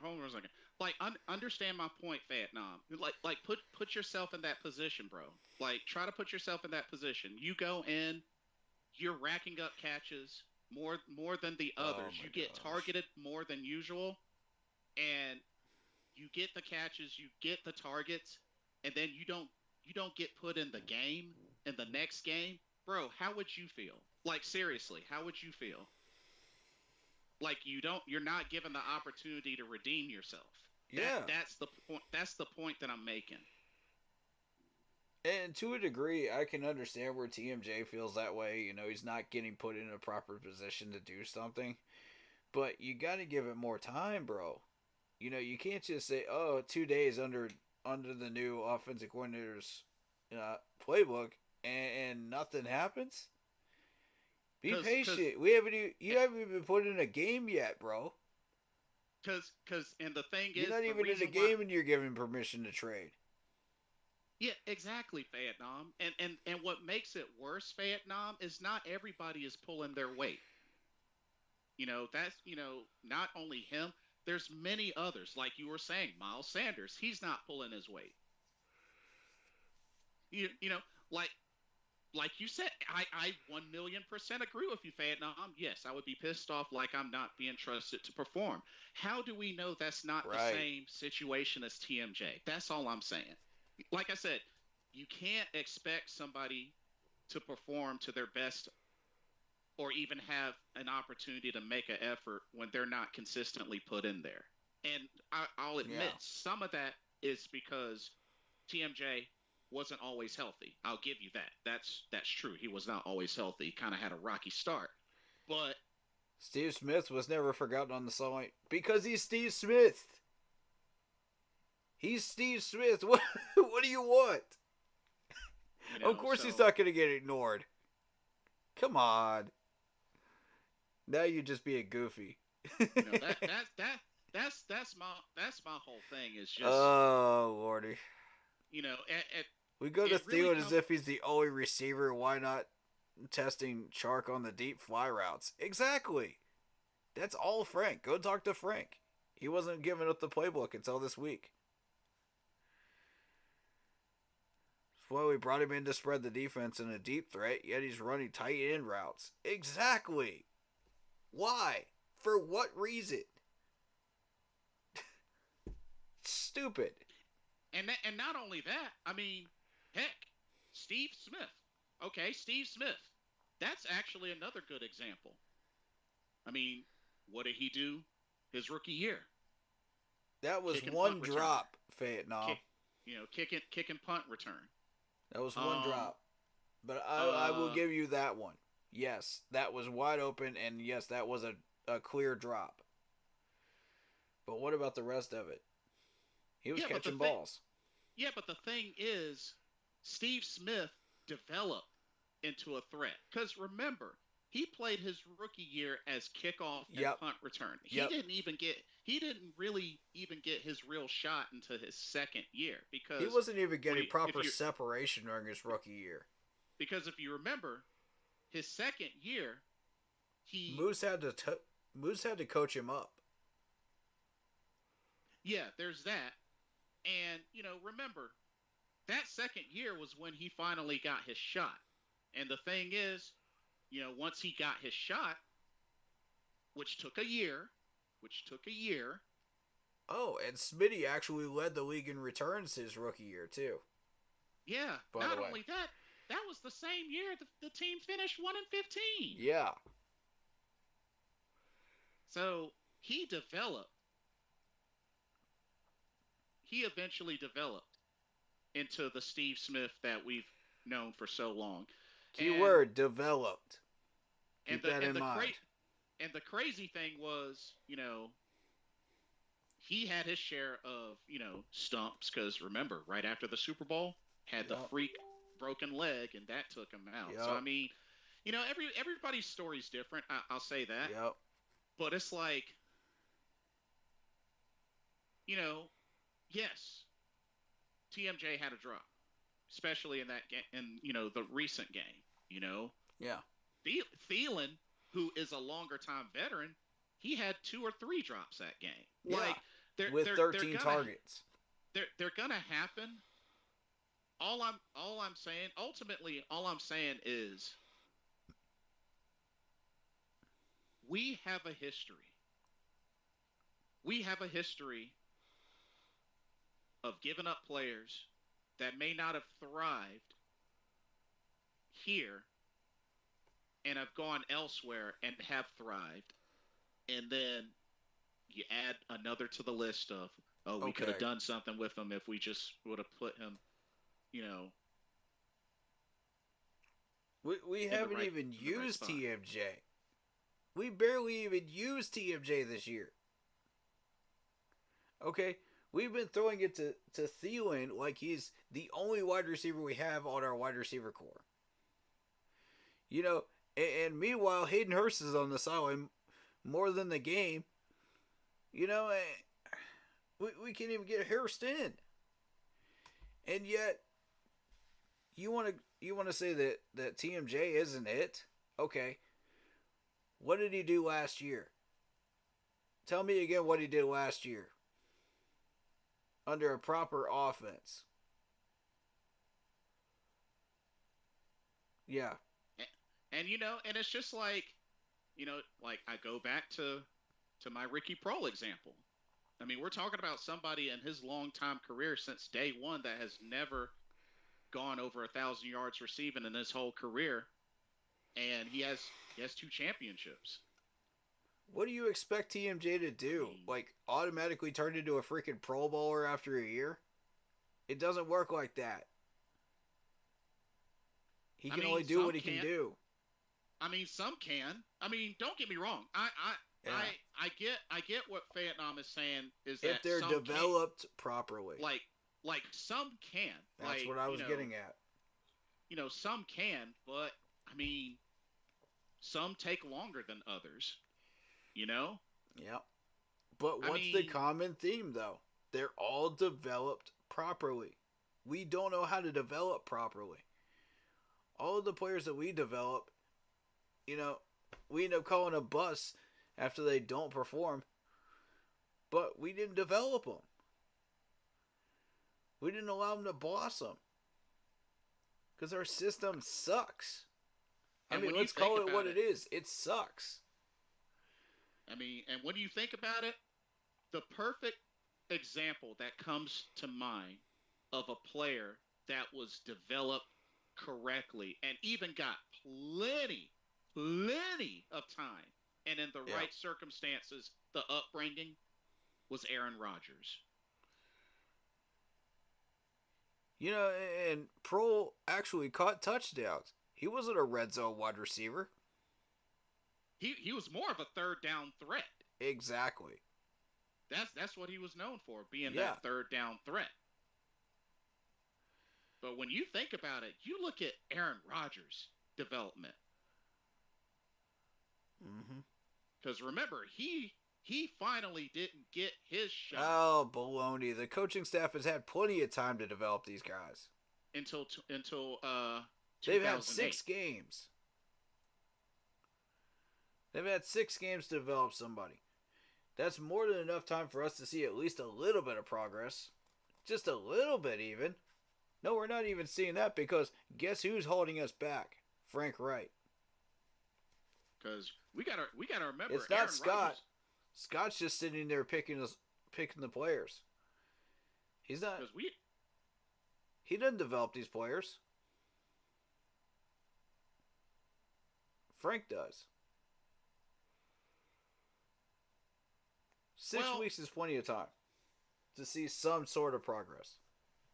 Well, I mean, even minuscule. So, okay, so I take it, Vietnam, because Vietnam, you seem like a fair man. I get it. Like, because this was his first time coaching the Carolina Panthers, new set of players, you're willing to give him at least a full year. I mean, it's him being a fair man. I mean, I get it. I suppose. My thing is. I suppose you could. And like I said, like, for me, it really depends on the scenario for me, because, like, it's just, the thing is, Vietnam, it's because really, they were developed properly under a proper head coach. Ron Rivera was a proper head coach during that time period. What have we got this? What do we have under the past 2 head coaches? Nothing. And I guess the thing that I'm getting at is the frustration is on a new high, because we have to remember, we've been having 5-win seasons consistently for like a long while. I think we had a 7-win season last year. Okay, we went 2 wins more. But after 2017, we've been having 5-7, 5-win seasons. And again, Cam was developed. And we're about to have another season where right now we haven't won a game since the last game of last season. Like, something's got to give. Something. I know it's a different coaching staff, but something's got to give. Because he's a trash coach, that's why. How is Frank to blame for not having time to develop people? Listen, bro, you're a head coach. That's your one job, is to manage the players. And not only that, Vietnam, I don't know if you know this, but Indianapolis Colts fans are laughing in our faces. Do we have that interview, by the way? Do we have that interview? I didn't cue that one up. I don't think so. Somebody, but yeah, Vietnam. Colts fans are laughing at our faces for us making that hire. Like, I didn't know if you knew that, but yeah, from what I've been hearing, because at my old church, one of the deacons is a Colts fan, and oh my goodness, woo-wee, because they were laughing their butts off at us. What?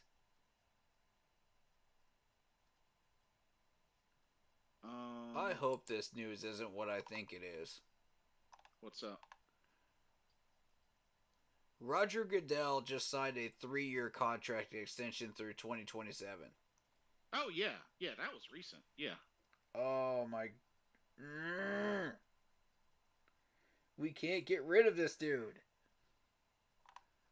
So, to be fair, Frank Wright right now has hit the 500 mark in his career head coaching record. He's 41, 41, and 1. He is right dead at 500 right now.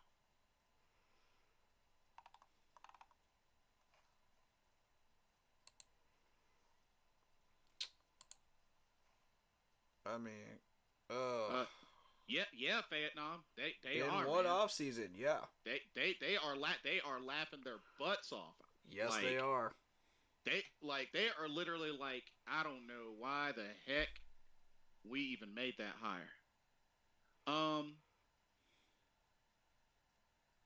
Yeah, the whole league is laughing at us because we're at the bottom. But I was saying, mainly they've been laughing at us. What's new? Mainly for that coach hire. But Vietnam, work hard, make that paper. Mm-hmm. We'll see. Work you hard, again. buddy. Thank you for bringing the heat. Appreciate you, man. Appreciate you. Always love when you give your opinion, buddy. You're very passionate, and I love it. But yeah, Vietnam, when you get a chance, on any of my videos, just leave a comment so I can send you those links. Just any random comment, whatever you'd like. Yep. But okay, so free agent. I got a couple of comments. Oh, okay, yeah. Go through your comments.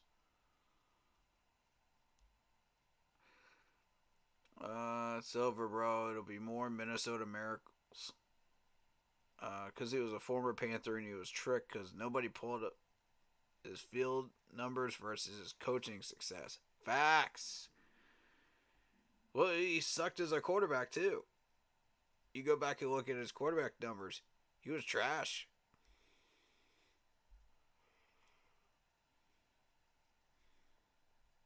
I mean, that's a thing, man.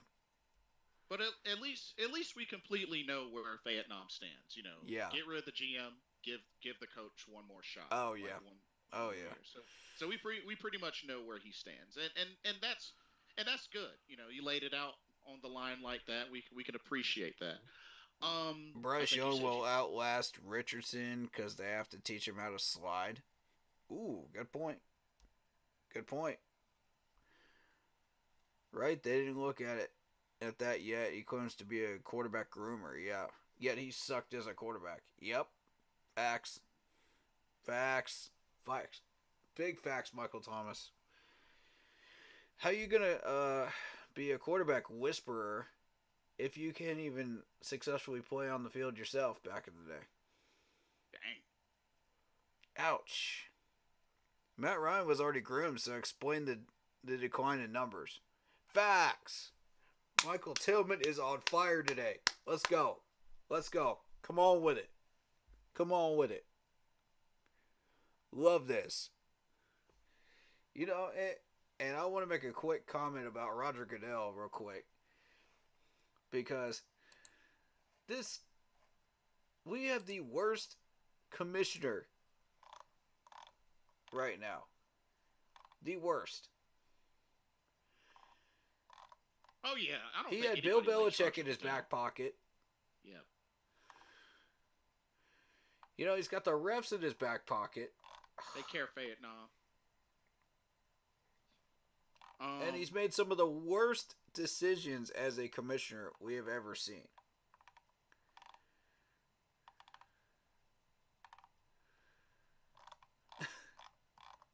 Oh my God. Why? Why did you give this man a 3-year contract? Why?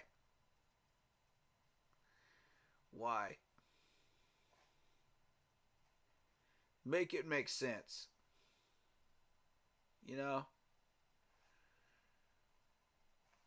Let me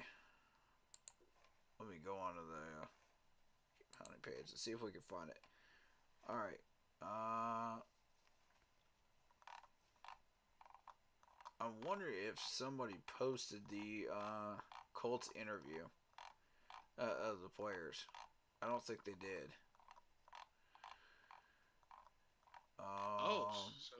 So the final score yeah, was 31. Yeah, they did post it. Let me see.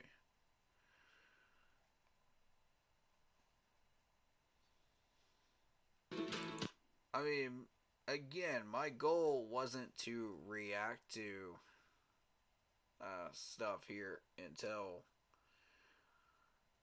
all the facts were out here. But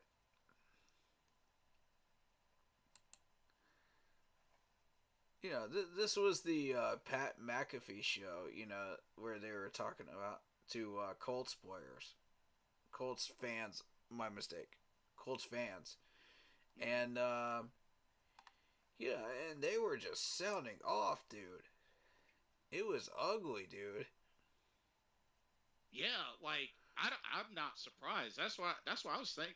I was hearing that like Colts fans were just like laughing their butts off at us for that. It's for a that joke, move. man. It's wow. He was in the stands talking to a die-hard Minnesota booster in the 1967 Minnesota Jacket. Her card cleared, and the next thing you know is safety destroys Saints wide receiver, no flag, no mama grace. Saves Vikings from bees. Wow. Not sure how to react to that. What's going on, Jeffrey? The stamper Jeffrey. How you doing, man? Shout out to you. Um, So, but yeah, I have that. I have that in on the Facebook page. If anybody wants to see it on the Facebook page, and I can also link it in chat if you want to see it. Cool deal. Just let me know.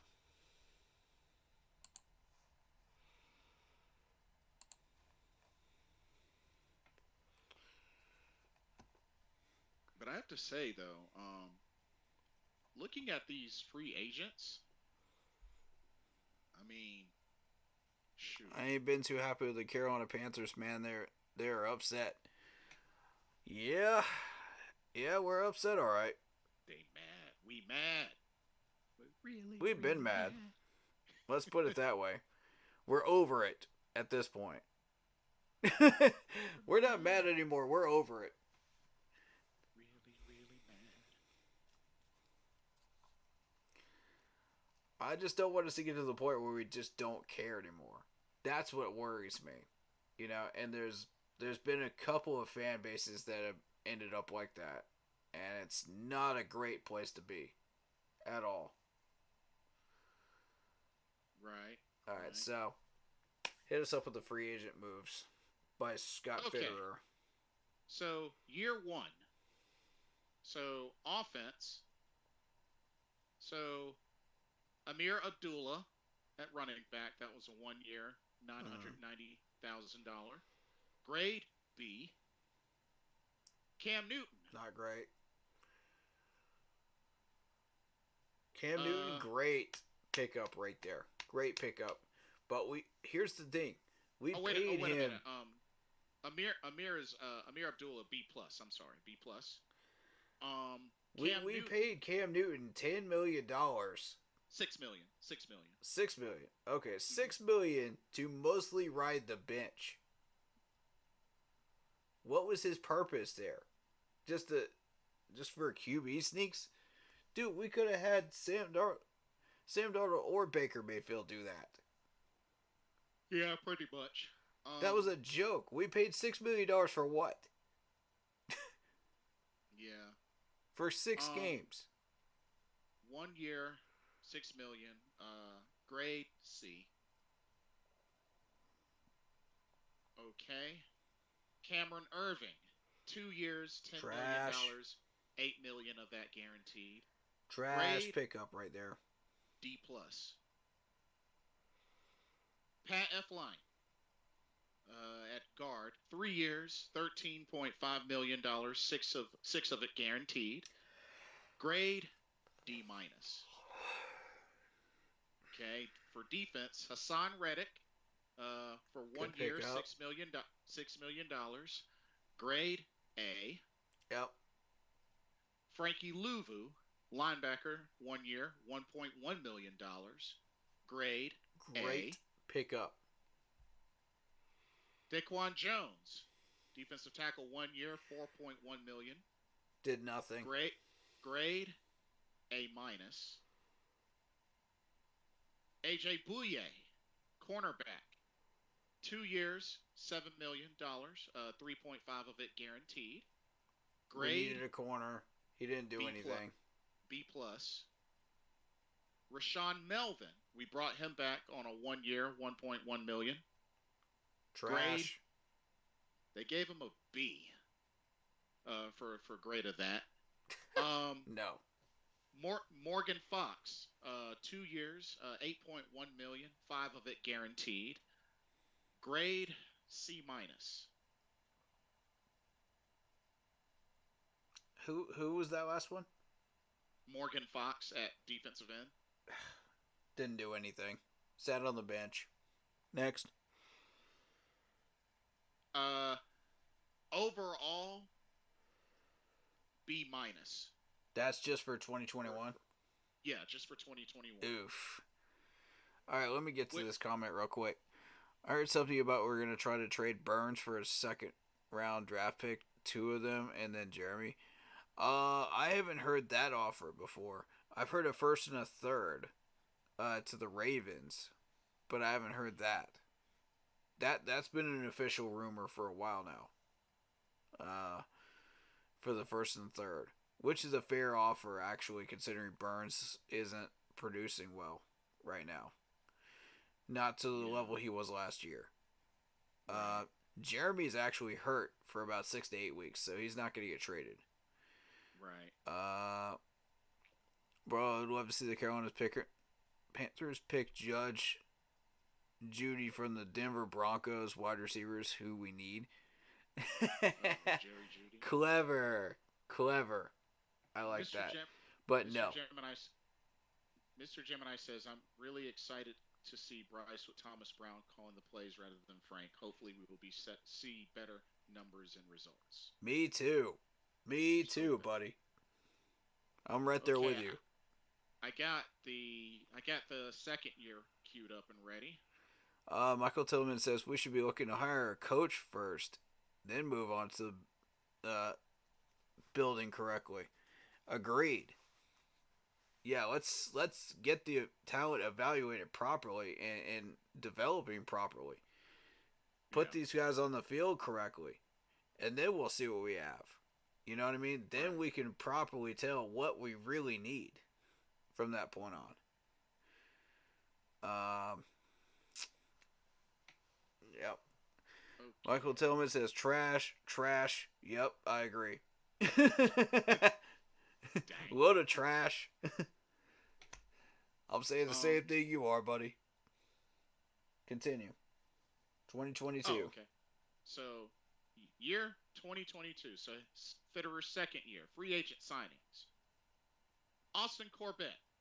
3 years, $26.3 million, 19.6 of it guaranteed. Beautiful pickup. Grade, they gave it a B. Didn't we get Bozeman before him? We got Bozeman before we got Corbett. He convinced Corbett to come. Yes, I believe so. Yep. Bradley Bozeman, center, 1 year, $2.8 million with $1 million guaranteed. Yes, sir. Grade was a B plus. Great pickup. Deonta Foreman, running back, 1 year, $2 million, 940K guaranteed. Good pickup. Grade A. Mm-hmm. Matt Ioannidis, defensive tackle, 1 year, $5.9 million, 5.8 of it guaranteed. Let's stop right there. Defensive tackles. we've had a lot of issues with picking up defensive tackles, whether it be drafting them or picking them up at free agency, and I wonder what the heck is going on here because Derek Brown is the only one hit we've had in like 5 years at defensive tackle, and I wonder like what's the deal here? Like, are they not developed properly? Are they not, you know, are we getting the wrong ones for the wrong system? What are we doing here? Like, defensive tackle has been a big mystery to me because I don't understand enough about that position to really tell you what. And before him, like the last two big hits before him were KK Short and Starla Tulele. Yeah. Not enough snaps. Who? Who are you talking about? Michael Tillman. We had Butler. I think it was what, Veron Butler. We had, and this goes back to KK Short. KK Short was good, but you know, after that point, it started to fall off the wagon wheels. I just felt like he got older and was just a little more susceptible to injury. Michael Tillman says keep Shy Tuttle. I don't know. I don't know. You'll have to convince me a little bit on Shy. He's been making a few plays, but you know I'm not 100% sold on this dude just yet. The only thing I would love to see is the Carolina Panthers have put up bigger high score points and win on the road and at home whenever they play and dominate the NFC South division, be on top. Oh my God, this dude wrote an entire paragraph. Hold on. For low and have some weapons for offensive, way stronger, and nobody can take down the borrowing. And also have a defense that puts people around. Like we have weapons to put on defense and offense. We need a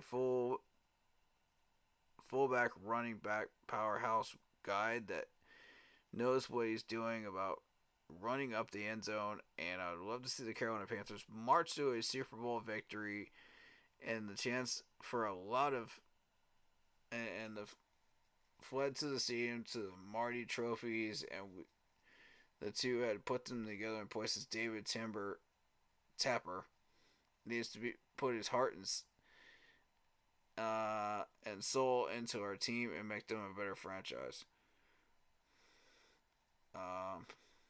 Wow, that was a lot. That was a lot, buddy. But yeah, I could see some of that happening. You know, if we get our offense figured out and we get some of these players back from injury, I can see us surviving this year. And we get Frank out of here, man. We got a solid shot at doing some damage. I truly believe that. You know, and again, David Tepper was not overstepping. The media will have you say, believing that he was overstepping and doing too much as an owner. You know, some of these YouTubers will say the same thing. He was not. Not on this one. Not on this one.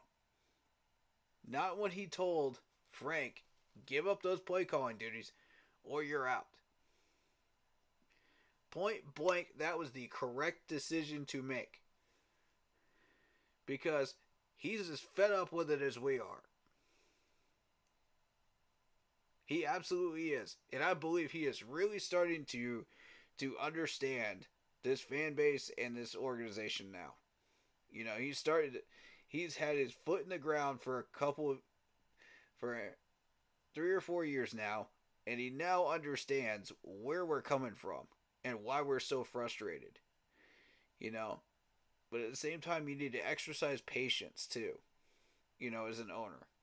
You know, don't try to do too much, but at the same time, when it's needed, put your foot down on the coaching staff. Gotta put that foot down.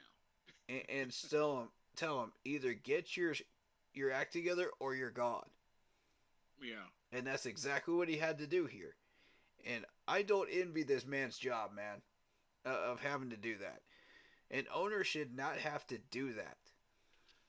You know, these guys should be doing their job to start with. But at the same time, you're like, okay, well, I'm amending my previous mistake. You know, I screwed up. I hired Frank. I understand that I made it a mistake, but I just don't want to say it publicly. So what I'm going to do is I'm going to put my foot down at the proper moment and tell him, look, yeah, this is what we need to do. Don't like it? You know where the door is. Correct thing to do. You know, show mercy, but also be disciplined. And say, look, we're not going to let you do whatever the heck you want in Carolina. This is still my house. And you're going to abide by my rules. Don't like it? You know where the door is. Treat him like a teenager, you know what I mean? And I feel like Frank is just that happy-go-lucky teenager that thinks he can do whatever he wants and say whatever he wants at a press conference and lie to everybody.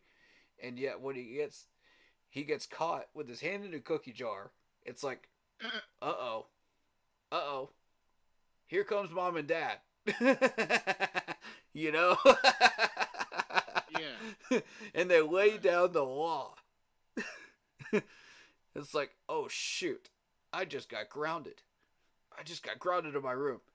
Oh no. Maybe he'll learn something. Maybe he won't. I don't know. Dang. But I mean, at least he's still here. You know, for the people that still want him here. You got your wish.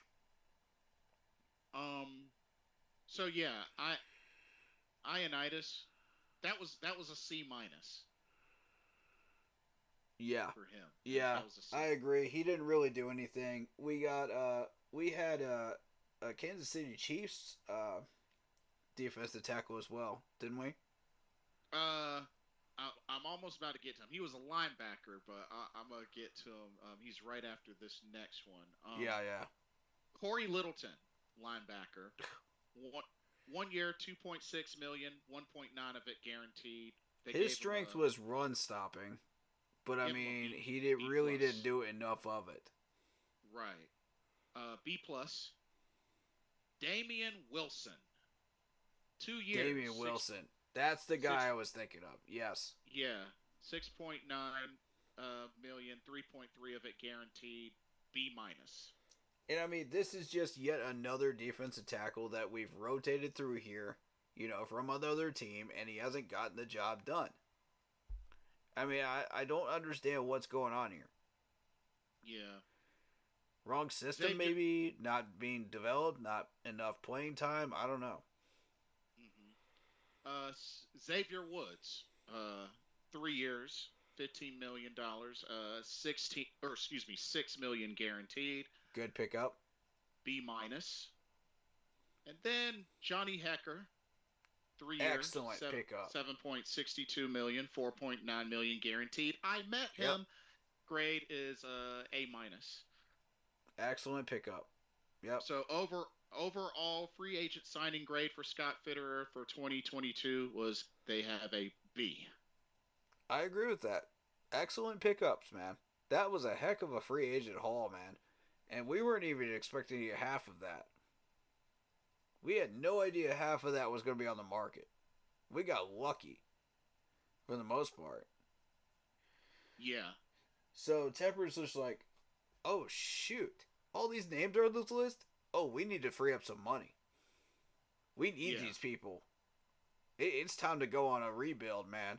This is the time to do it. So, I mean, when it comes to free agency, I mean... All before Frank was hired, by the way. I want to mention that.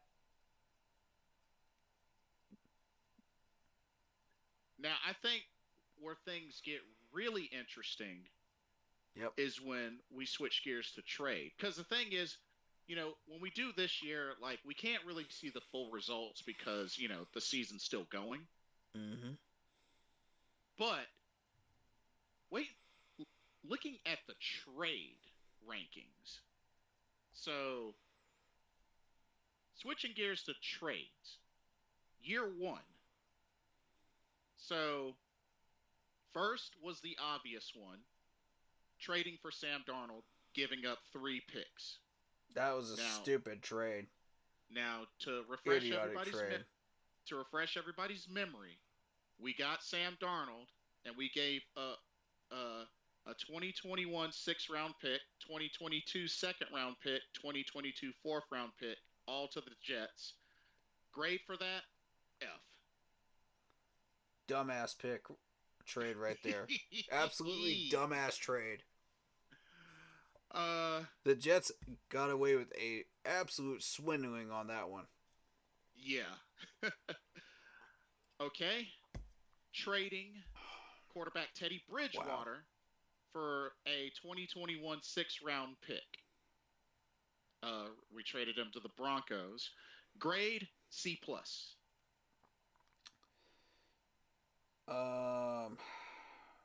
Yeah. Yeah, I guess I can agree with that. Yeah. Panthers trading away Greg Little for a 7th-rounder. Got a 2022 7th-round pick to the Dolphins. Grade a B.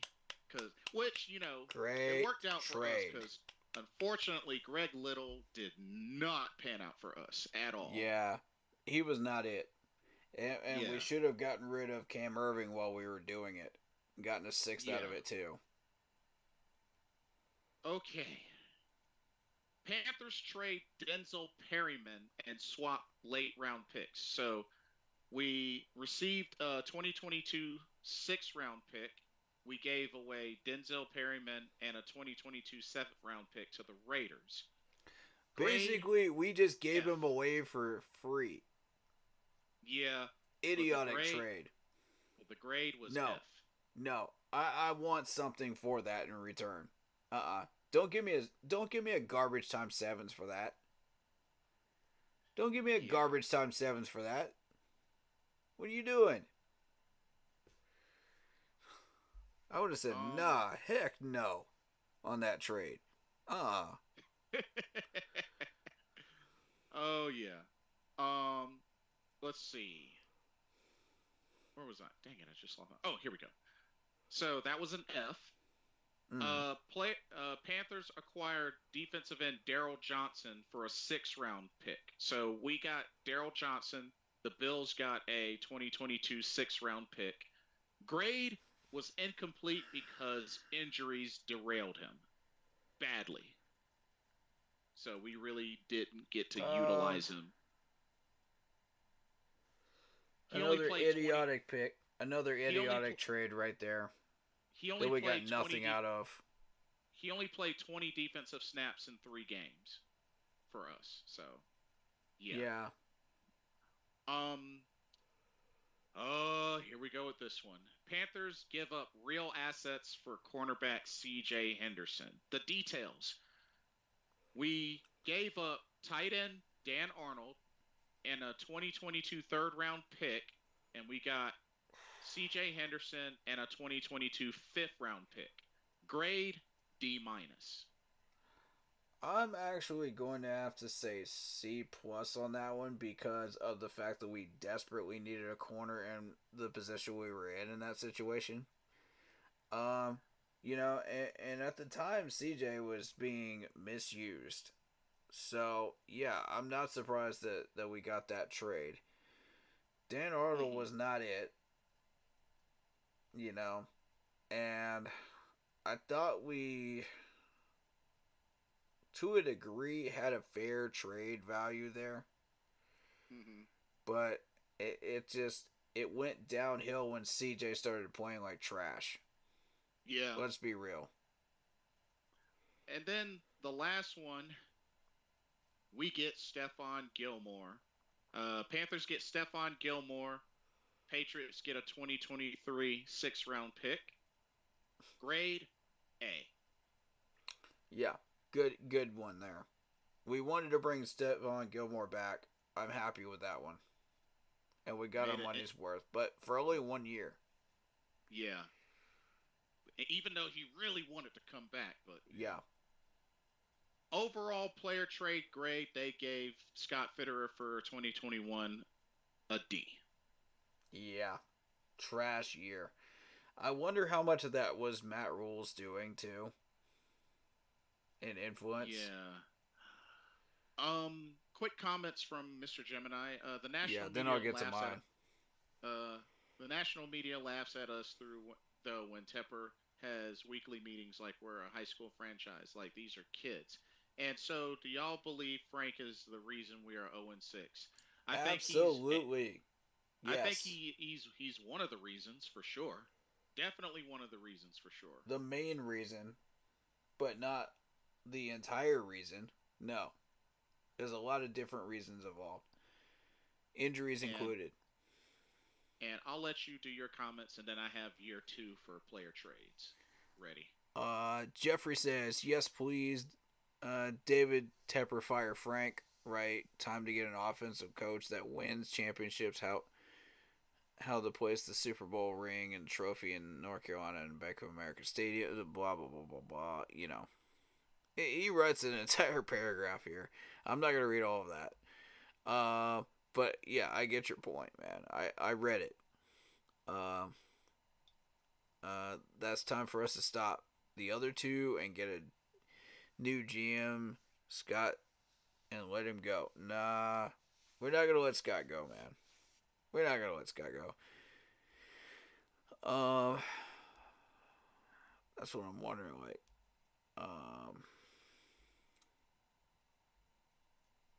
Like who are you talking about that wasn't getting enough snaps, Michael Tillman? I saw that comment earlier. Let's see.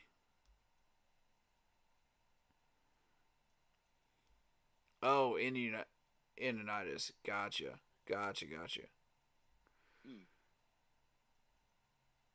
Yeah, I can agree with that. If we come out of the 3-4 and go back to the full time 4-3 and nickel, he will show you. Shoot, that's what I want, man. Yeah, I would like that as well. I've never been a fan of 3-4. Yeah, I'm trying to read these comments, but you know, it's scrolling and it acts weird. Yeah, so, it has on a phone. Movements.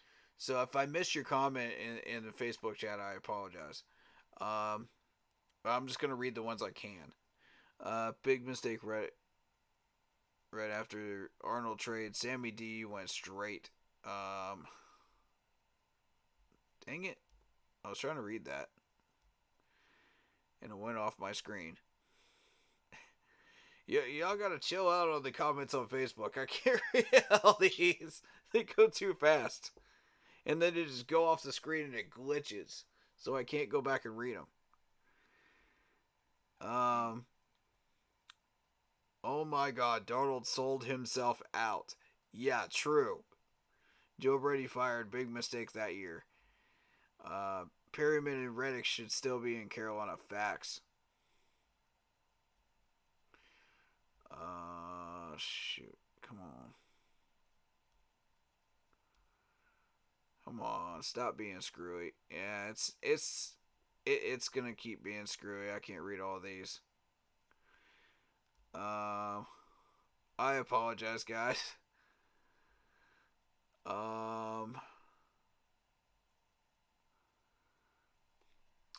Whether I may have anybody found me at Carolina Panthers and Black and Blue, the brand new one. An extra large, keep pounding on the shield, but they need Carolina Panthers. What are you talking about? Like a shirt, hat, something like that, maybe? I don't know. Mom said I could be patient till somebody got me. I don't know. I'm not exactly sure what you're talking about, buddy. Just let me know when you're ready. Oh, Carolina Panther helmet. Gotcha. I haven't seen any helmets that look like that. Have you? With the shield? No, not that I know of. Yeah, me neither. Unless you're just looking for a regular Carolina Panther helmet. I mean, that's one thing. Because they do have that one. And I actually have I have the black one from the Thursday night game. Oh, snap. Signed by Bradley Bozeman himself. Yes, you see it. The Bozeman himself signed this in person. So. That's what's up. I can dig it. You said any kind of Carolina Panthers helmet as long as I could put it on. Yes. Oh. What are you wanting me to buy it for you? I don't have that kind of money, bro. If I had that kind of money, I'd be buying myself one. I'd be buying my buddy Blitz one too. I got a pretty big head, so just I got a big old dome. And probably David one too as well. Yeah, I got a big. But oh, you're talking about a used helmet where you could put up on yourself? Oh, okay. I have no idea. I would try probably some of the sports stores, maybe. Go ask them where you might be able to find one. Okay. Or Amazon. Amazon's pretty good for that stuff. So, ready for year 2? Yeah. Okay. This is a little bit more forgiving. So, Scott Fitterer's second year, player trades. Mm-hmm. First, traded for Baker Mayfield. Of course, we got Baker Mayfield. We sent out a 2024 5th-round pick. Grade C-. Hold it on that one. I never wanted Sam Darnold, and I never wanted Sam Darnold at all. I knew this dude was not the answer for us. I said no to that before we even made the trade.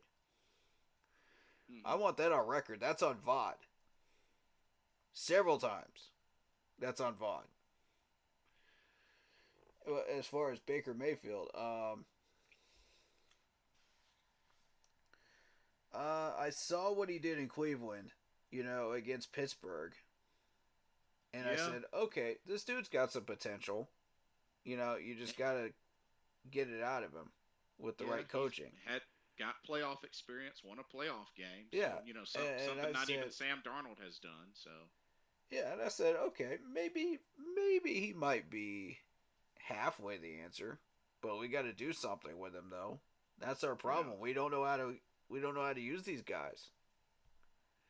And he's only won one game for us. Yeah. So I mean. But I mean, what an epic game against Pittsburgh in that playoff game, though. Right, that is true. Nobody talks about that. Nobody. After all those games that Pittsburgh has demolished the Browns. And I mean, absolutely dug them 50,000 graves and buried different body parts of the Browns in them over the past 50 years. And yet, here comes Baker Mayfield with the Browns, and I stayed up and watched this, and I could not believe my eyes. They were stomping the heck out of him. I was like, finally, justice for the Browns. And in a humongous big way. Man, I was so excited for them, man. I'm not even a Browns fan. I love that for y'all, man. You have waited so long for that to happen. And that's had to be satisfying. Way more satisfying than a Snickers bar. Oh, man. That's funny. But yeah, C-. Yeah. I thought we had something there that we could do something with, but nah. Yeah, unfortunately not. Nope. Here's where it gets interesting. Mm. Unfortunately, Panthers traded away Christian McCaffrey. So Panthers sent out Christian McCaffrey. In return, we got a 2023 second round pick, a third round pick, a fourth round pick, and a 2024 fifth round pick. and the grade for that was a B. Oh my God. You gotta see the value in that trade right there. That is a lot of picks. Yeah. That's a heck of a lot of picks. He was a generational talent, and he still is. Yep. And I mean, who's winning that trade right now? Right now, it's not San us. Fran. Not us. You know, McCaffrey, he did suffer an injury, but I don't think he's going to be out long. No first round pick, though. Man, it doesn't matter. It doesn't matter. Oh, man. Jeffrey says, how did y'all like that Jacksonville beat the Saints tonight? Wasn't that cool? I was going for the big thing. Yep. True. It helps. I had a feeling that Jacksonville would win that game. I just had a gut feeling, dude. Yeah. Niners, but CMC just got hurt. Oh, yeah, that's just an oblique injury, though. He'll be back. Yeah. Let's see. What do you think about Caleb Williams being our quarterback of the Carolina Panthers that could come in there and turn a lot of things around? Would you like to have him? Caleb Williams. I don't even know who that is, bro. To be honest. Wasn't there a word that said that he wanted ownership, part ownership of whatever team he gets drafted to? Oh God, no.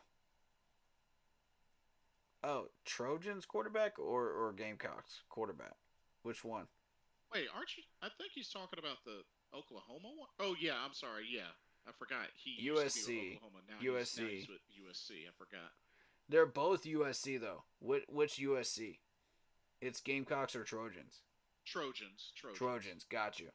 I don't pay attention to the Trojans. That's why I missed his name. Okay. Of course, another Heisman winner. He messed up his draft. Trojans. Yep.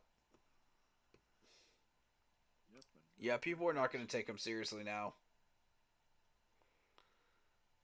But He's going to drop. Yeah, there was something mentioned. You talking about he won't part ownership or whatever. Yeah, what team in the that drafts him? absolute heck are you asking for? Do you realize what you're asking for? You don't even know what things are like at the NFL level. You're not even getting paid yet, and you want partial ownership of an NFL business that you know absolutely nothing about how it's actually run. Like, what makes you think that this is a good idea? What kind of pipe are you smoking that makes you think that that's a good idea? Wow. Not us. Nope. We already got our quarterback. Thank you. Next. Apparently, there's a clip of Derek Carr getting pissed at Chris Olave. He threw a deep ball, and I guess he was yelling at Olave, saying that he, was supposed to keep running his route, and it just seemed like he slowed down because, A Cali pipe.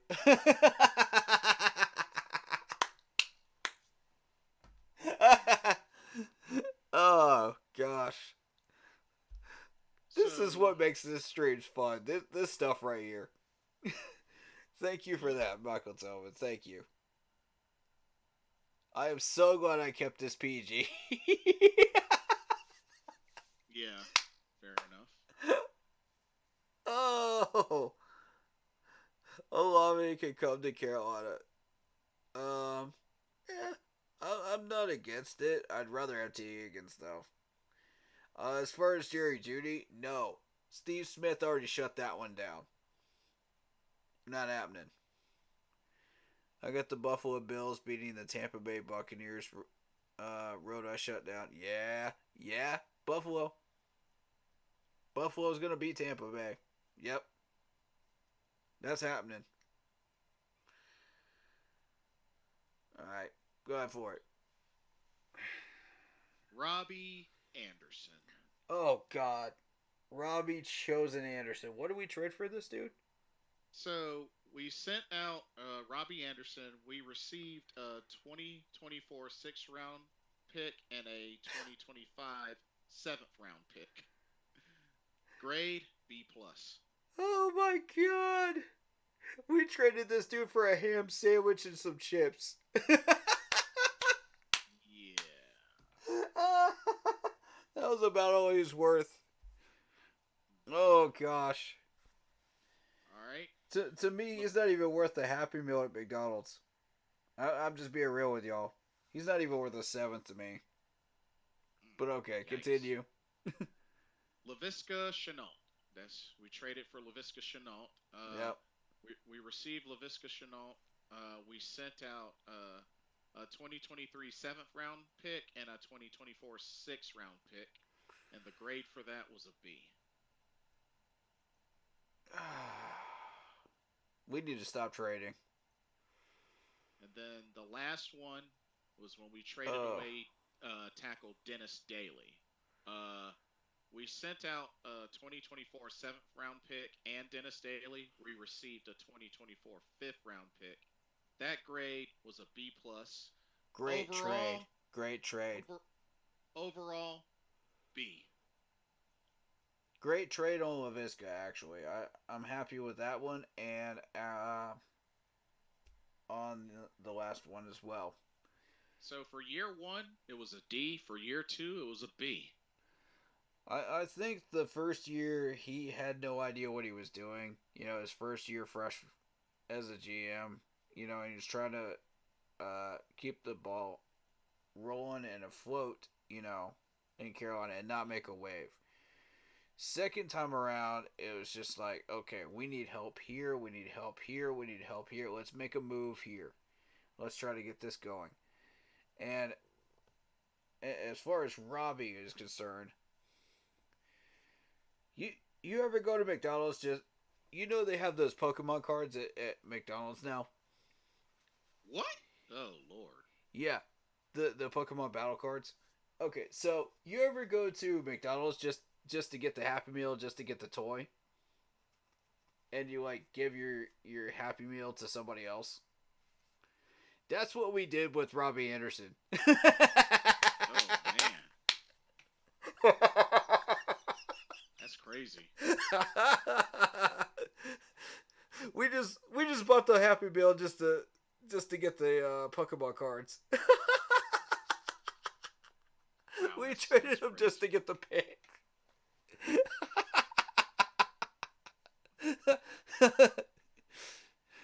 Dude's not even worth the paper the Pokemon card was printed on. You traded him. You're gonna have a wide receiver that has a fight with a head coach. Oh my God, dude, you're not worth it. You're not worth the value we got back in return. I'm sorry, you're not. Oh, Lord have mercy, Robbie. But so and what has he done since he's been traded? Still nothing. By the way, I know he went to great trade. We get a free sixth out of that.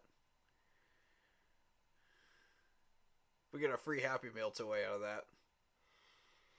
What has Robbie done since? He hadn't done jack in Arizona. Played in 10 games.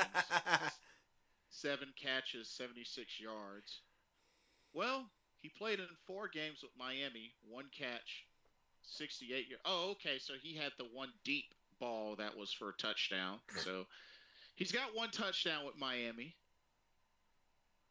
It wasn't 48 hours before he was gone to the Cardinals. Exactly. Yeah. I mean, if anyone didn't see that coming, come on now. Oh my goodness. I was so happy to see him gone.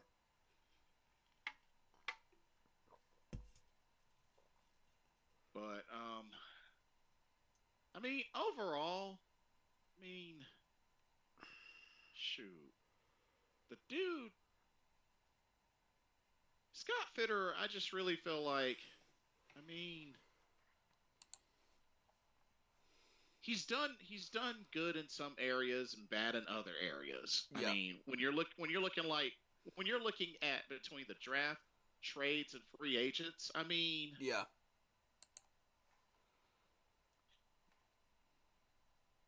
Some he did better than others.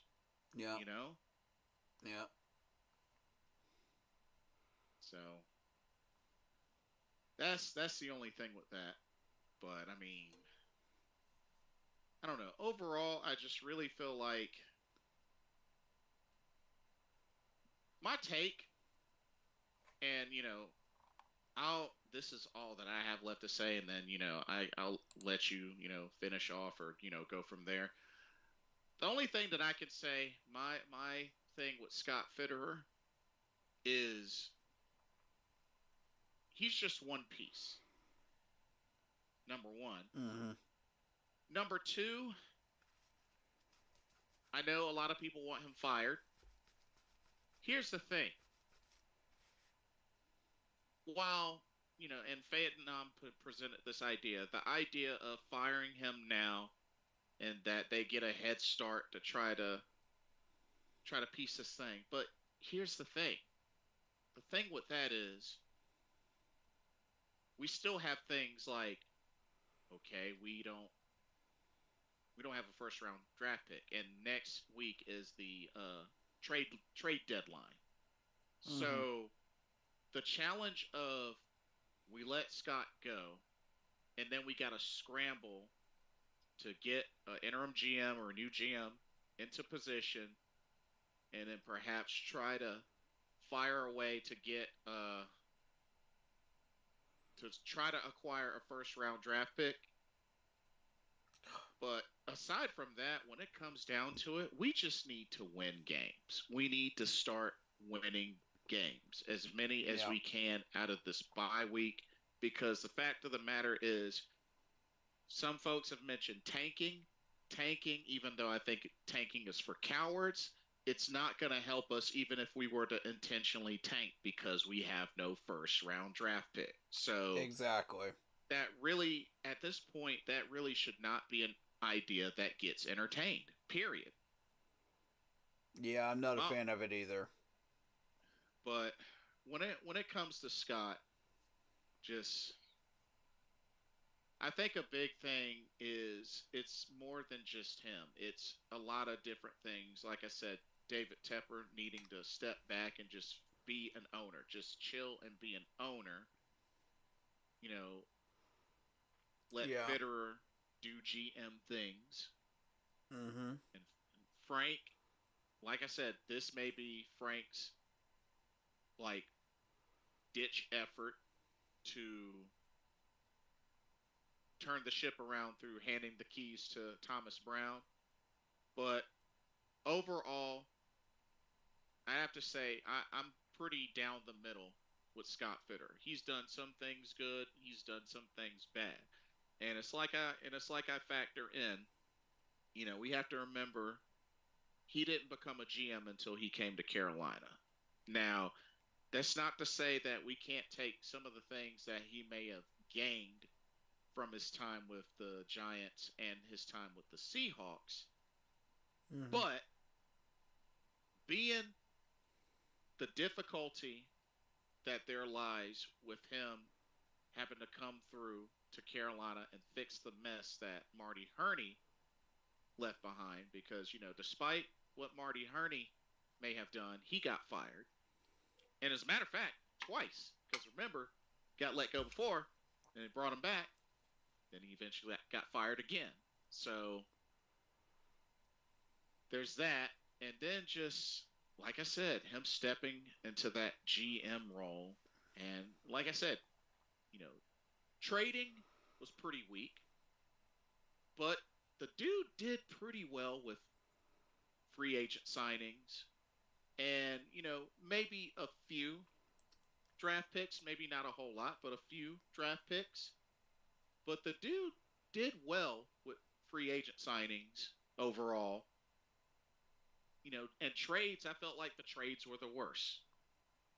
So, I mean, that's the way I look at Scott Fitterer. But if you ask me, I'm okay with just letting him finish the season, at least finish the season, just to see what we can get done, where we're really gonna end up being at the end of the season. Because I really don't think firing him now and letting somebody step in, I really don't think that's gonna change anything right now. Like, I don't think it's gonna really matter that much right now. But I think end of the season, if that's what they want to do, so be it. But that's all I got for Scott Fitterer. Like I said, I'm pretty 50-50 on it. But that's all I got. All right, it's all you. I got a couple of comments, and then I'll get to the point I want to make. Yeah, go for it. It's all you. What happened to Josh Norman? He's a free agent. Currently? Yep. Oh, no, he's with the Bills. He's with the Bills. He got picked up by the Bills, yep. Yeah. Mm-hmm. And we didn't give him even a courtesy phone call? Not even to see how he's doing. Like, are you kidding me? Dirt cheap. Come on. We could get him for the price of a low price of a Subway sandwich and a bag of chips. Wouldn't you want that? One of the best corners in the league?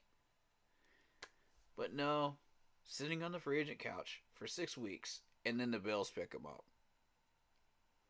This is just sad. Either that or he was still working at his barista, one of the two. Do y'all know that we had a shot at Bradbury in the free agency as well? And we skipped out on that too? That makes me even more mad. Yes, James Bradbury. We could have brought him back. Not even a phone call.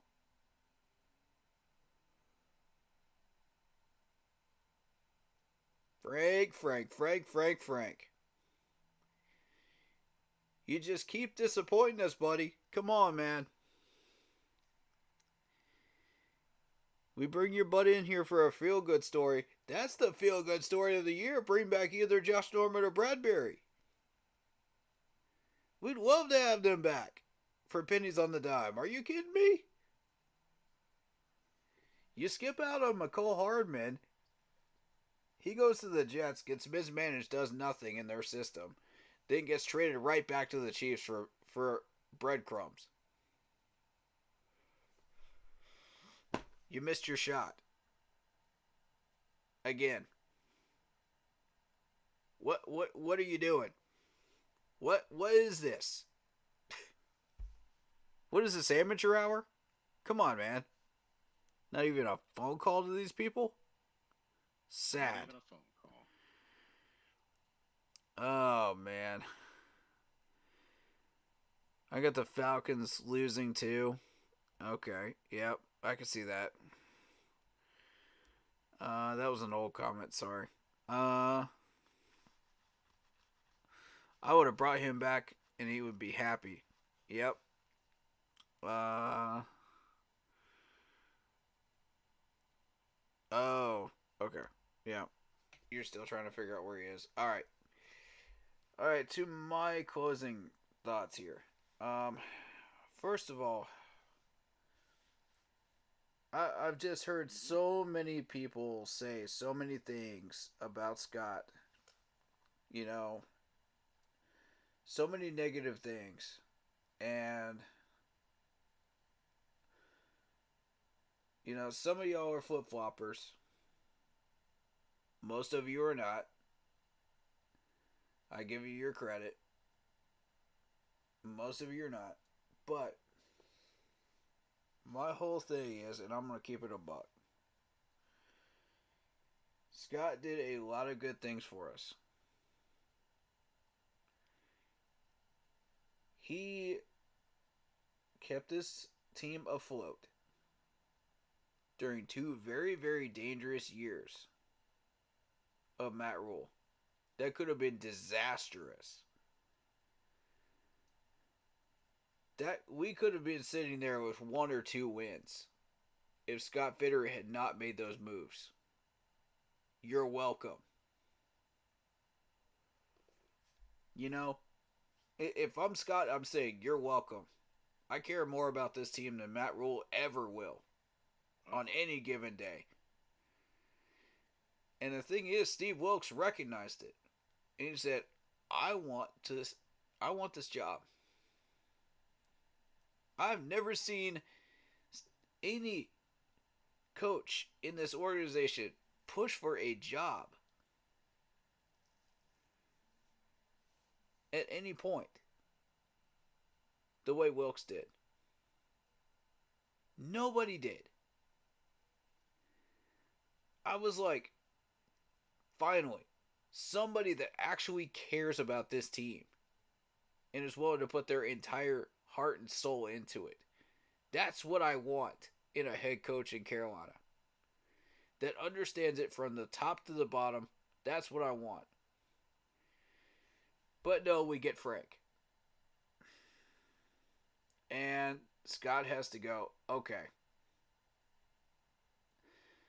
Another year of mend the boat. Got it. But at this point, he's had a little bit of experience. So he says, okay, I'm going to take some money out of people's contracts. And I'm going to go fill out this team myself. Because I've got the power to do this now. I've got the freedom to do this. They took off the training wheels. I'm ready to go. Let's do this. You know, the lion is officially out of the cage. So he builds this beautiful 9 to 10 win roster on paper. You know, and that's taking into consideration injuries and a rookie quarterback. All right? And somehow Frank manages to ruin all of it. All of it. And bring us to an 0-6.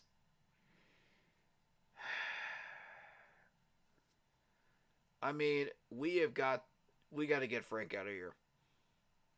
He's a walking disaster as a Panthers head coach. Now, I respect him as a person. You know, on the street, I would have a conversation with him. But as a head coach, that's what we're judging you for, bro. That's what your job is. And we care deeply about this team, and we care deeply about this organization, and you are ruining it. You are ruining everything Frank just built for you. It's despicable. $70 million plus or minus some.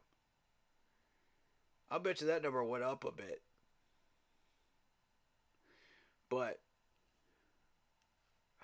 and somehow we're $8 million in the black. I don't know how. Somehow we still have the top scoring offense in the entire NFC South. Please tell me how. That's still really weird. You can't sell me on the fact that the entire NFC South's offense sucks.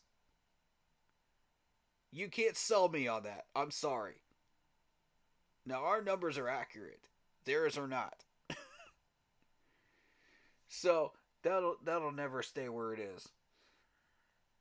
But if you're going to tell me we have that easy of a shot to dominate this division, $70 million roster, and we cannot take advantage of it,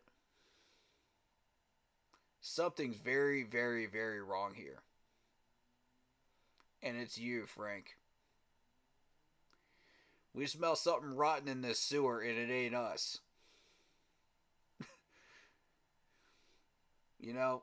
And these players are playing their hearts out for this team, man. And I say, all of these guys have talent. This roster looks great. Be patient.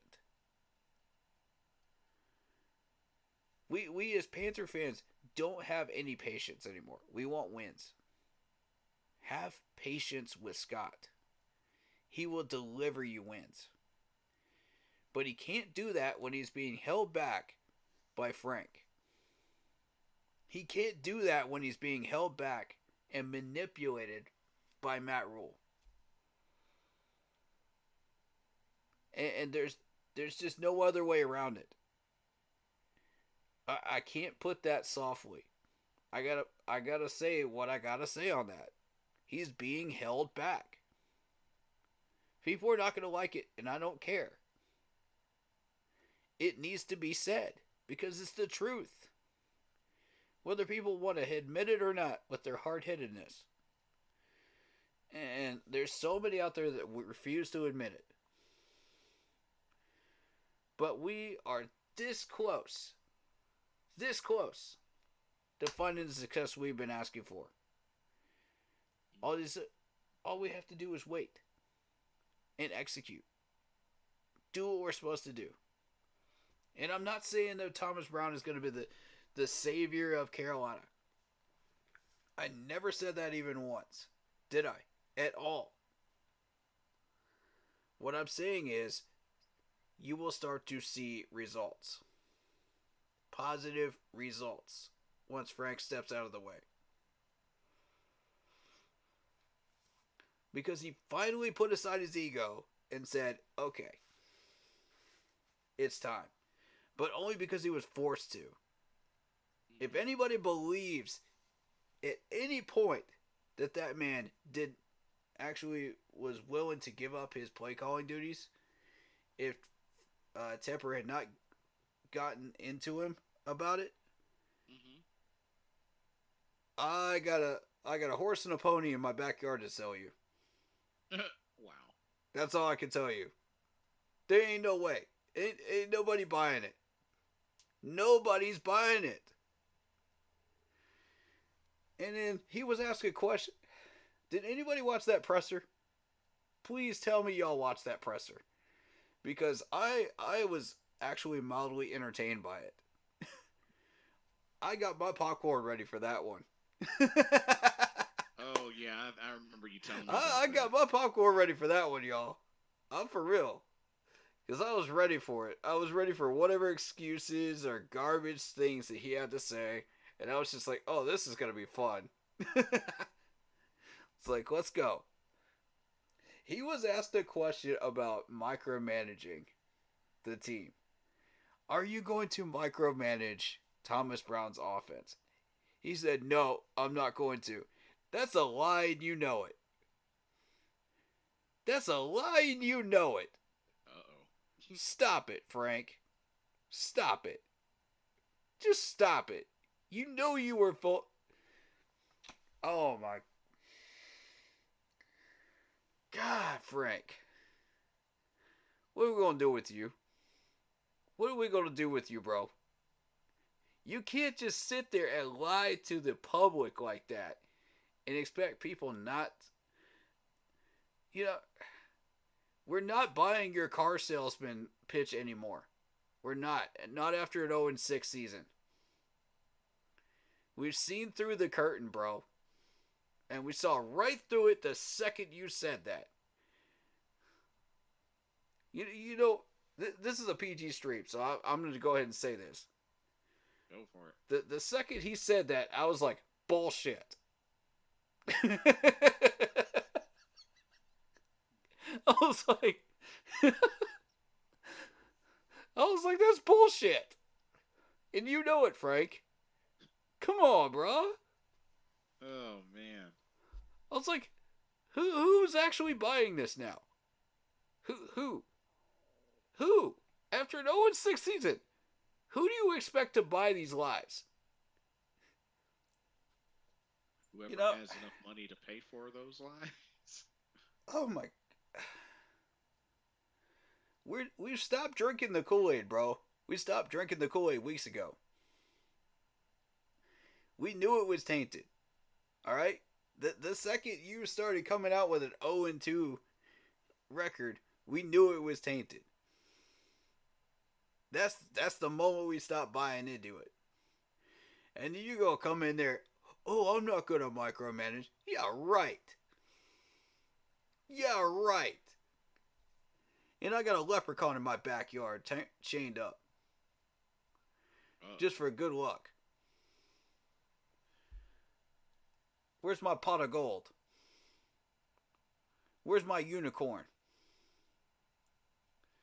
Where's my flying dragon? Come on, bruh. Are you serious?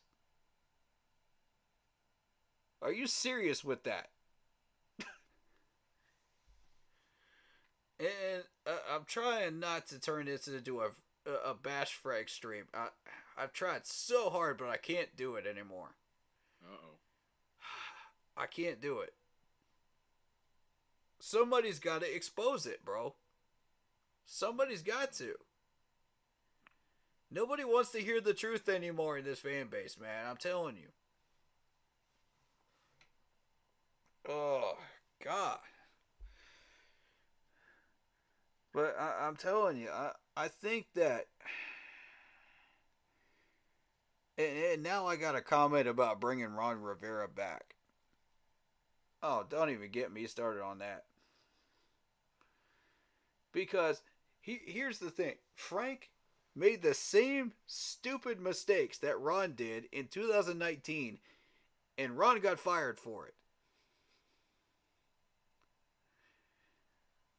But you're going to sell me on the fact that Frank is the savior of Carolina. Oh, he's going to change everything. Man, we done heard this story already. We done heard this fairy tale already. We heard that from Matt Rule. Right. You know, like, nobody's buying it anymore, bro. You know, it's like the kid who cried wolf, you know? Yeah, the boy who cried wolf, yeah. The boy who cried wolf. We're not buying it anymore, bro. Stop selling us feel-good stories, Mr. Tepper. We don't want that. We want wins. We've been wanting wins from the very beginning. And we still want wins. We're never not going to want wins. We're not going anywhere. You know, we're only going to hit you in the pockets if you keep doing this garbage and hiring the wrong people. And I'm telling you, that seems to be the only language you understand. And I hate to say that. I hate to be that way as a Panthers fan, but it's starting to feel like that's true. You know what I mean? Because it worked the first time when we got rid of Matt Rule. Right. And I hate to go back to something that works, but how do you expect to get change in Carolina? But I'm glad you finally listened to me, though, Mr. Tepper, because now we can start to do something in Carolina. Now we can start to make some noise. And I didn't want to have to be that person that says, oh, hit them in the wallets, you know, because that's not who I want to be as a Panthers fan. I don't think any of us do. We all want to go to games. We all want to be entertained, even if we lose. You know, we want to be entertained. Right. We want to be entertained. I can agree. Yeah. Do you think it's time for a new owner?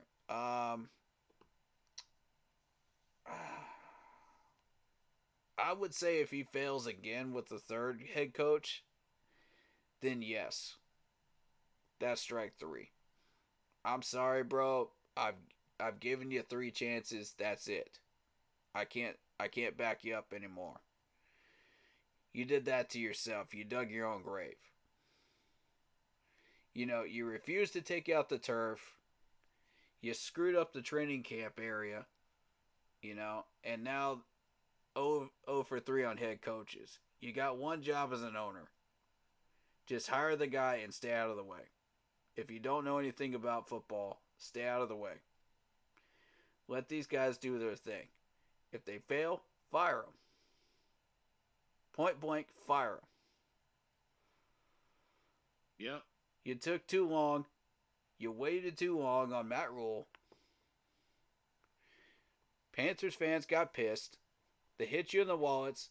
You couldn't do anything but fire them. Right. And we're back to this point again now with Frank. Please don't make the mistake of waiting until year 2 to fire this dude mid-season. Take care of it now while you got a chance at the end of the year. Do not let this man see another offseason, because he will screw this team up. I don't want him touching the combine. I don't want him touching the scouting. I don't want him touching the draft. None of it. Not again. He's done enough damage here. Let him go. Let it go.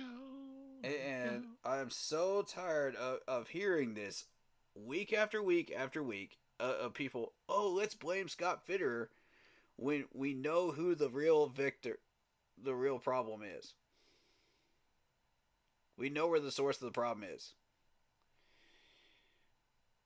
Listen, man, when you're an apple orchard person, okay, and you have all the right seeds and all the right stuff, you watered your plants, you expect to get results out of it, and when the fruit is rotten because you're a terrible farmer, you have only yourself to blame. I'm sorry, Frank, but it's true. You know, and with all due respect, I know you're a good man, and I know you're a Christian man. And I wish you the best. Mm-hmm.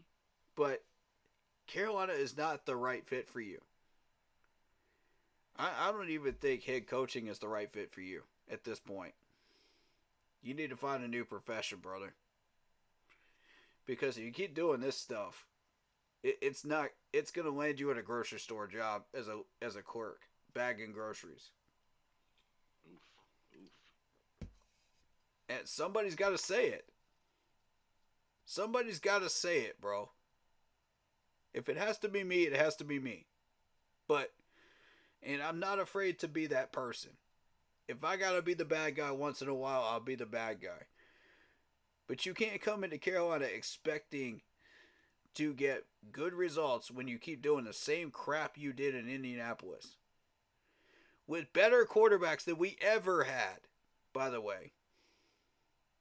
Mm-hmm. And then everybody wants to use Scott as the scapegoat. Here's the thing.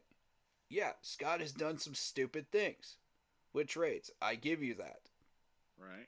Yes, he has picked up some busts in the draft. Yep. I get that. But he's not the one that is causing the stumbling block right now when we clearly have the talent on paper to win games. Clearly. I don't care what Phaenom says. We clearly have the talent. Go look at the numbers. It takes a quick 5-second Google search for each one of these players. And you tell me whether we have the talent or not. You tell me whether these players were managed correctly or not. And I'm not saying that this is, you know, the end all be all as far as like whether we should make a decision on Scott or not. Right. You know, it's a large scope of things. And we talked about a lot today. That we did. You know, And my personal belief is, if you really want him gone, present some names. Present some names. And tell me why you think they are better than Scott is right now. Because otherwise, you're stuck with Scott. And we either sink or we swim. One of the two. And I believe in Scott right now. I believe that what he is doing is trying to save this franchise. When everybody else was low, depressed, feeling heartbroken in the locker room, the coaching staff, everything. Even the ownership was depressed. This man saved our boat. He saved our franchise by making those trades.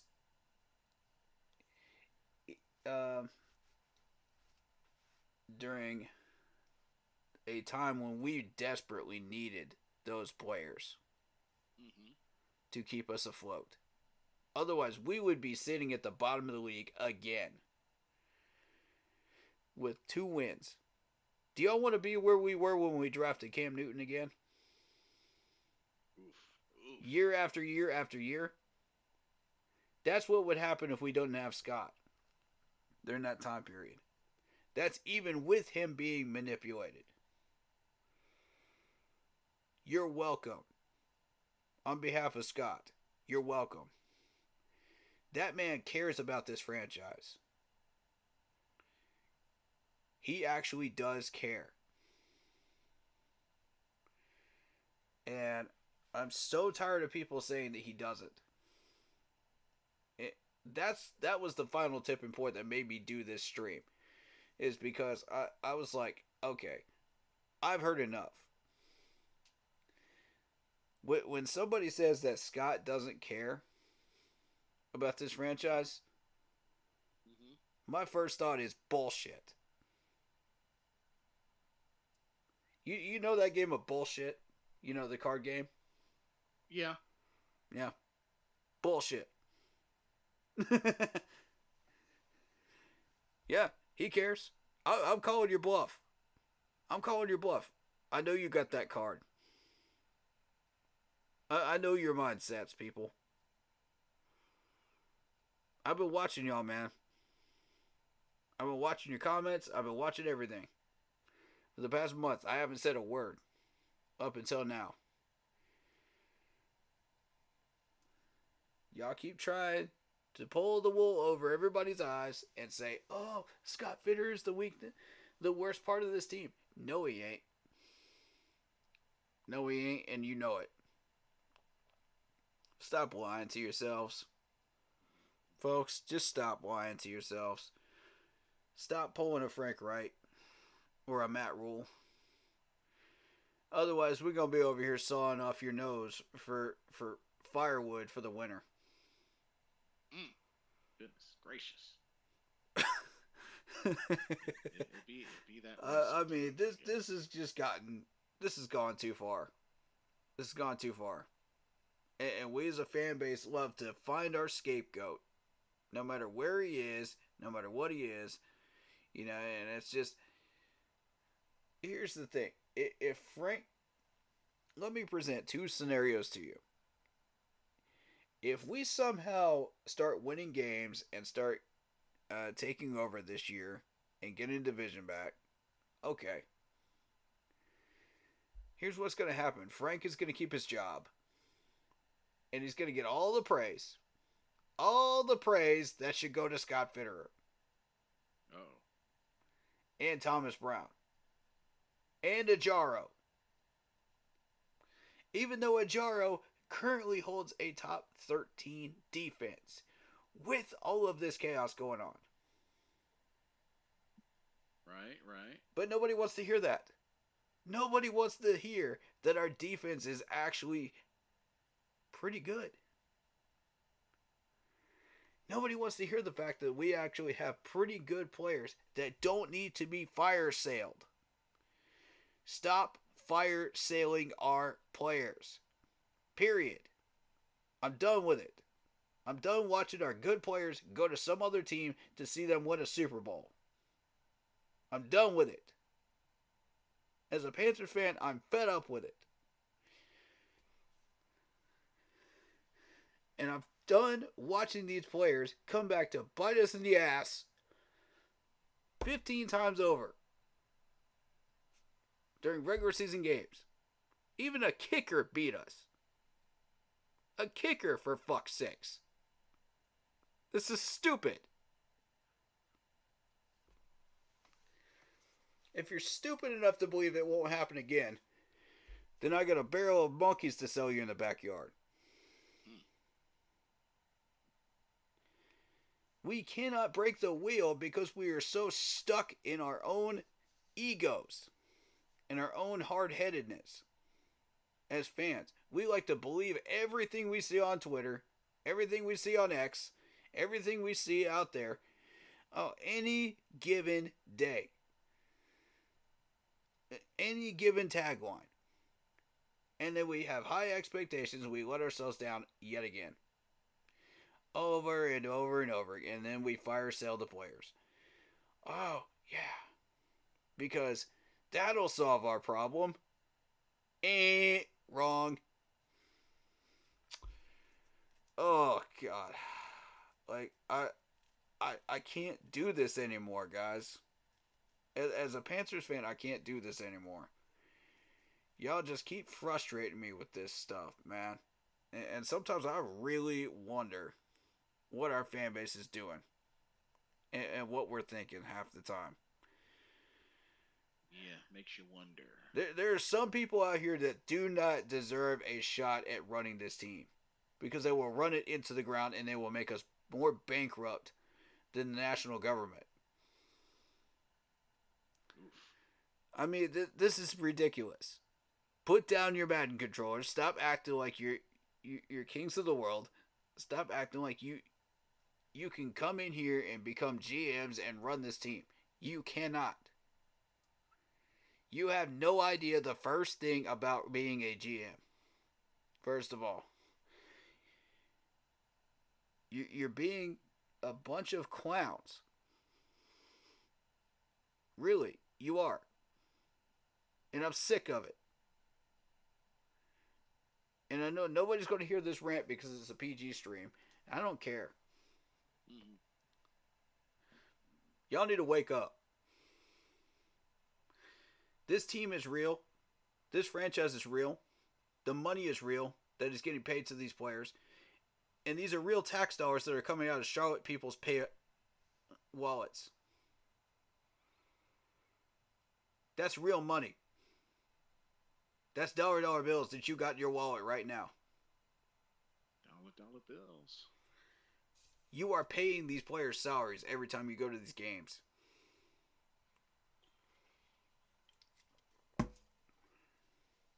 Start waking up and realizing the truth about this organization, please. Because it's not going to go anywhere. It's going to stay right here. We ain't moving. We ain't moving out of Charlotte. Y'all need to stop that fairy tale too. That's a lie and a half. We ain't moving out. I wouldn't want them to move out of Charlotte. No way. We ain't moving. You know, and I honestly believe that Frank is the source of the problem. And we're going to start seeing results. Here's the thing. Did you guys notice that Mr. Tepper was only having meetings with Frank? What does that tell you? Everybody else is doing their freaking jobs. It's only him. I mean, use context clues, please. Folks, put the pieces together. It's not hard. And y'all all want to blame Scott. Scott's the problem. Scott's this. Scott's that. Man, listen, man. This franchise would be at the rock bottom of the barrel without Scott. You think we're low right now? Try going through this without him. Try going through this without Hassan Reddick. Try going through this without a DJ Moore. You know. Try going through this without a CMC. Oh, hey, the Bears know what that feels like. The Jets know what that feels like. We might as well be them. We keep going down this train. Y'all really want that? Fire selling players, that guarantees us a winless season. Is that what you want? It doesn't get us anything. Newsflash. We don't have a first round. We keep telling you that, but you don't want to listen because you're so hard-headed and you keep talking about tanking. Oh, gee, but we're going to get this point. No, we aren't. No, we aren't. Y'all are delusional if you think we're getting anybody in the first round. Delusional. I said it. Delusional. Definitely not looking that way, that's for sure.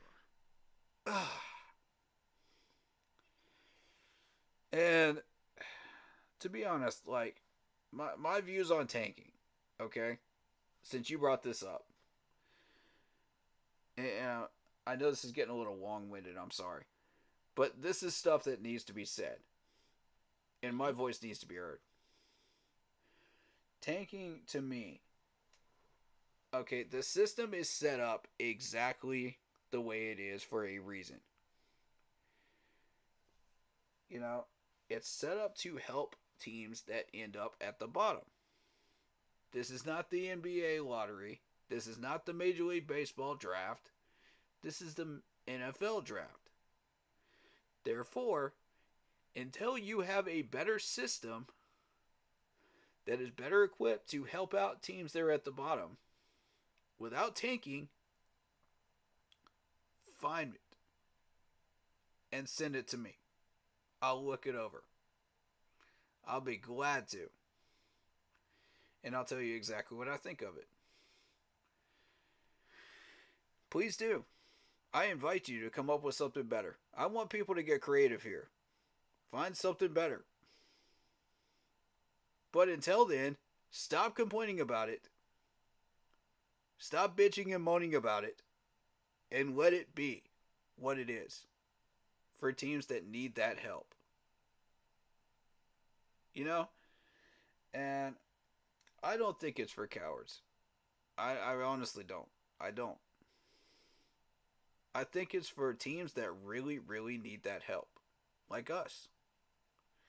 We keep putting ourselves there, you know, in the top 10 for a reason. And until we figure out how to get ourselves out of that situation, we're going to continue to be here. It is what it is. As John Fox likes to say. And I love that phrase. I'm going to continue using it. I don't care. This situation is what it is. Until you change it. So what are you going to do about it? You're going to sit there, bitch, moan, and complain about this and this and that, and then blame everybody but the problem? Or are you going to fix it? You're going to come up with solutions, and you're going to come up with names that help fix this problem. Choice is up to you. I'm just a typical Panthers YouTuber that's just fed up. I do this for free. I don't have to do this. I do this for free. Y'all wanted my opinions? You got them. Solicited or not, you got them. You know, and I care about this team enough to give my opinions every day. Mm-hmm. Every day. Not just on stream, but off stream too. I take time out of my busy schedule, out of my off stream schedule, to do this for you. Because I care. What's wrong with caring about this organization? Just a little bit even. Enough to fix it. Instead of sitting on the problem and repeating it, rinse and repeat, rinse and repeat, rinse and repeat. Those of us that actually do care about this organization really are trying to come up with solutions. The rest of you are just sitting there complaining about it. So instead of spinning the wheels, come up with some solutions. Instead of complaining, instead of acting like fools and arguing with each other, let's respect each other. I'm sick of that too. Year after year after year, bad seasons, I get to watch this fan base just tear each other apart. Yeah, limb from limb. Has been a thing. Limb from freaking limb. And I'm sick of it. Somebody's got to say it. I will. I'll be that guy. I will be that asshole. Lay it on me. But somebody's got to say it. You know, I'll be that scapegoat for you. If that's what it needs to be. But I will say it. And I will be heard for it. So, until we can find solutions, it's going to be more of the same. Until we fix these problems, it's going to be more of the same. So, as far as I'm concerned, do what you want to with your own streams. I don't care.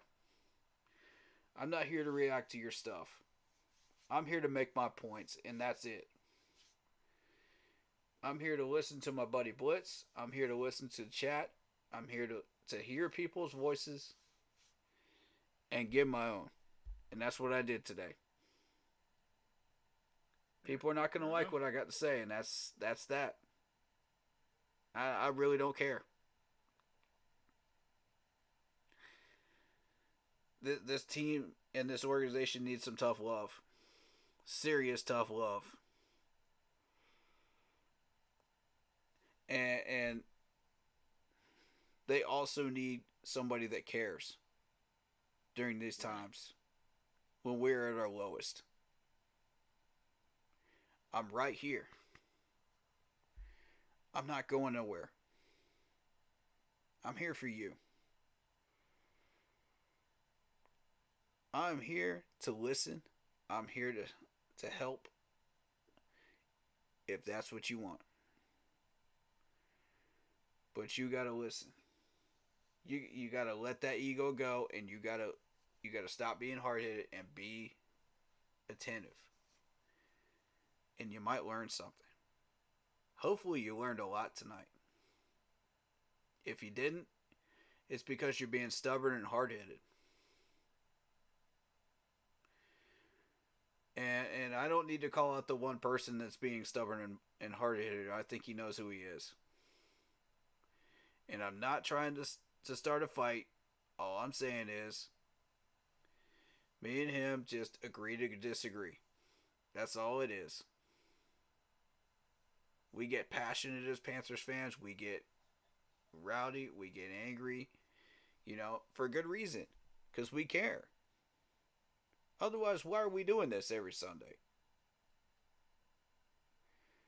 Shoot, if I had a choice, I wouldn't have watched that Dolphins game. If I didn't feel a certain type of way, man. You know? I wouldn't have wasted my time with that. That was garbage. But I do this for you. He does this for you. So hit that like button, hit that sub button, please. Show us some love. Show all these YouTubers some love, man. And all of these YouTubers are putting up with this crap for you. Show us all some love, man.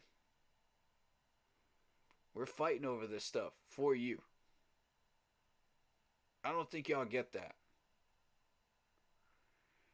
It's time for a wake-up call, Panthers Nation. Really is. Wherever you are in the world, it's time for a wake-up call. We are as tired of this shit as you are, and we want solutions. So, yeah. Until then, what are you going to do about it? Words are not good enough anymore. Actions are what we want. Give us wins, please. We're desperate. Yeah. Scott's doing his best for you. Don't blame him. Yeah, he's fucked up. So is everybody else in this organization the last 7 years. But at least he's freaking trying.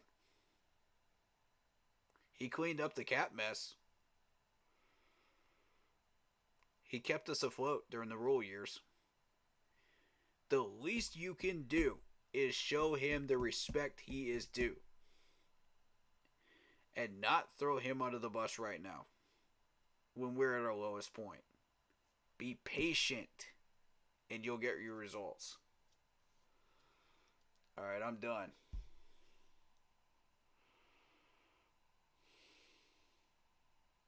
Ladies and gentlemen, I want to thank everybody for participating in this debate, whether you were in the Zoom or in the chat. It was good to really hear everybody just, let loose. And like I said, I'm thankful that, we were all able to get through this. Nobody was, harmed or anything like that. So, thank all of y'all for that. Mm-hmm. But I mean, I know this is a bye, so I know folks can, relax a little bit, but just gotta hope for the best and just keep our heads up as best as we can. But yeah, there is light at the end of the tunnel. Keep believing. Keep the faith. But let's keep an eye out for whatever's to happen. And if anything, I will say, let's root Thomas Brown on. Let's see what he can do. Let's see what he can do. Let's hope and pray that we get folks back healthy. I know we've been dinged up with the injury bug. It's annoying, but hopefully we can get some folks back. This extra week off, and then when the time comes, get ready for the Texans. Yeah. There's a lot to look forward to. There's still a lot of this season left to play. We are not done yet. I want to reiterate that to the players, to the whole fan base, to everybody. We are not done yet. Keep playing. Keep fighting. And most of all, keep pounding. Exactly. Because when it all comes down to it, even for the biggest victories, sometimes it takes going through some sufferings, and we don't always know the length of those sufferings, unfortunately. But one thing's for sure: when the victories do happen, they topple the suffering. So, facts. How bad do you want it? Well, how bad do you want it? We shall see. Mm-hmm. But Corey, where can they find you? Keep pounding in all caps on YouTube. And if you can't find me on YouTube because of the algorithm, go to the Facebook group pages for Keep Pounding in all caps. That's Facebook group pages. I want to make sure that's perfectly clear. Cool deal. And like I said, hopefully this will be a pretty chill week. But then, time will come where we gotta, get back to it. Get ready for Houston. Well, at least that'll be a home game. That'll be a home game. So yeah, there's that. Yeah. But we hope everybody have a blessed weekend, and Once again, thank y'all so much. Be sure to check out the link in the description to Game Beauty. Check that out. Don't forget to use the promo code for 10% off. And thank y'all so much once again for joining, for watching, and shout out to those that may be watching the archive via my channel or Corey's channel. Yep. Take your pick. Anyway, this has been another Carolina Panthers live stream brought to you by Blitzball Champ Gaming and the Keep Pounding podcast. We are your hosts, Blitzball Champ. Keep pounding. Thank y'all so much. We will see y'all in the next Carolina Panthers Talk live stream. Take care. Have a blessed weekend. Later.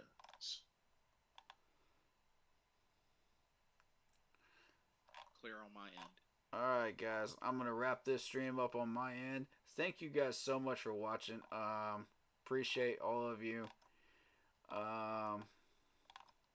It's been a very entertaining stream. And hopefully things will turn back around, man. Hopefully. But